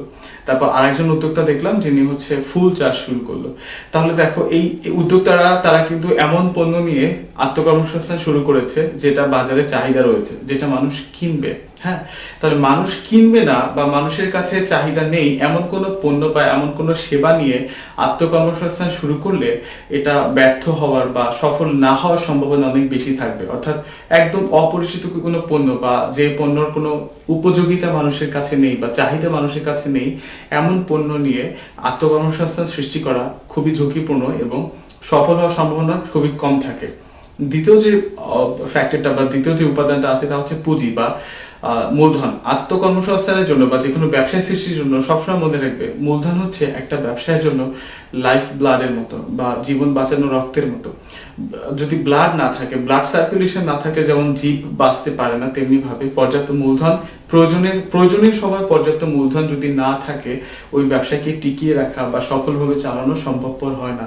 এ কারণে আত্মকর্মসংস্থানে যাওয়ার আগেই নির্ধারণ করে নিতে হবে যে আমার সামর্থ্য কতটুকু আছে, কতটুকু মূলধন বা কতটুকু পুঁজি আমি এই ব্যবসায় বিনিয়োগ করতে পারবো। এই ব্যবসাটা যখন আরো বড় হবে, যখন আরো এক্সপ্যানশনে যাবে ব্যবসাটা, তখন এই পুঁজি বা বিনিয়োগের উৎসগুলো কি কি হবে এগুলো খুব ভালোভাবে মাথায় রেখেই আত্মকর্মসংস্থানের উপযুক্ত ক্ষেত্রগুলো নির্বাচন করা উচিত। সুপ্রিয় শিক্ষার্থী, আমরা শুরুতে যেটা বলছিলাম পণ্য নির্বাচনের সাথে সাথে কিন্তু পণ্যের চাহিদা নির্বাচনটাও চলে আসে। অর্থাৎ যেটা আমরা বললাম এমন পণ্য নির্বাচন করতে হবে যেটা ওই নির্দিষ্ট সমাজে বা ওই সমাজের মানুষগুলোর কাছে চাহিদা রয়েছে বা তারা এটা কিনবে, তারা এটা ব্যবহার করবে। এমন পণ্য নির্বাচন করা উচিত না যেটা চাহিদা বাজারে নেই বা মানুষ যেটা সম্পর্কে কোনো ধারণাই রাখে না। হ্যাঁ, তাহলে এটা ঝুঁকিপূর্ণ হয়ে যাবে। তারপরে যদি আমরা দেখি তা হচ্ছে অভিজ্ঞতা ও শিক্ষা। আত্মকর্মসংস্থানের জন্য অভিজ্ঞতা এবং শিক্ষা খুবই গুরুত্বপূর্ণ। কোনো ধারণাই নেই এমন কোনো ব্যাপারে শুরুতেই যদি কেউ ব্যবসায় করতে যায় বা শুরুতেই যদি কেউ ওটা নিয়ে কোনো উদ্যোগ তৈরি করতে যায়, হ্যাঁ, আত্মকর্মসংস্থান করতে যায়, এখানে সফলতার সম্ভাবনা কম থাকবে। এমন ব্যাপার নিয়ে বা এমন প্রশিক্ষণ নিয়ে কাজ করা উচিত যে বিষয়টাতে ওই আত্মকর্মসংস্থান সৃষ্টিকারীর পর্যাপ্ত প্রশিক্ষণ রয়েছে, পর্যাপ্ত জ্ঞান রয়েছে।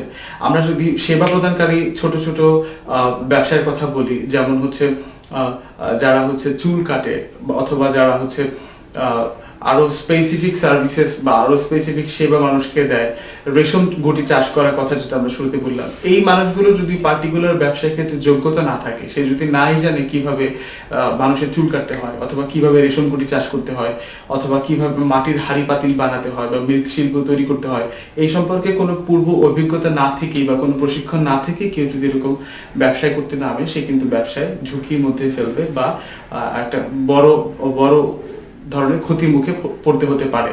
অর্থাৎ আত্মকর্মসংস্থান সৃষ্টি করতে হলে কোনো একটা নির্দিষ্ট পণ্য নিয়ে ব্যবসা শুরু করতে হলে আগেই পণ্যটা সম্পর্কে জানতে হবে এবং পর্যাপ্ত প্রশিক্ষণ নিয়েই ওই ব্যবসাটা শুরু করতে হবে। সুপ্রিয় শিক্ষার্থী, আমরা পরের টপিকে দেখবো আত্মকর্মসংস্থানে প্রশিক্ষণের গুরুত্ব কতটুকু।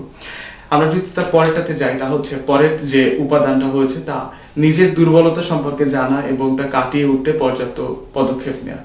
এই ব্যাপারটা খুবই গুরুত্বপূর্ণ। আমি কি পারি এটা যতটা গুরুত্বপূর্ণ, ঠিক তেমনি ভাবে আমি কি পারি না বা কি সীমাবদ্ধতা আমার মধ্যে রয়েছে এটাও নিজের সম্পর্কে জানতে হবে। নিজের সম্পর্কে এই অ্যানালাইসিসটা ঠিক মতো করতে পারলেই এই ব্যাপারটাও জানা যাবে যে আমি কোন পণ্যটা বা কোন সেবাটা মানুষের কাছে সর্বশ্রেষ্ঠভাবে উপস্থাপন করতে পারবো, বা এটা হচ্ছে যে do that thing at which you are the best. অর্থাৎ তুমি ওটাই করো যাতে তুমি সবচেয়ে ভালো জিনিসটা মানুষকে দিতে পারো। তাহলে কিন্তু মানুষ এই জিনিসটা খুব ভালোভাবে গ্রহণ করবে এবং তার চাহিদাও খুব বেশি থাকবে। তারপর যৌথ উদ্যোগ, সঠিক কর্মী নির্বাচন, ব্যবসার স্থান নির্বাচন, সঠিক প্রযুক্তি নির্বাচন, দেশের আর্থসামাজিক রাজনৈতিক প্রেক্ষাপট, ব্যবসায় ঝুঁকি মোকাবেলায় উপাদান, এগুলো একটা করে প্রত্যেকটা জিনিসই খুব বেশি গুরুত্বপূর্ণ। যেমন যৌথ উদ্যোগের কথা যদি আমরা বলি, এক্ষেত্রে আত্মকর্মসংস্থান এটা কি নিজে একার উদ্যোগে হবে নাকি যৌথ উদ্যোগে হবে? যৌথ উদ্যোগে যদি হয় তাহলে যে পার্টনার থাকবে বা যে অংশীদার থাকবে তার যোগ্যতা, তার সামর্থ্য, তার ইচ্ছা অনিচ্ছা, এই ব্যাপারগুলো খুব বেশি গুরুত্বপূর্ণ। তারপর আমরা যদি দেখি যে সঠিক কর্মী নির্বাচন বা employing the rightest person, employing the efficient person, এই ব্যাপারটা খুব গুরুত্বপূর্ণ। আত্মকর্মসংস্থান সৃষ্টির মাধ্যমে কেউ যদি একটা সফল উদ্যোগ গড়ে তোলে, কয়েকজন মানুষকে চাকুরি দেয়, এই চাকুরি দেওয়ার ক্ষেত্রে আবেগতাড়িত হয়ে চাকুরি দিলে ওই ব্যবসায় সফলতার সম্ভাবনা কম। অর্থাৎ কেউ যদি কোনো ইমোশনাল ডিসিশন নেয় বা আবেগে তাড়িত হয়ে এই চাকুরি দেওয়ার ব্যাপারগুলো ডিসিশন নেয় তার নিজের ব্যবসা প্রতিষ্ঠানে, তখন ওই ব্যবসায় অনেক বেশি ঝুঁকির মধ্যে পড়ে।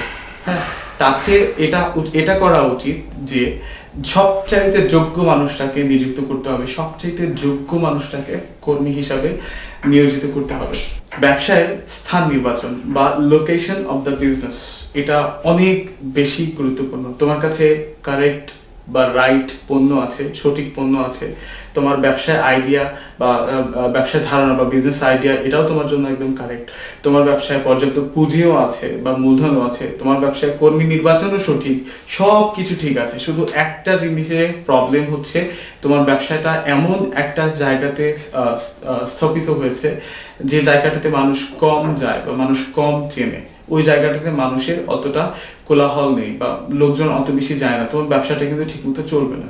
অর্থাৎ এটা আসলে নির্ভর করে যে কি ধরনের ব্যবসা বা কি প্রোডাক্ট বা কি সার্ভিসেস তুমি দিচ্ছ, কোন পণ্য বা কোন সেবা তুমি মানুষের কাছে বিক্রি করছো, এবং ওই যেই জায়গাটাতে তুমি তোমার ব্যবসাটা দাঁড় করাচ্ছ ওখানে ওই পণ্য বা ওই সেবাগুলো কেনার জন্য মানুষ যাবে কিনা বা এটা খুব বেশি গুরুত্বপূর্ণ। অর্থাৎ সিলেক্টিং দ্য লোকেশন বা ব্যবসার স্থান নির্বাচন, এটা টপ মোস্ট প্রায়োরিটি দিয়ে এটা নির্বাচন করা উচিত। সুপ্রিয় শিক্ষার্থী, সঠিক প্রযুক্তি ব্যবহার বা ইউজিং দ্য রাইটেস্ট টেকনোলজি, আমরা জানি প্রযুক্তি বা টেকনোলজি ব্যবহার ব্যবসায়কে অনেক বেশি ইফিশিয়েন্ট করে তোলে, অনেক বেশি কস্ট ইফেক্টিভ করে তোলে। অর্থাৎ ব্যয় কমাতে প্রযুক্তির ব্যবহার খুবই সাহায্য করে। কিন্তু প্রযুক্তির ব্যবহার করতে গেলেও আমাদেরকে যে ব্যাপারে খুব বেশি সতর্ক থাকতে হবে তা হচ্ছে প্রযুক্তিটা সঠিক কিনা বা এটা উপযুক্ত কিনা। অনুপযুক্ত কোনো প্রযুক্তি দিয়ে বা যদি ব্যবসাকে শুরু করে, এখানে অনেক ভয় থাকে, সিকিউরিটির ভয় থাকে, সিস্টেম হ্যাকিং এর ভয় থাকে। এই কারণে প্রযুক্তিটা ব্যবসার সাথে কতটুকু রিলেভেন্ট বা কতটুকু সামঞ্জস্যপূর্ণ, কতটুকু প্রাসঙ্গিক, এটা মাথায় নিয়ে প্রযুক্তি ব্যবহার করা উচিত। যেটা আমরা আমাদের লেকচারের শুরুতে বলেছিলাম যে দেশের আর্থসামাজিক অবস্থার বিবেচনায় আত্মকর্মসংস্থানের ক্ষেত্রগুলো বিবেচনা করতে হবে। আর্থসামাজিক অবস্থার সাথে যায় না এমন পণ্য বা সেবা নিয়ে ব্যবসা শুরু করলে কিন্তু তা চলবে না, না চলার সম্ভাবনা অনেক বেশি থাকবে। আমরা যদি বাংলাদেশের মতো উন্নয়নশীল দেশ দেখি তাহলে দেখতে হবে উন্নয়নশীল দেশের মানুষগুলোর কি পণ্যের চাহিদা আছে বা কি সেবার চাহিদা আছে, তারা ব্যবসায়ীদের কাছ থেকে কোন কোন পণ্য বা কোন কোন সেবা চায়, ওই ব্যাপারগুলো নিয়ে ব্যবসা শুরু করলে ব্যবসায় সফল হওয়া অনেকটা সহজ হয়ে যায়। ব্যবসায় ঝুঁকি মোকাবেলায় উপায় অবলম্বন, ব্যবসায় ঝুঁকি থাকবেই, ঝুঁকি আর ব্যবসা ওতপ্রোতভাবে জড়িত, তবুও এমন সব কার্যক্রম নিতে হবে বা এমন সব কার্যক্রম করতে হবে যার মাধ্যমে ঝুঁকিটা কিছুটা হলেও মোকাবেলা করা যায় বা ঝুঁকিটাকে কিছুটা হলেও নিয়ন্ত্রণ করা যায়, যেটাকে আমরা বলি রিস্ক মিনিমাইজেশন। অনেক অনেক অনেক অনেক কাজ আছে যে কাজগুলোর মাধ্যমে একটা ব্যবসায় সম্ভাব্য ঝুঁকি একদম যদি এলিমিনেট বা একদম পুরোপুরি অ্যাভয়েড করতে না পারলেও কিছুটা হলেও কমানো সম্ভব। সুপ্রিয় শিক্ষার্থী, তারপর আমরা দেখব ব্যর্থতা থেকে শিক্ষা গ্রহণ। হ্যাঁ, ব্যর্থতা এটা ব্যবসার সাথে খুবই বেশি কমন পরিচিত, খুবই কমনলি একদম বাজওয়ার্ড যেটাকে আমরা বলি, একদম পরিচিত একটা শব্দ ব্যর্থতা। ব্যবসা করতে গেলে সফলতা থাকবে, ব্যর্থতা থাকবে। তোমরা নিশ্চয়ই প্রযুক্তি পণ্য বা কর্পোরেট জায়ান্ট অ্যাপল ইনকর্পোরেশনের নাম শুনেছো, তোমরা আইফোন, আইপড, আইপ্যাড এসবের নাম তো শুনেছো। এই অ্যাপল ইনকর্পোরেশনের যে প্রতিষ্ঠাতা ছিলেন স্টিভ জবস, তার একটা খুব বিখ্যাত উক্তি আছে এই ব্যর্থতা নিয়ে। উনি এভাবে বলতেন যে remembering that you are gonna die one day is the best way to avoid the trap of thinking that you have something to lose. অর্থাৎ in business you have nothing to lose. সবসময় মনে রাখতে হবে যে ব্যবসায় সফলতা ব্যর্থতা আসবেই। এই ব্যর্থতা থেকে হতাশ না হই বা ব্যর্থতার পরে ব্যবসা থেকে সরে না গিয়ে কি কি কারণে ব্যর্থ হলাম ওই কারণগুলো থেকে শিক্ষা নিতে হবে, যে ওই ব্যাপারগুলো বা ব্যর্থতা যে কারণে হয়েছি ওই কারণগুলো যাতে ভবিষ্যতে আবার পুনরাবৃত্তি না ঘটে, ওই কারণগুলো থেকে শিক্ষা নিয়ে ঘুরে দাঁড়িয়ে আবার ব্যবসা শুরু করতে হবে। একজন সফল উদ্যোক্তার যে কতগুলো গুণাবলী আছে এই গুণাবলীর মধ্যে এটা অনেক বেশি গুরুত্বপূর্ণ যে তার মনোবল কতটা শক্ত, সে বিভিন্ন শখ বা বিভিন্ন এই যে ব্যর্থতাকে কতটুকু অ্যাবজর্ব করার বা কতটুকু গ্রহণ করার ক্ষমতা রাখে। তাই ব্যর্থতা থেকে হতাশা না হয়ে ব্যর্থতা থেকে ব্যবসায় নতুন করে শিক্ষা নিতে হবে। ফাইনালি, সুষ্ঠু ব্যবসায় পরিকল্পনা অর্থাৎ বিজনেসের প্ল্যানটা খুব সুষ্ঠুভাবে হতে হবে। এই প্ল্যানটা এলোমেলো ভাবে বা আবেগতাড়িত হয়ে করলে হবে না, স্পেসিফিক বা খুব সুনির্দিষ্টভাবে ব্যবসার প্ল্যান করতে হবে যে কোন কাজটা কে করবে, কোন কাজটা কে কতদিনের মধ্যে করবে, কোন লক্ষ্যটা কাকে কতদিনের মধ্যে অর্জন করতে হবে। এই প্ল্যানগুলো যদি সুনির্দিষ্টভাবে থাকে তাহলে ব্যবসায় ব্যর্থ হওয়ার সম্ভাবনা খুবই কম, যে কেউ তার আত্মকর্মসংস্থানকে সফল উদ্যোগে রূপান্তরিত করতে পারে। এ পর্যায়ে তোমাদের জন্য একটা বাড়ির কাজ রয়েছে, তা হচ্ছে তুমি যে শুরুতে যে ব্যবসার ক্ষেত্রগুলো নির্বাচন করেছিলে বা আত্মকর্মসংস্থানের উপযোগী ক্ষেত্রগুলো নির্বাচন করেছিলে, এই টপিকটা নিয়ে পড়াশোনা করার পরে তোমাকে মেলাতে হবে যে ওই ক্ষেত্রগুলোর সাথে এখন যে আমরা বললাম যে বিবেচ্য বিষয়সমূহ, এই বিবেচ্য বিষয়সমূহের কোন কোন বিষয়গুলো মেলে বা কোন কোন বিষয়গুলোর ঘাটতি থেকে যায় বা মেলে না। এটা নিয়ে এভাবে তোমরা যদি পড়ো তাহলে তোমরা এটা সম্পর্কে আরো গভীর ধারণা পাবে যে শুধুমাত্র আত্মকর্মসংস্থানের উপযুক্ত ক্ষেত্র নিলেই হবে না, ওই উপযুক্ত ক্ষেত্রের সাথে সফল হতে কি কি বিবেচ্য বিষয় আছে এগুলো জানতে হবে বা এগুলো ওইটার সাথে থাকতেই হবে। সুপ্রিয় শিক্ষার্থী, এবার আমরা দেখবো আত্মকর্মসংস্থানে উদ্বুদ্ধ করার জন্য বা মানুষকে মোটিভেটিং করার জন্য বা মানুষকে আরো অনুপ্রেরণা দেওয়ার জন্য আত্মকর্মসংস্থানের জন্য কি কি করা যায়। স্কুল পর্যায়ে যেটা করা যায় তা হচ্ছে স্কুলে যারা প্রাক্তন শিক্ষার্থী আছে, যারা আত্মকর্মসংস্থানের মাধ্যমে সফল হয়েছে, তাদেরকে এনে তাদেরকে স্কুল পর্যায়ে সংবর্ধনা দেওয়া যেতে পারে, তাদের নিয়ে সভা সেমিনার করা যেতে পারে, যাতে যারা বর্তমান শিক্ষার্থী আছে, নতুন ছোট ছোট শিক্ষার্থী আছে, তারা দেখে বুঝতে পারে যে পড়াশোনা শেষে চাকরি করাই আমাদের একমাত্র লক্ষ্য নয়, বরঞ্চ পড়াশোনা শেষে আমরাও এর মতো বা এর চেয়েও ভালো করে সফল উদ্যোক্তা হতে পারি। এটা করা যেতে পারে। অথবা তোমাদের পাঠ্য বইতে যেভাবে সুন্দর করে বিভিন্ন সফল গল্পগুলো দেওয়া আছে, তোমরা এই সফলতাগুলো শুধুমাত্র গল্প ভাবে না পড়ে এ থেকে অনুপ্রাণিত হতে পারো, শিখতে পারো যে আচ্ছা এভাবে ব্যবসা করে এভাবে সফল হয়েছে। অর্থাৎ শুধুমাত্র পুঁথিগত বিদ্যা থেকে চাকরির জন্য বা চাকরি পাওয়ার জন্য পড়াশোনা না করে সফল উদ্যোক্তা হওয়ার জন্য এই একাডেমিক পড়াশোনাগুলোকে তোমরা চাইলে প্রায়োগিক ভাবে মেলাতে পারো বা দুটোকে মিলিয়ে দেখতে পারো, এতে বেশি তোমরা অনুপ্রেরণা পাবে। সুপ্রিয় শিক্ষার্থী, আত্মকর্মসংস্থানকে আরো বেশি উদ্বুদ্ধ করার জন্য আরো যেটা করা যেতে পারে তাহলে যারা আত্মকর্মসংস্থান সৃষ্টি করছে তাদের জন্য ব্যাংকগুলো যাতে সহজ শর্তে ঋণ দান করে বা তাদের জন্য বিভিন্ন প্রতিষ্ঠান যাতে তাদের প্রশিক্ষণের ব্যবস্থা করে, এই প্রশিক্ষণের ব্যবস্থাগুলো নেওয়া যেতে পারে। সুপ্রিয় শিক্ষার্থী, আত্মকর্মসংস্থানের এই লেকচারে এ পর্যায়ে এখন আমরা পড়বো প্রশিক্ষণের প্রয়োজনীয়তা বা আত্মকর্মসংস্থানে সফল হওয়ার জন্য প্রশিক্ষণ কতটুকু গুরুত্বপূর্ণ ভূমিকা পালন করে।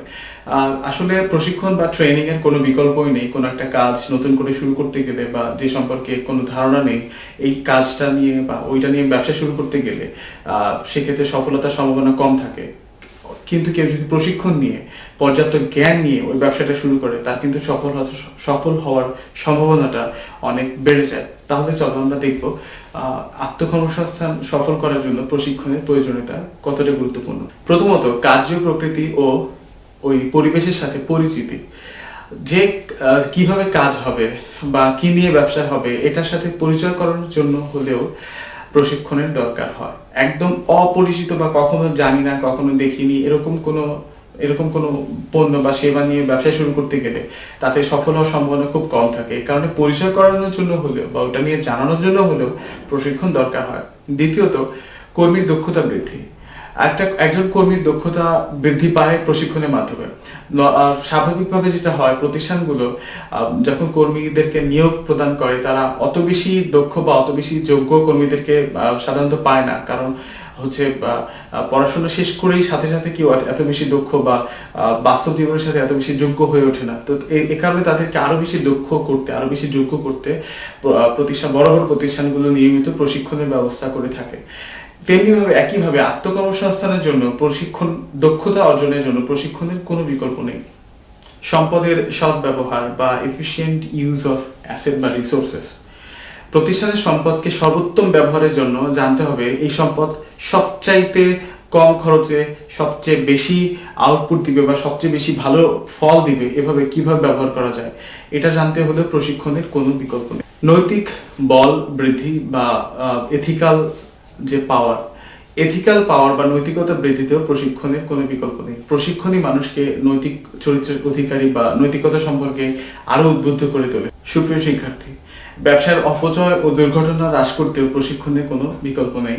প্রশিক্ষণই মানুষকে শেখায় কিভাবে দুর্ঘটনা থেকে ব্যবসায়কে দূরে রাখতে হয় কিংবা কিভাবে ব্যবসায় অপচয় কমাতে হয়। আমরা জানি মুনাফা দুইটা ভাবে বৃদ্ধি পেতে পারে, একটা হচ্ছে যদি আয় বৃদ্ধি পায়, আর একটা হচ্ছে যদি ব্যয় কমে বা ব্যয় হ্রাস পায়। তাহলে অপচয় কমানোর মাধ্যমে বা দুর্ঘটনা কমানোর মাধ্যমে কিন্তু ব্যবসার ব্যয়গুলো কমানো যেতে পারে, অর্থাৎ ব্যবসার মুনাফা বৃদ্ধি পেতে পারে। সুপ্রিয় শিক্ষার্থী, এ পর্যায়ে আমরা পড়ব আত্মকর্মসংস্থানের জন্য প্রয়োজনীয় প্রশিক্ষণ প্রদানকারী বিভিন্ন প্রতিষ্ঠান সম্পর্কে বা বিভিন্ন সংস্থা সম্পর্কে। প্রথমেই আমরা দেখব Bangladesh institute of management. Bangladesh institute of management এরা হচ্ছে একটা সরকারি সংস্থা যারা নির্দিষ্ট ফি এর মাধ্যমে বা নির্দিষ্ট পরিমাণ অর্থের মাধ্যমে মানুষকে আত্মকর্মসংস্থানের জন্য বিভিন্ন প্রশিক্ষণ প্রদান করে থাকে। এটা খুবই প্রচলিত একটা সংস্থা বাংলাদেশের জন্য। তারপর আমরা দেখবো মিনিস্ট্রি অফ উইমেন অ্যাফেয়ার্স বা মহিলা বিষয়ক মন্ত্রণালয়। এই মহিলা বিষয়ক মন্ত্রণালয়ের প্রধান কাজই হচ্ছে গ্রামীণ, বিশেষ করে গ্রামীণ মহিলাদেরকে বা গ্রামীণ পরিবেশের মেয়েদেরকে আত্মকর্মসংস্থানে উপযোগী করার জন্য বা সেলফ এম্পাওয়ার্ড করার জন্য, তাদেরকে আত্মক্ষমতাতে বলিয়ান করার জন্য বিভিন্ন প্রকার প্রশিক্ষণ দিয়ে থাকে, যাতে তারা নিজের পায়ে নিজে দাঁড়াতে পারে, যাতে তারা নিজের জন্য প্রয়োজনীয় অর্থ, নিজের পরিবারকে ভরণ পোষণের প্রয়োজনীয় অর্থ নিজেরা উপার্জন করতে পারে। এটা নারী ক্ষমতা আনারও একটা অংশ। তারপর আমরা দেখি বাংলাদেশ পল্লী উন্নয়ন বোর্ড।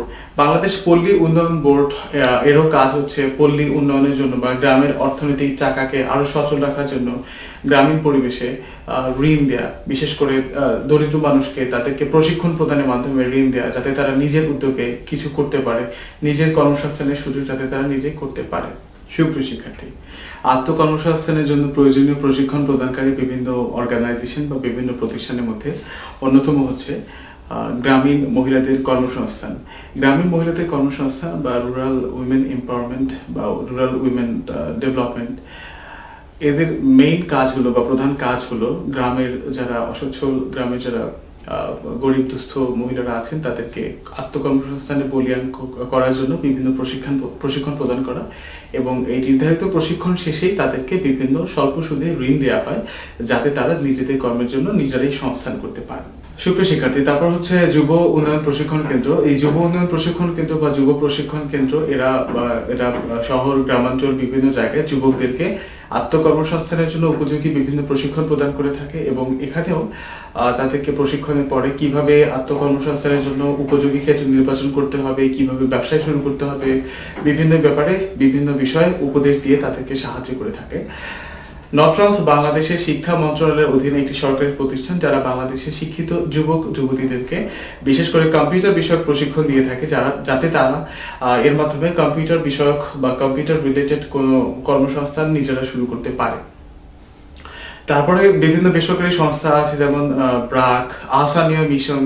এরাও গ্রামের দরিদ্র দুস্থ মানুষকে প্রশিক্ষণ দিয়ে আত্মকর্মসংস্থান উপযোগী করে তোলে এবং তাদেরকে স্বল্প সুদে প্রয়োজনীয় ঋণ দানে সহায়তা করে থাকে। শুধুমাত্র প্রশিক্ষণ দানেই তারা সীমিত থাকে না, এই সব প্রতিষ্ঠানগুলো আত্মকর্মসংস্থানে উদ্বুদ্ধ করে, আত্মকর্মসংস্থান চালু করার পরে তাদেরকে বিভিন্ন উপদেশ, বিভিন্ন পরামর্শ প্রদান করেও সাহায্য করে থাকে। সুপ্রিয় শিক্ষার্থী, তাহলে এই ছিল আমাদের আজকের আত্মকর্মসংস্থানের প্রশিক্ষণের গুরুত্ব নিয়ে আলোচনা।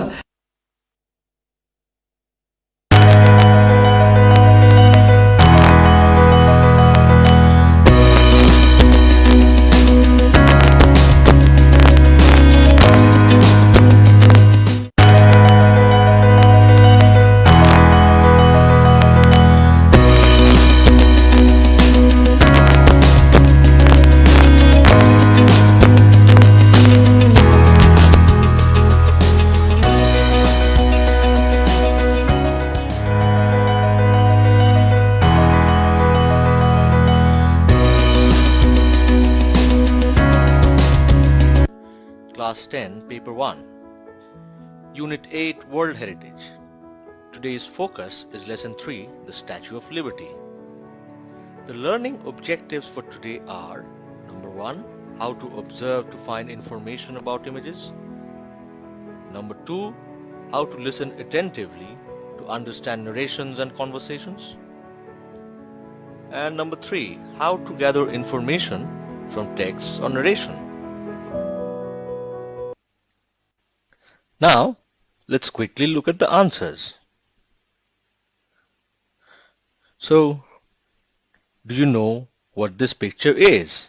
Well, I'm sure most of you do. It is the Statue of Liberty. What do you think stands out in the picture? Well, there are many things, but there is a torch in the right hand, a book in the left. If you notice carefully, you will find that there is a broken chain wrapped around the feet as well. So do you think this is a man or a woman? Clearly, this is a woman, and she is wearing traditional Roman clothes for women of ancient times. So, let's do another interesting exercise. Here are some more questions on the Statue of Liberty. You do not have to answer these questions right away, but do note them down. Let us watch a very interesting narrative video of the statue and then try to answer the questions below. The questions are: Question 1. Where is the Statue of Liberty situated? Question 2. Which country gave the statue as a gift? Question 3. The gift was meant for which country? Question 4. On what occasion was it given? Question 5. When was the statue given? And question 6. What does the statue represent? You'd find answer to all of these questions in the video or the text in front of you. World Heritage Statue of Liberty. Frederick August Bartholdi was assigned to design and complete a sculpture, Liberty Enlightening the World, within 1876 so that it could be a gift for the Americans on the occasion of the 100th anniversary of the American Declaration of Independence. The statue was a joint venture between the USA and France. The French people would build the statue and assemble it in the States, and the people of the USA were to build the pedestal for the statue. Raising money for the pedestal was completed in August 1885. The construction of the pedestal was finished in April 1886. In the meantime, France completed the statue in July 1884. They sent it to New York on board the French warship Israel in 1885. While transporting the statue, it was split up into 350 pieces and packed in 214 crates. It took 4 months to put the statue together and place it on the pedestal. Thousands of people saw the unveiling ceremony of the Statue of Liberty on 28th October 1886. It was a centennial gift 10 years late. The freedom that the statue stands for is not stationary.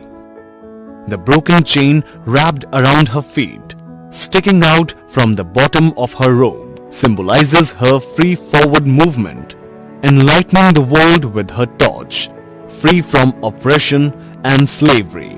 The statue's original torch was the first part constructed in 1876. It was replaced by a new copper torch covered in 24-karat gold leaf in 1984. The torch is lighted by the floodlight at night. The original torch is currently located in the lobby of the monument.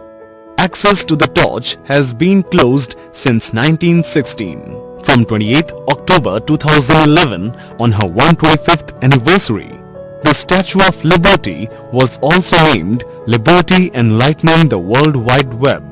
The credit goes to a series of new webcams placed around her torch. Several amazing views will be just a click of a mouse away. On clear days, 3 cameras provide unobstructed views of scenes far and near. 2 cameras provide an ultra-wide-angle interactive view of the famous golden torch. The remaining camera looks downwards towards the crown of the Statue of Liberty, her face and the tablet she is holding. So a person can have access to the webcam's live feed of the Statue of Liberty from anywhere in the world. Now that we have seen the video and have more information about the Statue of Liberty, Let us try to answer the questions. Where is the Statue of Liberty situated? Answer: the Statue of Liberty is situated in Liberty Island in the harbor of New York. You can see the image in the right. Which country gave the statue as a gift? Answer: France gave the statue as a gift to the United States of America. Question 3. The gift was meant for which country? Again, the gift was meant for the United States of America. On what occasion was the gift given? Answer: it was given to commemorate the centennial of the US independence from 1776 to 1876. And when was the statue given? The statue was given in the year 1886 to commemorate the centennial of the US independence, as mentioned before.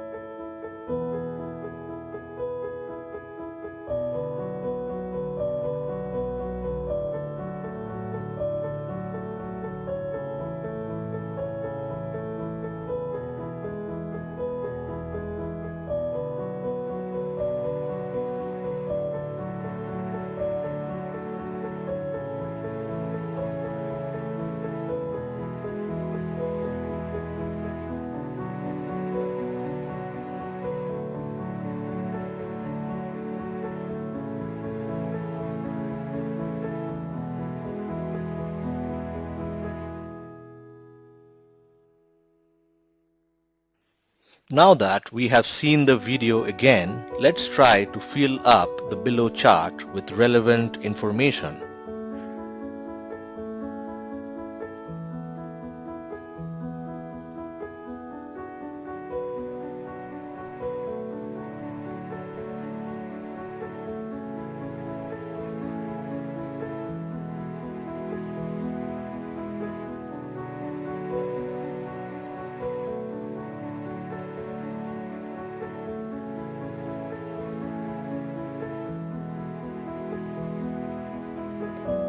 Hope you are noting down the questions.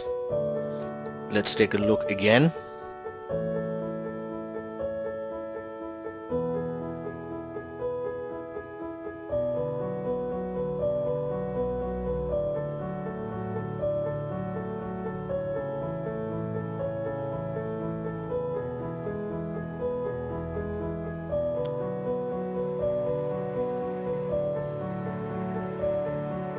Now, let's have a quick look at the answers.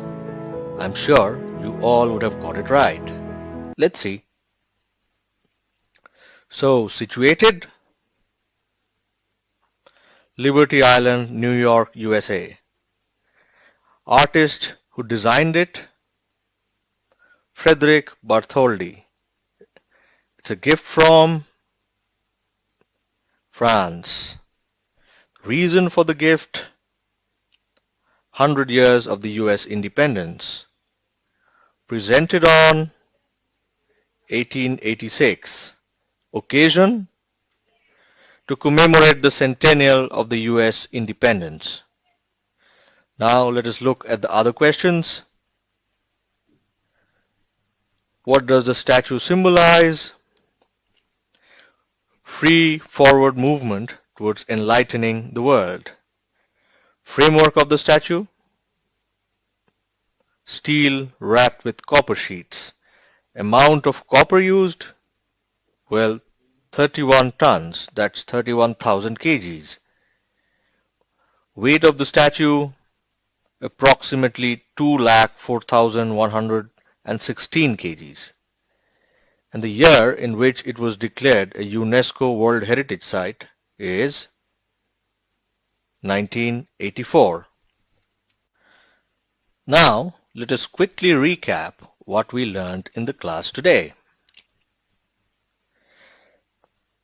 So, firstly, we learned how to observe carefully to gather information. We did that through the image of the Statue of Liberty.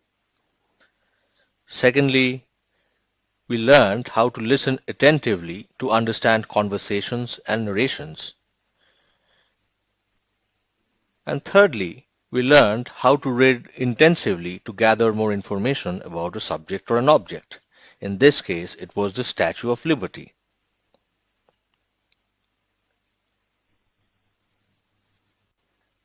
So now it's time for today's homework. By now, all of us must have gathered good amount of information about the great Statue of Liberty. So, revise the text and answer the below questions as your homework. Question 1.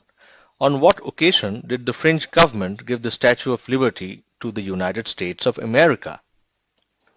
Question 2. When did the statue reach her destination? Question 3. How was she transported? That is the statue. Question 4. How has the new technology made it possible for people to see the statue from anywhere they want? And question 5. What do you understand by the expression enlightening the world?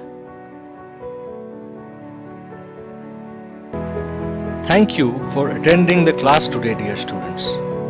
Hope it was interesting for you. Hope to speak to you again in our next class. Until then, stay safe. Thank you. তোমাদের আজকের এই ক্লাসে যে সমস্ত বাড়ির কাজ দেওয়া হলো সেগুলো অবশ্যই সংশ্লিষ্ট সাবজেক্টের খাতায় লিখে রাখবে।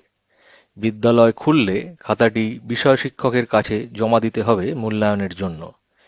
এই মার্কস ধারাবাহিক মূল্যায়নে যোগ হবে। সুস্থ থাকো, ভালো থাকো, সরকারি নির্দেশনা মেনে ঘরে অবস্থান করো এবং স্বাস্থ্যবিধি মেনে চলো।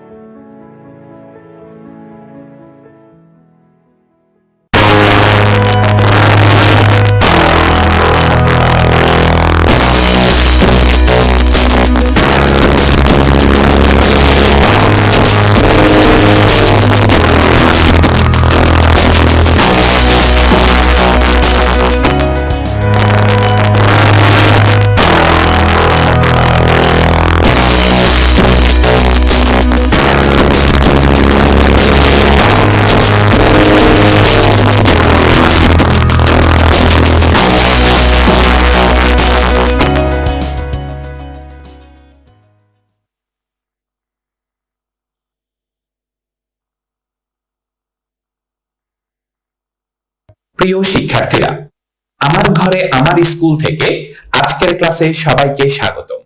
আমরা আজকে কথা বলার চেষ্টা করব আলোর প্রতিসরণ নামের যে অধ্যায়টি আছে এই অধ্যায়ের কিছু গুরুত্বপূর্ণ অংশ নিয়ে।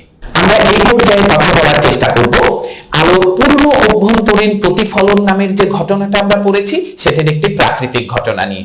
সেই প্রাকৃতিক ঘটনাটাকে আমরা বলে থাকি মরীচিকা। তো এই মরীচিকা কি জিনিস, কিভাবে ঘটে, এইটা বুঝার আগে আমরা একটা প্রতিনিয়ত ফেস করি এরকম একটা ঘটনা আপনাদের সাথে শেয়ার করি। প্রচন্ড গরমের দিনে পিচ ঢালা রাস্তায় আপনি হেঁটে যান, রিকশায় যান, ইভেন আপনি বাসে বা প্রাইভেট কারে যান, বেশ খানিকটা দূরে তাকাবেন। দূরে তাকালে দেখলে মনে হবে রাস্তাটা যেন একটু ভেজা ভেজা মনে হচ্ছে। এই যে ভেজা ভেজা মনে হচ্ছিল, এই ঘটনাটাই হচ্ছে মরীচিকা। আর এটা কিভাবে ঘটছিল সেটা আমরা এখন একটু পড়াশোনা করার চেষ্টা করব। মরীচিকা এই শব্দটার অর্থ হচ্ছে ভ্রম। তার মানে হচ্ছে যা দেখে মনে হয় যেন আছে কিন্তু অ্যাকচুয়ালি এক্সিস্ট করে না। আর এটা কেন ঘটেছিল? পূর্ণ অভ্যন্তরীণ প্রতিফলনের কারণে ঘটেছিল। কোন সময় ঘটেছিল? প্রচন্ড গরমের মধ্যে, মানে তাপমাত্রা বেশি ছিল। এই কথাগুলো একটু মাথায় রাখি। তাহলে একটু দেখার চেষ্টা করি তো মরীচিকাকে কিভাবে সংজ্ঞায়িত করা যেতে পারে। আমরা বলার চেষ্টা করছি আলোর পূর্ণ অভ্যন্তরীণ প্রতিফলনের একটি প্রাকৃতিক ঘটনা, যার কারণে একটি বস্তুর অস্থিতিশীল বিম্ব গঠিত হয়।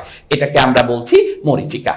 তো যেহেতু গরমের কথা বলা হচ্ছিল, তাহলে গরমের কথা মনে হলেই আমার মরুভূমির দিনের বেলার দৃশ্য মনে পড়বে, এটাই স্বাভাবিক। তাহলে আমরা মনে করছি এটা মরুভূমিতে একটা ঘটনা ঘটছে। তাহলে মরুভূমির বালুর যে তাপমাত্রা এটা অনেক বেশি থাকবে, তাই সেটা সংলগ্ন যে বায়ু এটার ঘনত্ব যাবে কমে, আস্তে আস্তে উপরের দিকে উঠতে শুরু করব, তাপমাত্রা কমে যাবে, মানে ঘনত্ব বেড়ে যাবে। তাহলে এরকম কোন গাছ থেকে যখন আলো আসবে তখন এটা কোথা থেকে কোথায় আসবে? ঘন থেকে হালকা মাধ্যমে। ঘন থেকে হালকা মাধ্যমে যদি আলো আসে তাহলে এটা ক্রমশ অভিলম্ব থেকে দূরে সরে যাবে। এক সময় এটা সংকট কোণে আপতিত হবে, আর সংকট কোণের চেয়ে বড় হলেই তখন কি হবে? পূর্ণ অভ্যন্তরীণ প্রতিফলন। তাহলে আমরা যদি এরকম জায়গায় পূর্ণ অভ্যন্তরীণ প্রতিফলনটা ঘটে তাহলে আলো আবার ঘন মাধ্যমে ফিরে যাবে। এই যে ঘন মাধ্যমে ফিরে এসে যখন আলো আপনার চোখে পড়বে, চোখ তো আর এত কিছু বুঝবে না যে আলো এত ঘটনা ঘটিয়ে এসেছে। চোখ কি দেখবে? সোজাসুজি এই আলোটা কোথা থেকে আসছে। তাই এই বস্তুটার একটা বিম্ব এইখানে তৈরি হবে বলে তার কাছে মনে হবে। এখন আমাদের স্বভাবজাত বৈশিষ্ট্য কি? আমাদের স্বভাবজাত বৈশিষ্ট্য হচ্ছে যখনই কোনো ছায়া কোথাও আমরা এরকম নড়তে দেখি, আমাদের নার্ভাস সিস্টেম ডিটেক্ট করে ফেলে এটা মনে হয় পানির উপর একটা ছায়া পড়েছে যা এরকম ভাবে নড়ছে।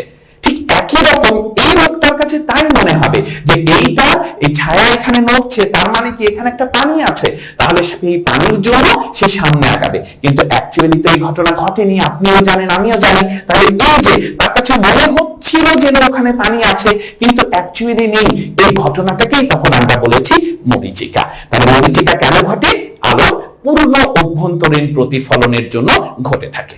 আমরা এই পর্যায়ে আলোর পূর্ণ অভ্যন্তরীণ প্রতিফলন ধর্মকে ব্যবহার করে একটা অপটিক্যাল টুলস নিয়ে কথা বলার চেষ্টা করব, যে আলোক যন্ত্রটা এখন আমাদের কাছে খুবই বেশি প্রয়োজনীয়। যখনই আমরা কখনো হাই রেটেড ট্রান্সফার, ডেটা ট্রান্সফারের কথা বলি, খুবই ভালো ইন্টারনেট সংযোগ চাই, খুবই ভালো ডিশের সংযোগ চাই, তখন আমরা সবাইকে বলি যে আমাদের অপটিক্যাল ফাইবারের কানেকশন প্রয়োজন। আমরা সেই অপটিক্যাল ফাইবার নিয়ে একটু কথা বলার চেষ্টা করব। তো সবার আগে একটু দেখি অপটিক্যাল ফাইবারটা গঠিত হয় কিভাবে।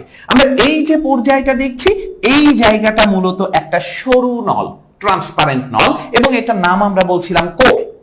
এই কোরের উপর এটার চেয়ে বেশি প্রতিসরণাঙ্ক যেন না হয় এরকম একটা পদার্থ দিয়ে তাকে এরকম ভাবে র‍্যাপ করা থাকে, সেটাকে বলে ক্লাড। বাট শর্ত হচ্ছে কোরের চেয়ে তার প্রতিসরণাঙ্ক হবে কম। এইটার উপর যেটা আছে সেটা হচ্ছে জাস্ট একটা কোটিং দেওয়া আছে যেন কোনো ড্যামেজ না ঘটে। তার উপরে তার একটা স্ট্রেংথেনিং ম্যাটেরিয়াল দেওয়া আছে যেন সে শক্তি পায়, যেন তাকে বিভিন্ন দিকে টেনে হেঁচড়ে নিয়ে গেলেও খুব সহজে ভেঙে না যায়। আর তার উপরে তো আমরা একটা জ্যাকেট দিয়ে রাখবোই সেফটি হিসেবে। তাহলে মেইন ইস্যু হচ্ছে এই কোর এবং ক্লাড। তাহলে এটা একটা সরু নল। এই সরু নলে আমরা কি করেছি? আলোর পূর্ণ অভ্যন্তরীণ প্রতিফলন ধর্মকে কাজে লাগিয়েছি। আর এটার মাধ্যমে কি করেছি? এক প্রান্ত থেকে অন্য প্রান্তে সংকেত স্থানান্তর করেছি। তাহলে সেই সংজ্ঞাটাই আপনারা দেখেন না যে অপটিক্যাল ফাইবার এক প্রকার সরু নল যা আলোর পূর্ণ অভ্যন্তরীণ প্রতিফলন ধর্ম ব্যবহার করে এক প্রান্ত থেকে অন্য প্রান্তে সংকেত স্থানান্তর করে। এই অপটিক্যাল ফাইবারের গঠন কেমন হবে, এটা কিভাবে আমরা কাজে ব্যবহার করব, সেইটা নিয়ে তো কথা বলবোই। একটু আগে স্লাইডে দেখছিলাম যে অপটিক্যাল ফাইবারের দুটো ইম্পর্টেন্ট পোরশন হচ্ছে একটা কোর, একটা ক্লাড। আর বাকিগুলো তার স্ট্রেন্থেনিং ম্যাটেরিয়াল তো থাকবেই। তো আমরা কোর এবং ক্লাডের সমন্বয়ে অপটিক্যাল ফাইবার দেখতে পেয়েছি। তবে এখানে শর্তটা কি ছিল? কোরের প্রতিসরণাঙ্ক হবে ক্লাডের চেয়ে বেশি। এখন আমরা এক্সপ্লেইন করার চেষ্টা করব কেন এরকম হবে এবং কিভাবে সংকেত স্থানান্তরিত হবে, সেই ব্যাপারটা নিয়ে আমরা কথা বলার চেষ্টা করব। তাহলে যেরকম বলছিলাম, এই যে মাঝখানে যে পোরশন দেখছেন এটা হচ্ছে কোর, আর লাইনের এই যে জায়গাটা দেখছেন এটা হচ্ছে ক্লাড। আমরা বলেছি কোরের প্রতিসরণাঙ্ক বেশি হবে, ক্লাডের কম হবে। তাই আলোক রশ্মি যখন এক প্রান্ত দিয়ে এইভাবে প্রবেশ করবে, ভালো করে খেয়াল করেন সে কোন দিক থেকে কোন দিকে যেতে চাচ্ছে, ঘন থেকে হালকা। যদি সংকট কোণের চেয়ে বড় কোণে আপতিত হয়ে যায় তাহলে পূর্ণ অভ্যন্তরীণ প্রতিফলন ঘটবে। এখানেও যদি সে সংকট কোণের চেয়ে বড় কোণে আপতিত হয় আবার পূর্ণ অভ্যন্তরীণ প্রতিফলন ঘটবে। এখানেও একই ঘটনা ঘটতে থাকবে।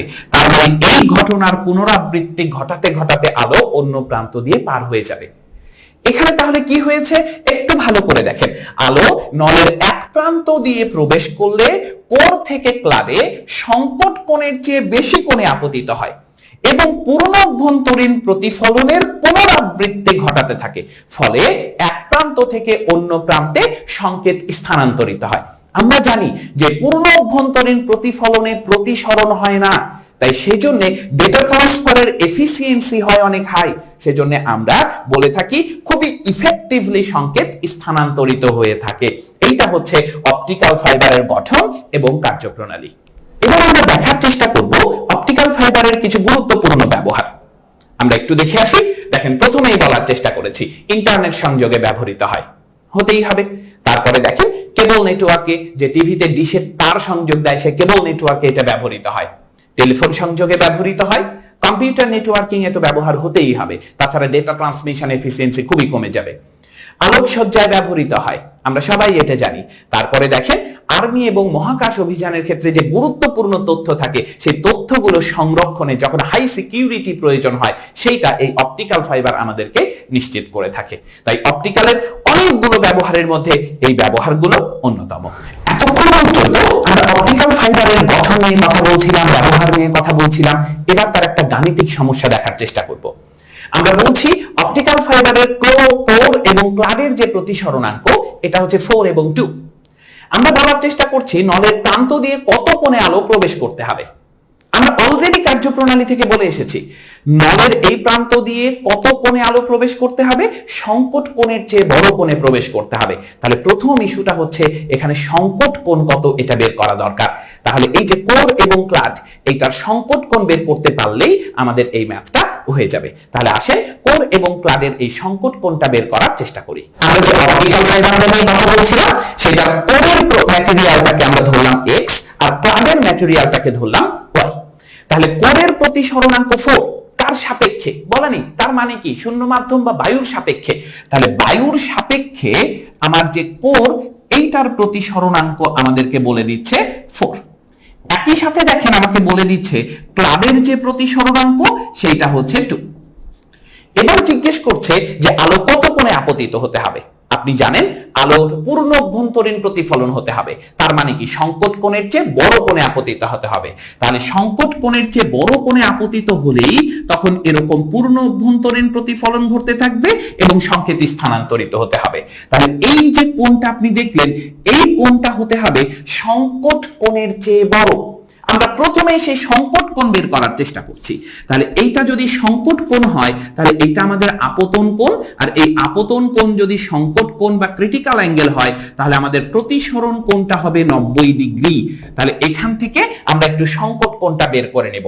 স্নেল স্যারের সূত্র থেকে বলতে পারি আমরা আপতন কোণের সাইন এবং প্রতিসরণ কোণের সাইন এইটা একটা ধ্রুবক। এইটাকে বলেছিলাম আপতন মাধ্যম সাপেক্ষে। তাহলে আই এর মাধ্যম হচ্ছে এক্স, তার প্রতিসরণ মাধ্যমের, তাই প্রতিসরিত মাধ্যমটা আছে ওয়াই এ, এইটার প্রতিসরণাঙ্ক। তাহলে আপতন কোণের সাইন এটা হচ্ছে সাইন থিটা সি, কারণ এটাই সংকট কোণ। আর প্রতিসরণ কোণের সাইন তার মানে এটা হচ্ছে সাইন 90 ডিগ্রি, এটা আমরা চাইবো। আর এই যে x ইটা y, এইটাকে তাহলে আমরা কিভাবে লিখতে পারবো? তাহলে এটাকে আমরা লিখতেই পারবো eta y divided by eta x। তাহলে কার সাপেক্ষে? এই যে বায়ুর সাপেক্ষে। এরকম যদি হয়ে থাকে তাহলে এবার একটু মানগুলো বসাই দেই। আমরা তো জানি sin 90 এর মান 1, তাহলে এটা হচ্ছে sin থিটা c, এইটা সমান আমরা বলতে পারছি a ইটা y হচ্ছে 2, এই যে a ইটা x 4। তার মানে এক কথায় আমরা বলতে পারছি যে sin থিটা c এইটা সমান হচ্ছে হাফ। আর এটা যদি হাফ হয় তাহলে আমরা খুবই সহজে বলতে পারছি আমাদের থিটা c হচ্ছে 30 ডিগ্রি। তাহলে sin 30 ডিগ্রির মান হচ্ছে হাফ। যদি অন্য কোনো মান আসে ক্যালকুলেটর থেকে দেখে নেবেন। তাহলে এখান থেকে কি বলা গেল? এই কোণটা 30 ডিগ্রির চেয়ে বড় হতে হবে। উত্তর কিন্তু 30 ডিগ্রি না, উত্তরটা কি? Is greater than 30 degree. তাহলে এই জায়গায় যদি সংকেত স্থানান্তর করতে চাই তাহলে আমার আপতন কোণ থিটাটা কি হতে হবে? এই থিটাটা হবে 30 ডিগ্রির চেয়ে বড়। এবার আমরা দেখার চেষ্টা করব খুবই মজার জিনিস, প্রকৃতিতে যা দেখে আমরা প্রতিনিয়ত অভিভূত হই। এই যে দেখেন রংধনু। তাহলে এখানে যখন আমাদের কাছে কোনো কম্পাউন্ড লাইট মানে 7টা রঙের সমষ্টি, সাদা আলো, তাই এটা হচ্ছে হোয়াইট লাইট, এইটা যখন এখানে রেইনড্রপের মধ্যে আসে, এই যে পূর্ণ অভ্যন্তরীণ প্রতিফলনের ঘটনাগুলো ঘটিয়ে দেখেন 7টা রঙে সে বিশ্লিষ্ট হয়ে গেছে। ভিবজিওর যেটাকে আমরা বলে থাকি, ভিবজিওর যেটাকে আমরা বলে থাকি। তাহলে এইখান থেকে আমরা দেখতে পাচ্ছিলাম যে একটা যৌগিক আলো এইভাবে বিশ্লিষ্ট হয়ে যায়। ঠিক একই ঘটনা, প্রকৃতির এই ঘটনা ঘটানোর জন্য আরেকটা ডিভাইস আছে যেটাকে আমরা বলে থাকি প্রিজম। তাহলে প্রিজমও একটা আলোক যন্ত্র, যেটা কি করে? একটা সাদা আলো আসলে এটাকে তার গঠনকারী যে মৌলিক বর্ণগুলো আছে এই মৌলিক বর্ণগুলোতে বিশ্লিষ্ট করে দেয়। আমরা এখন দেখার চেষ্টা করব যে একটা আলো আসলে কিভাবে সে এরকম ভাবে বিভিন্ন রঙে বিশ্লিষ্ট হয়, তার ছোট্ট একটা রশ্মি চিত্র আঁকার চেষ্টা করব। একটু ভালো করে দেখার চেষ্টা করব। এটা যদি কোনো প্রিজম হয়ে থাকে, আলো মনে করেন এইভাবে প্রথম তলে আসলো, তাহলে এইটা হচ্ছে অভিলম্ব। একটু ভেবে দেখেন তো, আলো যখন এখানে যাচ্ছে, মনে করেন এটা এক্স নামের কোনো মাধ্যম, তাহলে অবশ্যই সে হালকা থেকে ঘন মাধ্যমে যাচ্ছে। হালকা থেকে ঘনতে গেলে আলোক রশ্মি কোন দিকে সরে আসে? দেখেন সোজা চলে গেলে তো এভাবে যেত, তাহলে হালকা থেকে ঘনতে যাচ্ছে মানে অভিলম্বের দিকে সরে আসবে। এই দেখেন সরে আসলো।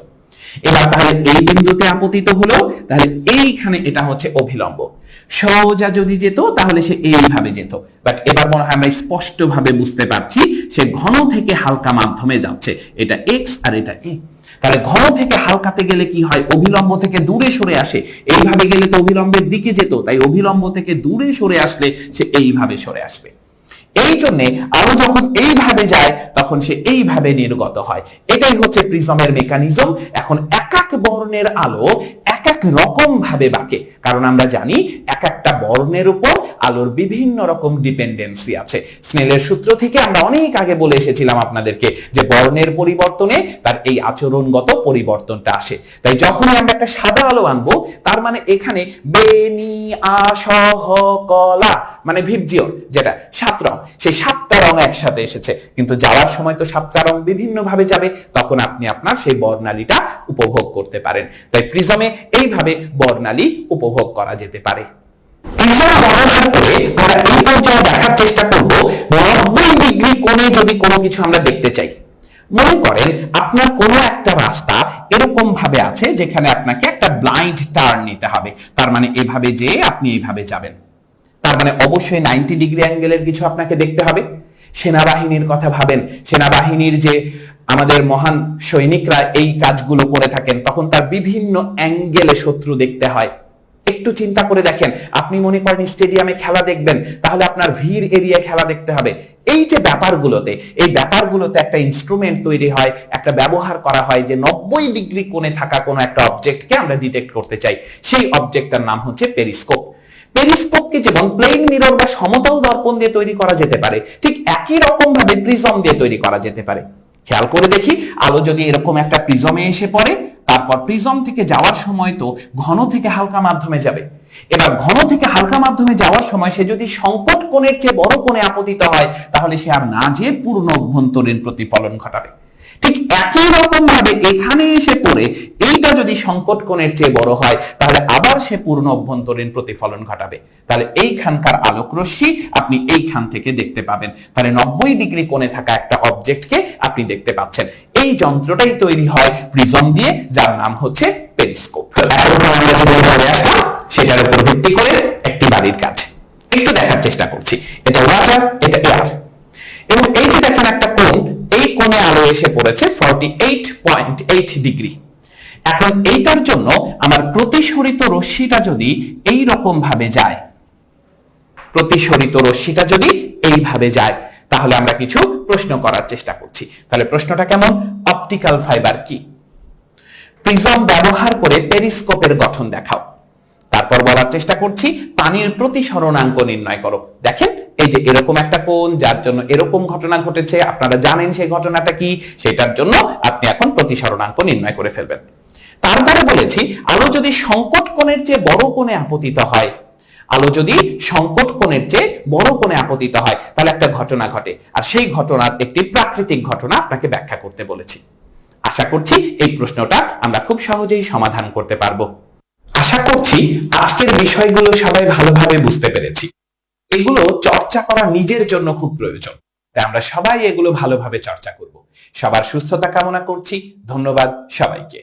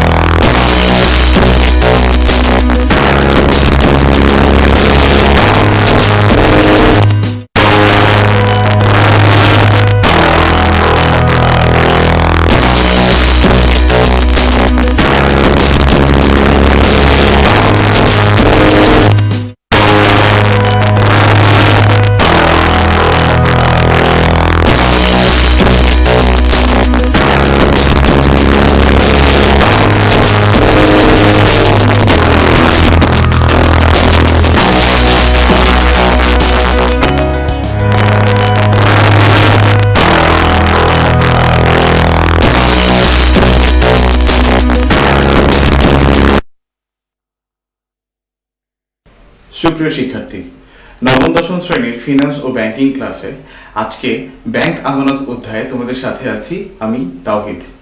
গত ক্লাসে আমরা পড়েছি ব্যাংক আমানতের ধারণা, ব্যাংক আমানতের গুরুত্ব, হিসাবের বিভিন্ন প্রকারভেদ এবং কিভাবে ব্যাংক হিসাব খুলতে হয় এই সম্পর্কিত বিস্তারিত। আজকের ক্লাসে আমরা শিখব ব্যাংক হিসাব কিভাবে বন্ধ করতে হয় এবং ইলেকট্রনিক ব্যাংকিং সম্পর্কে বা ডিজিটাল ব্যাংকিং সম্পর্কে। তো শুরুতে চলে আসো ব্যাংক হিসাব বন্ধ করার নিয়মাবলী। ব্যাংক হিসাব বন্ধ করতে প্রথমত যেটা দরকার হয় তা হচ্ছে গ্রাহকের কাছ থেকে ব্যাংক হিসাব বন্ধ করার জন্য একটা অনুরোধ পত্র বা রিকোয়েস্ট লেটার। অর্থাৎ গ্রাহক যদি কোনো ব্যক্তি হয়, অর্থাৎ যেটা আমরা সেভিংস অ্যাকাউন্ট বলেছি বা কারেন্ট অ্যাকাউন্ট বলেছি ব্যক্তি পর্যায়ের ক্ষেত্রে, এই অ্যাকাউন্টটা বন্ধ করার জন্য গ্রাহক জাস্ট ওই ব্যাংক শাখা বা ওই ব্যাংকের ব্রাঞ্চ ম্যানেজার অর্থাৎ শাখা ব্যবস্থাপকের বরাবর একটা অনুরোধ পত্র লিখবে যে আমি আমার এই হিসাবটি বন্ধ করতে চাই, তাহলেই সেটা কি বন্ধ হয়ে যাবে। তারপর বন্ধ করার জন্য ব্যাংক পরবর্তী স্টেপগুলো নেবে। আর যদি এই ব্যাংক হিসাবটি বা ব্যাংক অ্যাকাউন্টটি কোনো কোম্পানির ক্ষেত্রে হয়, তখন ব্যাংক হিসাবটি বন্ধ করার ক্ষেত্রে ওই কোম্পানির নির্দিষ্ট একটা সভার সর্বসম্মতিক্রমে অনুমতি পত্র দরকার যে আমরা আমাদের এই ব্যাংক হিসাবটি আপনাদের ব্যাংক থেকে বন্ধ করতে চাচ্ছি। এটা তো গেল অনুরোধ পত্র। ব্যাংক অনুরোধ পত্র পাওয়ার পর গ্রাহকের কাছ থেকে কয়েকটা জিনিস চাইবে। তা হচ্ছে কোনো যদি অব্যবহৃত চেক বই থেকে থাকে গ্রাহকের কাছে, কিংবা কোনো ডেবিট কার্ড বা ক্রেডিট কার্ড বা পাস বই এসব যদি থেকে থাকে অব্যবহৃত, ব্যাংক ওইগুলো গ্রাহকের কাছ থেকে ফেরত চাইবে। আবারও খেয়াল করো, গ্রাহকের যদি ওই ব্যাংকে কোনো ঋণ নেওয়া থাকে বা লোন থাকে, ব্যাংক হিসাব বন্ধ করার পূর্বে ওই লোন বা ওই ঋণ পুরোপুরি পরিশোধ করতে হবে। তাহলে শিক্ষার্থীরা আমরা কি শিখলাম? আমরা শিখলাম ব্যাংক হিসাব বন্ধ করার স্টেপ মূলত দুইটা পদক্ষেপ আছে। প্রথমত হচ্ছে অনুরোধ পত্র ব্যাংক হিসাব বন্ধ করার জন্য, আর দ্বিতীয়ত হলো এই যদি আনইউজড কোনো কিছু বা অব্যবহৃত কোনো কিছু থাকে ব্যাংকের কাছে দেওয়ার মতো, সেগুলো দিয়ে দিতে হবে। আমাদের পরবর্তী আলোচনা হবে ডিজিটাল ব্যাংকিং বা ইলেকট্রনিক ব্যাংকিং নিয়ে। এখন আমরা দেখব ইলেকট্রনিক ব্যাংকিং এর কিছু সার্ভিসেস বা কিছু সেবা যেগুলো ব্যাংক গ্রাহককে দিয়ে থাকে। প্রথমত ডেবিট ও ক্রেডিট কার্ড। ডেবিট ও ক্রেডিট কার্ড ব্যাপারটা নিয়ে অনেকের মধ্যেই একটা ভ্রান্ত ধারণা বা একটা কনফিউশন সৃষ্টি হয়ে থাকে যে ডেবিট কার্ড আর ক্রেডিট কার্ডের মধ্যে মূলত পার্থক্যটা কোথায়। সুপ্রিয় শিক্ষার্থী, খুব মনোযোগ দিয়ে খেয়াল করো। ডেবিট কার্ড মানে হচ্ছে যদি তোমার ব্যাংক হিসাবে টাকা থাকে, অর্থাৎ তোমার ব্যাংক অ্যাকাউন্টে যদি অ্যাভেলেবল ব্যালেন্স থাকে, তুমি তোমার ডেবিট কার্ডের মাধ্যমে ওই টাকা যে কোনো এটিএম বুথে গেলে তুলতে পারবে বা ওই ব্যাংকের এটিএম বুথে গেলে তুলতে পারবে, অথবা ওই ডেবিট কার্ড দিয়ে কোনো ওই যে পিওএস মেশিন যেগুলোকে আমরা বলি বা পস মেশিন বলি যেগুলোকে, ওই পস মেশিন গুলোতে তোমরা চাইলে শপিংও করতে পারবে। যেমন সুপার শপ গুলো বা বিভিন্ন বড় বড় দোকানগুলোতে ডেবিট কার্ড দিয়ে শপিং করা যায়। তাহলে লক্ষ্য করো, ডেবিট কার্ড জিনিসটা আসলে হচ্ছে তখনই ব্যবহার করা যাবে যখন তোমার অ্যাকাউন্টে বা তোমার ব্যাংক হিসাবে টাকা থাকে। এবার আসো ক্রেডিট কার্ড। ক্রেডিট কার্ড হচ্ছে একটা লোনের মতো, একটা পার্সোনাল লোন বা একটা ব্যক্তি পর্যায়ের লোনের মতো। অর্থাৎ তোমার হিসাবে টাকা থাক বা না থাক, তোমার হিসাবে টাকা থাকা দরকার নেই। ক্রেডিট কার্ড হচ্ছে তোমার যখন একটা নির্দিষ্ট সীমা দেয়া থাকে বা একটা নির্দিষ্ট লিমিট দেয়া থাকে ক্রেডিট কার্ডে, ওই লিমিটের মধ্যে থেকে তুমি যত খুশি টাকা পারচেজ বা পণ্য ক্রয় করতে পারো অথবা টাকা তুলতেও পারো যদি তুমি চাও। উদাহরণস্বরূপ বলা যায়, ধরো তোমার কোনো একটা ব্যাংকে একটা ক্রেডিট কার্ড আছে যার লিমিট হচ্ছে 1 লক্ষ টাকা। এর মানে হলো তুমি ওই ক্রেডিট কার্ডটি ব্যবহার করে 1 লক্ষ টাকা পর্যন্ত খরচ করতে পারবে লোনের মাধ্যমে। হ্যাঁ, এটা কিন্তু লোন সৃষ্টি হচ্ছে। আবার খরচ করার পরে একটা নির্দিষ্ট সময়ের মধ্যে তোমাকে কি করতে হবে, সুদ সহ ওই ব্যাংকে 1 লক্ষ টাকা ফেরত দিতে হবে। তাহলে লক্ষ্য করো, যেটা খুবই গুরুত্বপূর্ণ, এখান থেকে প্রশ্ন পাও তোমরা পরীক্ষাতে, তা হচ্ছে ডেবিট কার্ডের ক্ষেত্রে কিন্তু তোমার ব্যাংকে হিসাব থাকা বাধ্যতামূলক। তোমার ব্যাংকে হিসাবও থাকতে হবে, আবার ওই হিসাবে টাকাও থাকতে হবে। কিন্তু ক্রেডিট কার্ডের জন্য তোমার ব্যাংকে হিসাব থাকা বাধ্যতামূলক না। তুমি একটা ব্যাংকের ক্রেডিট কার্ড আবেদন করে নিতে পারো, কিন্তু ওই ব্যাংকে তোমার হিসাব থাকতে হবে এরকম কোনো বাধ্যবাধকতা নেই। Credit card itself is a loan, অর্থাৎ ক্রেডিট কার্ড হচ্ছে একটা ব্যাংক ঋণ। দ্বিতীয়ত এটিএম বা অটোমেটেড টেলার মেশিন। আমরা কিছুক্ষণ আগে ডেবিট কার্ড ক্রেডিট কার্ডের কথা বলছিলাম। এই ডেবিট কার্ড দিয়ে দুই ভাবে আমরা খরচ করতে পারি। একটা হচ্ছে টাকা তুলে খরচ করতে পারি এটিএম মেশিনের মাধ্যমে, আরটা হচ্ছে শপিং মলে গিয়ে পস মেশিনের মাধ্যমে বা পয়েন্ট অফ সেল মেশিনের মাধ্যমে টাকা খরচ করতে পারি। এখন যদি আমরা ক্যাশ টাকা চাই তাহলে আমাদেরকে কোথায় যেতে হয়, এটিএম বুথে বা অটোমেটেড টেলার মেশিন। এখন এই অটোমেটেড টেলার মেশিন এই জিনিসটা আসলে কি? এটা হচ্ছে ব্যাংকগুলো গ্রাহককে 24 আওয়ার 7 ডেজ অর্থাৎ 24 ঘন্টা প্রতিদিন অর্থাৎ যে কোনো সময় গ্রাহকের যদি নগদ অর্থের প্রয়োজন হয়, তাহলে নরমালি আমরা দেখি কি ব্যাংকের ট্রানজাকশন টাইম বা লেনদেনের সময় হচ্ছে 10টা থেকে 6টা বা 10টা থেকে 5টা বা 10টা থেকে 4টা, ধরো হ্যাঁ 10টা থেকে 4টা। এখন এই 10টা থেকে 4টার বাইরে গেলে কিন্তু ব্যাংকে গেলে কোনো টাকা পাওয়া যাবে না। কেউ যদি 10টার আগে যায় বা কেউ যদি 4টার পরে যায়, এখন ধরো কারো জরুরি কোনো অর্থের বা জরুরি নগদ টাকার প্রয়োজন হলো, তখন সন্ধ্যা বা তখন রাত বা তখন খুব সকাল, তখন কিন্তু ব্যাংকের শাখাগুলো খোলা থাকে না। ওই মুহূর্তগুলোতে গ্রাহককে তার নগদ প্রয়োজন মেটানোর জন্য ব্যাংকগুলো এই ডিজিটাল সেবাটা দিয়ে থাকে। তা হচ্ছে বিভিন্ন জায়গায়, শহরে তোমরা দেখবে, গ্রামাঞ্চলে অনেকের জায়গায় পৌঁছে গিয়েছে ডিজিটাল বাংলাদেশের সুবিধার জন্য, যে এটিএম বুথগুলো বসানো থাকে। গ্রাহক যে কোনো সময় চাইলেই তার ডেবিট কার্ডের মাধ্যমে অথবা ক্রেডিট কার্ডের মাধ্যমে এটিএম বুথ থেকে টাকা তুলতে পারে। তৃতীয়ত মোবাইল ব্যাংকিং। মোবাইল ব্যাংকিং আমাদের বর্তমান যুগে সবার হাতেই, অধিকাংশ মানুষের হাতেই মোবাইল দেখা যায়। তো এই মোবাইলের মাধ্যমে ব্যাংকিং সার্ভিসেস দেওয়ার জন্য ব্যাংকগুলো এই মোবাইল ব্যাংকিং সেবাটি চালু করেছে, যার মাধ্যমে গ্রাহক মোবাইল ফোনের মাধ্যমেই তার ব্যাংক হিসাবের ব্যালেন্স জানতে চাওয়া বা কত টাকা ব্যাংকে আছে বা চেক বইয়ের জন্য রিকোয়েস্ট পাঠানো অথবা যে কোনো প্রাথমিক যে কোনো লেনদেনের রিকোয়েস্ট সে ব্যাংকের কাছে মোবাইলের মাধ্যমে করতে পারে। তবে এখানে তার নিরাপত্তার জন্য ব্যাংক এই মোবাইল ব্যাংকিং সেবা দেওয়ার ক্ষেত্রে গ্রাহককে কিছু প্রশ্ন করে থাকে, এটা ভেরিফাই করার জন্য যে এই হিসাবের মালিক এই গ্রাহক বা এই ফোন কলারই হচ্ছে এই হিসাবে মালিক। চতুর্থত এসএমএস ব্যাংকিং। এসএমএস ব্যাংকিং এর মাধ্যমে কি হয়, এটা মোবাইল ব্যাংকিং এর মতোই। এসএমএস ব্যাংকিং এ দুই ধরনের সেবা মূলত গ্রাহক পেয়ে থাকে ব্যাংকের কাছ থেকে। প্রথমত, যে কোনো লেনদেন হলেই গ্রাহকের অ্যাকাউন্টে তার মোবাইলে একটা এসএমএস চলে আসে যে আপনার অ্যাকাউন্ট থেকে টাকা ডেবিট করা হয়েছে বা টাকা ক্রেডিট করা হয়েছে। টাকা ডেবিট করা মানে হচ্ছে গ্রাহক যদি অ্যাকাউন্ট থেকে টাকা তুলে নেয় তখন আমরা বলি টাকা ডেবিট করা, আর গ্রাহক যদি তার হিসাবে বা তার অ্যাকাউন্টে টাকা জমা দেয় তখন আমরা বলি টাকা ক্রেডিট করা। হ্যাঁ, তাহলে এই এসএমএস অ্যালার্ট সার্ভিসের অন্যতম সুবিধাটা হচ্ছে যখনই লেনদেন হোক গ্রাহক তার মোবাইলে একটি এসএমএস পাবে।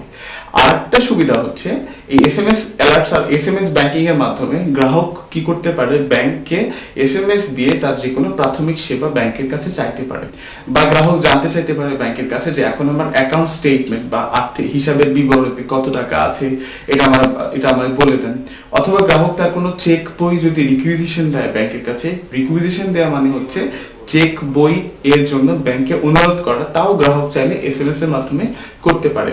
সুপ্রিয় শিক্ষার্থী, আধুনিক ব্যাংকগুলো বর্তমানে আরো অনেক নতুন নতুন সুবিধা নিয়ে এসেছে এই ডিজিটাল ব্যাংকিং এর মাধ্যমে বা ইলেকট্রনিক প্ল্যাটফর্মের মাধ্যমে, যেমন হচ্ছে হোয়াটসঅ্যাপ ব্যাংকিং। যারা মোবাইলে হোয়াটসঅ্যাপ ব্যবহার করে তারা হোয়াটসঅ্যাপের মাধ্যমে চাইলেও ব্যাংকিং করতে পারে, এটাও মোবাইল ব্যাংকিং বা এসএমএস ব্যাংকিং এর মতোই। তারপর আমরা দেখছি ইন্টারনেট ব্যাংকিং। ইন্টারনেট ব্যাংকিংটা হলো ব্যাংক গ্রাহককে একটা ইন্টারনেট আইডি আর ইন্টারনেট পাসওয়ার্ড দিয়ে থাকে। সাধারণত গ্রাহক কি করতে পারে, ওই আইডি পাসওয়ার্ড দিয়ে লগ ইন করে বাসায় বসে বা যে কোনো জায়গাতে বসেই তার ব্যাংকের হিসাব পরিচালনা করতে পারে। সে চাইলে টাকা স্থানান্তর করতে পারে, যাকে আমরা ফান্ড ট্রান্সফার বলি, এক ব্যাংক থেকে অন্য ব্যাংকে, বা তার এক ব্যাংকের এক অ্যাকাউন্ট থেকে অন্য অ্যাকাউন্টে টাকা স্থানান্তর করতে পারে। সে চাইলে চেক বই রিকুইজিশন দিতে পারে, সে চাইলে ডেবিট কার্ড রিকুইজিশন দিতে পারে। ইন্টারনেটের মাধ্যমে নরমালি গ্রাহক ব্রাঞ্চে গিয়ে বা ব্যাংকের শাখায় গিয়ে যে সার্ভিস পেতে পারে, ইন্টারনেটের মাধ্যমে প্রায় সবগুলো সার্ভিসই গ্রাহক তার বাসায় বসে বা যে কোনো জায়গাতে বসে শুধুমাত্র ইন্টারনেট সংযোগ দিলেই আর তার আইডি পাসওয়ার্ডের মাধ্যমে লগ ইন করলেই ওই সেবাগুলো পেতে পারে। তারপর আমরা দেখছি এনি ব্রাঞ্চ ব্যাংকিং বা অনলাইন ব্যাংকিং। এটা খুবই খুবই গুরুত্বপূর্ণ। প্রিয় শিক্ষার্থী, ইন্টারনেট ব্যাংকিং আর ইলেকট্রনিক ব্যাংকিং দুটো কিন্তু একটু ডিফারেন্ট জিনিস, দুটাকে তোমরা মিলিয়ে ফেলবে না। অনলাইন ব্যাংকিং বা এনি ব্রাঞ্চ ব্যাংকিং একটা কনসেপ্ট, ইন্টারনেট ব্যাংকিং আরেকটা কনসেপ্ট, ইলেকট্রনিক ব্যাংকিং এগুলো সবগুলো মেলানো। খুব মনোযোগ দিয়ে লক্ষ্য করো, অনলাইন ব্যাংকিং বা এনি ব্রাঞ্চ ব্যাংকিং হলো গ্রাহকের হিসাব বা ব্যাংক অ্যাকাউন্ট যেই ব্রাঞ্চেই থাক না কেন বা যেই শাখাতেই থাক না কেন, গ্রাহক চাইলে অন্য যে কোনো শাখাতে, ওই ব্যাংকের অন্য যে কোনো শাখাতে গিয়ে তার হিসাবের লেনদেন করতে পারে। এটাকেই বলে হচ্ছে অনলাইন ব্যাংকিং বা any branch banking. Any branch বলাই আছে, যে কোনো ব্রাঞ্চে গিয়ে ব্যাংকিং করা যায়, এটাই হচ্ছে অনলাইন ব্যাংকিং। আর ইন্টারনেট ব্যাংকিংটা আমরা কিছুক্ষণ আগেই বললাম যে গ্রাহককে একটি নির্দিষ্ট আইডি এবং পাসওয়ার্ড দেয়া থাকে, ওই আইডি পাসওয়ার্ডের মাধ্যমে সে লগ ইন করে তার লেনদেনগুলো যে কোনো জায়গাতে বসে করতে পারে। তাহলে লক্ষ্য করো, অনলাইন ব্যাংকিং বা এনি ব্রাঞ্চ ব্যাংকিং এ গ্রাহককে কিন্তু ব্যাংকে যেতে হচ্ছে, যে কোনো শাখায় গেলে সেই সার্ভিসটা পাচ্ছে। কিন্তু ইন্টারনেট ব্যাংকিং এ গ্রাহককে কিন্তু ব্যাংকের শাখায় যেতে হচ্ছে না, সে বাসায় বসে ইন্টারনেট সংযোগের মাধ্যমে ব্যাংকিং করতে পারছে। আর এই সমস্ত ডিজিটাল ব্যাংকিং সুবিধাগুলোকেই বলে ইলেকট্রনিক ব্যাংকিং। আশা করছি তোমরা ইলেকট্রনিক ব্যাংকিং, ইন্টারনেট ব্যাংকিং এবং অনলাইন ব্যাংকিং এর তিনটা কনসেপ্ট পৃথকভাবে বুঝতে পেরেছো। Finally, call centre. সুপ্রিয় শিক্ষার্থী, আধুনিক ব্যাংকগুলো দেখা যায় ব্যাংকিং সার্ভিস 24 আওয়ার্স করার জন্য, দিন রাত যে কোনো সময় ব্যাংকিং সার্ভিস দেওয়ার জন্য বা গ্রাহকের যে কোনো প্রশ্নের উত্তর যে কোনো সময় দেওয়ার জন্য কল সেন্টার চালু রাখে। এই কল সেন্টারে গ্রাহক চাইলে যে কোনো সময় ওই ব্যাংকের নির্দিষ্ট নাম্বারে ফোন করে তার নির্ধারিত প্রশ্নগুলো ব্যাংকের কাছে করতে পারে এবং উত্তর পেতে পারে। তাহলে এতক্ষণ আমরা দেখলাম ইলেকট্রনিক ব্যাংকিং এর বিভিন্ন সেবা সমূহ যা আধুনিক ব্যাংকগুলো তাদের গ্রাহকদেরকে দিয়ে থাকে। সুপ্রিয় শিক্ষার্থী, মূলত এই পর্যন্ত ছিল আমাদের আজকের ক্লাস। তাহলে আমরা যদি একটু রিভিউ করি আজকে আমরা কি কি শিখলাম। আজকে আমরা শিখলাম হিসাব বন্ধ করার পদ্ধতি বা কিভাবে ব্যাংক হিসাব বন্ধ করতে হয়। দ্বিতীয়ত আমরা শিখলাম ডিজিটাল ব্যাংকিং বা ইলেকট্রনিক ব্যাংকিং এর বিভিন্ন সেবা সমূহ। তাহলে চলো এই পুরো চ্যাপ্টারের উপর আমরা কিছু প্রশ্ন রিভিউ করি। আমাদের প্রথম প্রশ্ন, যেটা আমাদের বইতে দেওয়া আছে, বহু নির্বাচিত প্রশ্ন, গ্রাহকের জন্য ব্যাংক আমানতের উদ্দেশ্য কোনটি? সুপ্রিয় শিক্ষার্থী, আমরা গত ক্লাসে বলেছিলাম ব্যাংক আমানতের উদ্দেশ্য বিভিন্ন জনের কাছে বিভিন্ন রকম হয়ে থাকে। গ্রাহকের কাছে ব্যাংক আমানতের উদ্দেশ্য একটা, ব্যাংকের কাছে একটা, পুরো অর্থনীতির কাছে একটা। তাহলে গ্রাহকের কাছে ব্যাংক আমানতের উদ্দেশ্য হচ্ছে ঋণের সুবিধা। দেখো এখানে আমাদের 4টা অপশন দেওয়া ছিল। অপশন ক ঋণের সুবিধা, অপশন খ মূলধন গঠন, অপশন গ বিনিয়োগ, আর ঘতে দেওয়া আছে বৈদেশিক বিনিময়। এগুলোর মধ্যে ঋণের সুবিধাই হচ্ছে গ্রাহকের কাছে ব্যাংক আমানতের উদ্দেশ্য। দ্বিতীয়ত, বিপদমুক্ত টাকা বিনিয়োগের স্থান কোনটি? সুপ্রিয় শিক্ষার্থী, বিপদমুক্ত টাকা বিনিয়োগ বলতে কি বোঝায়?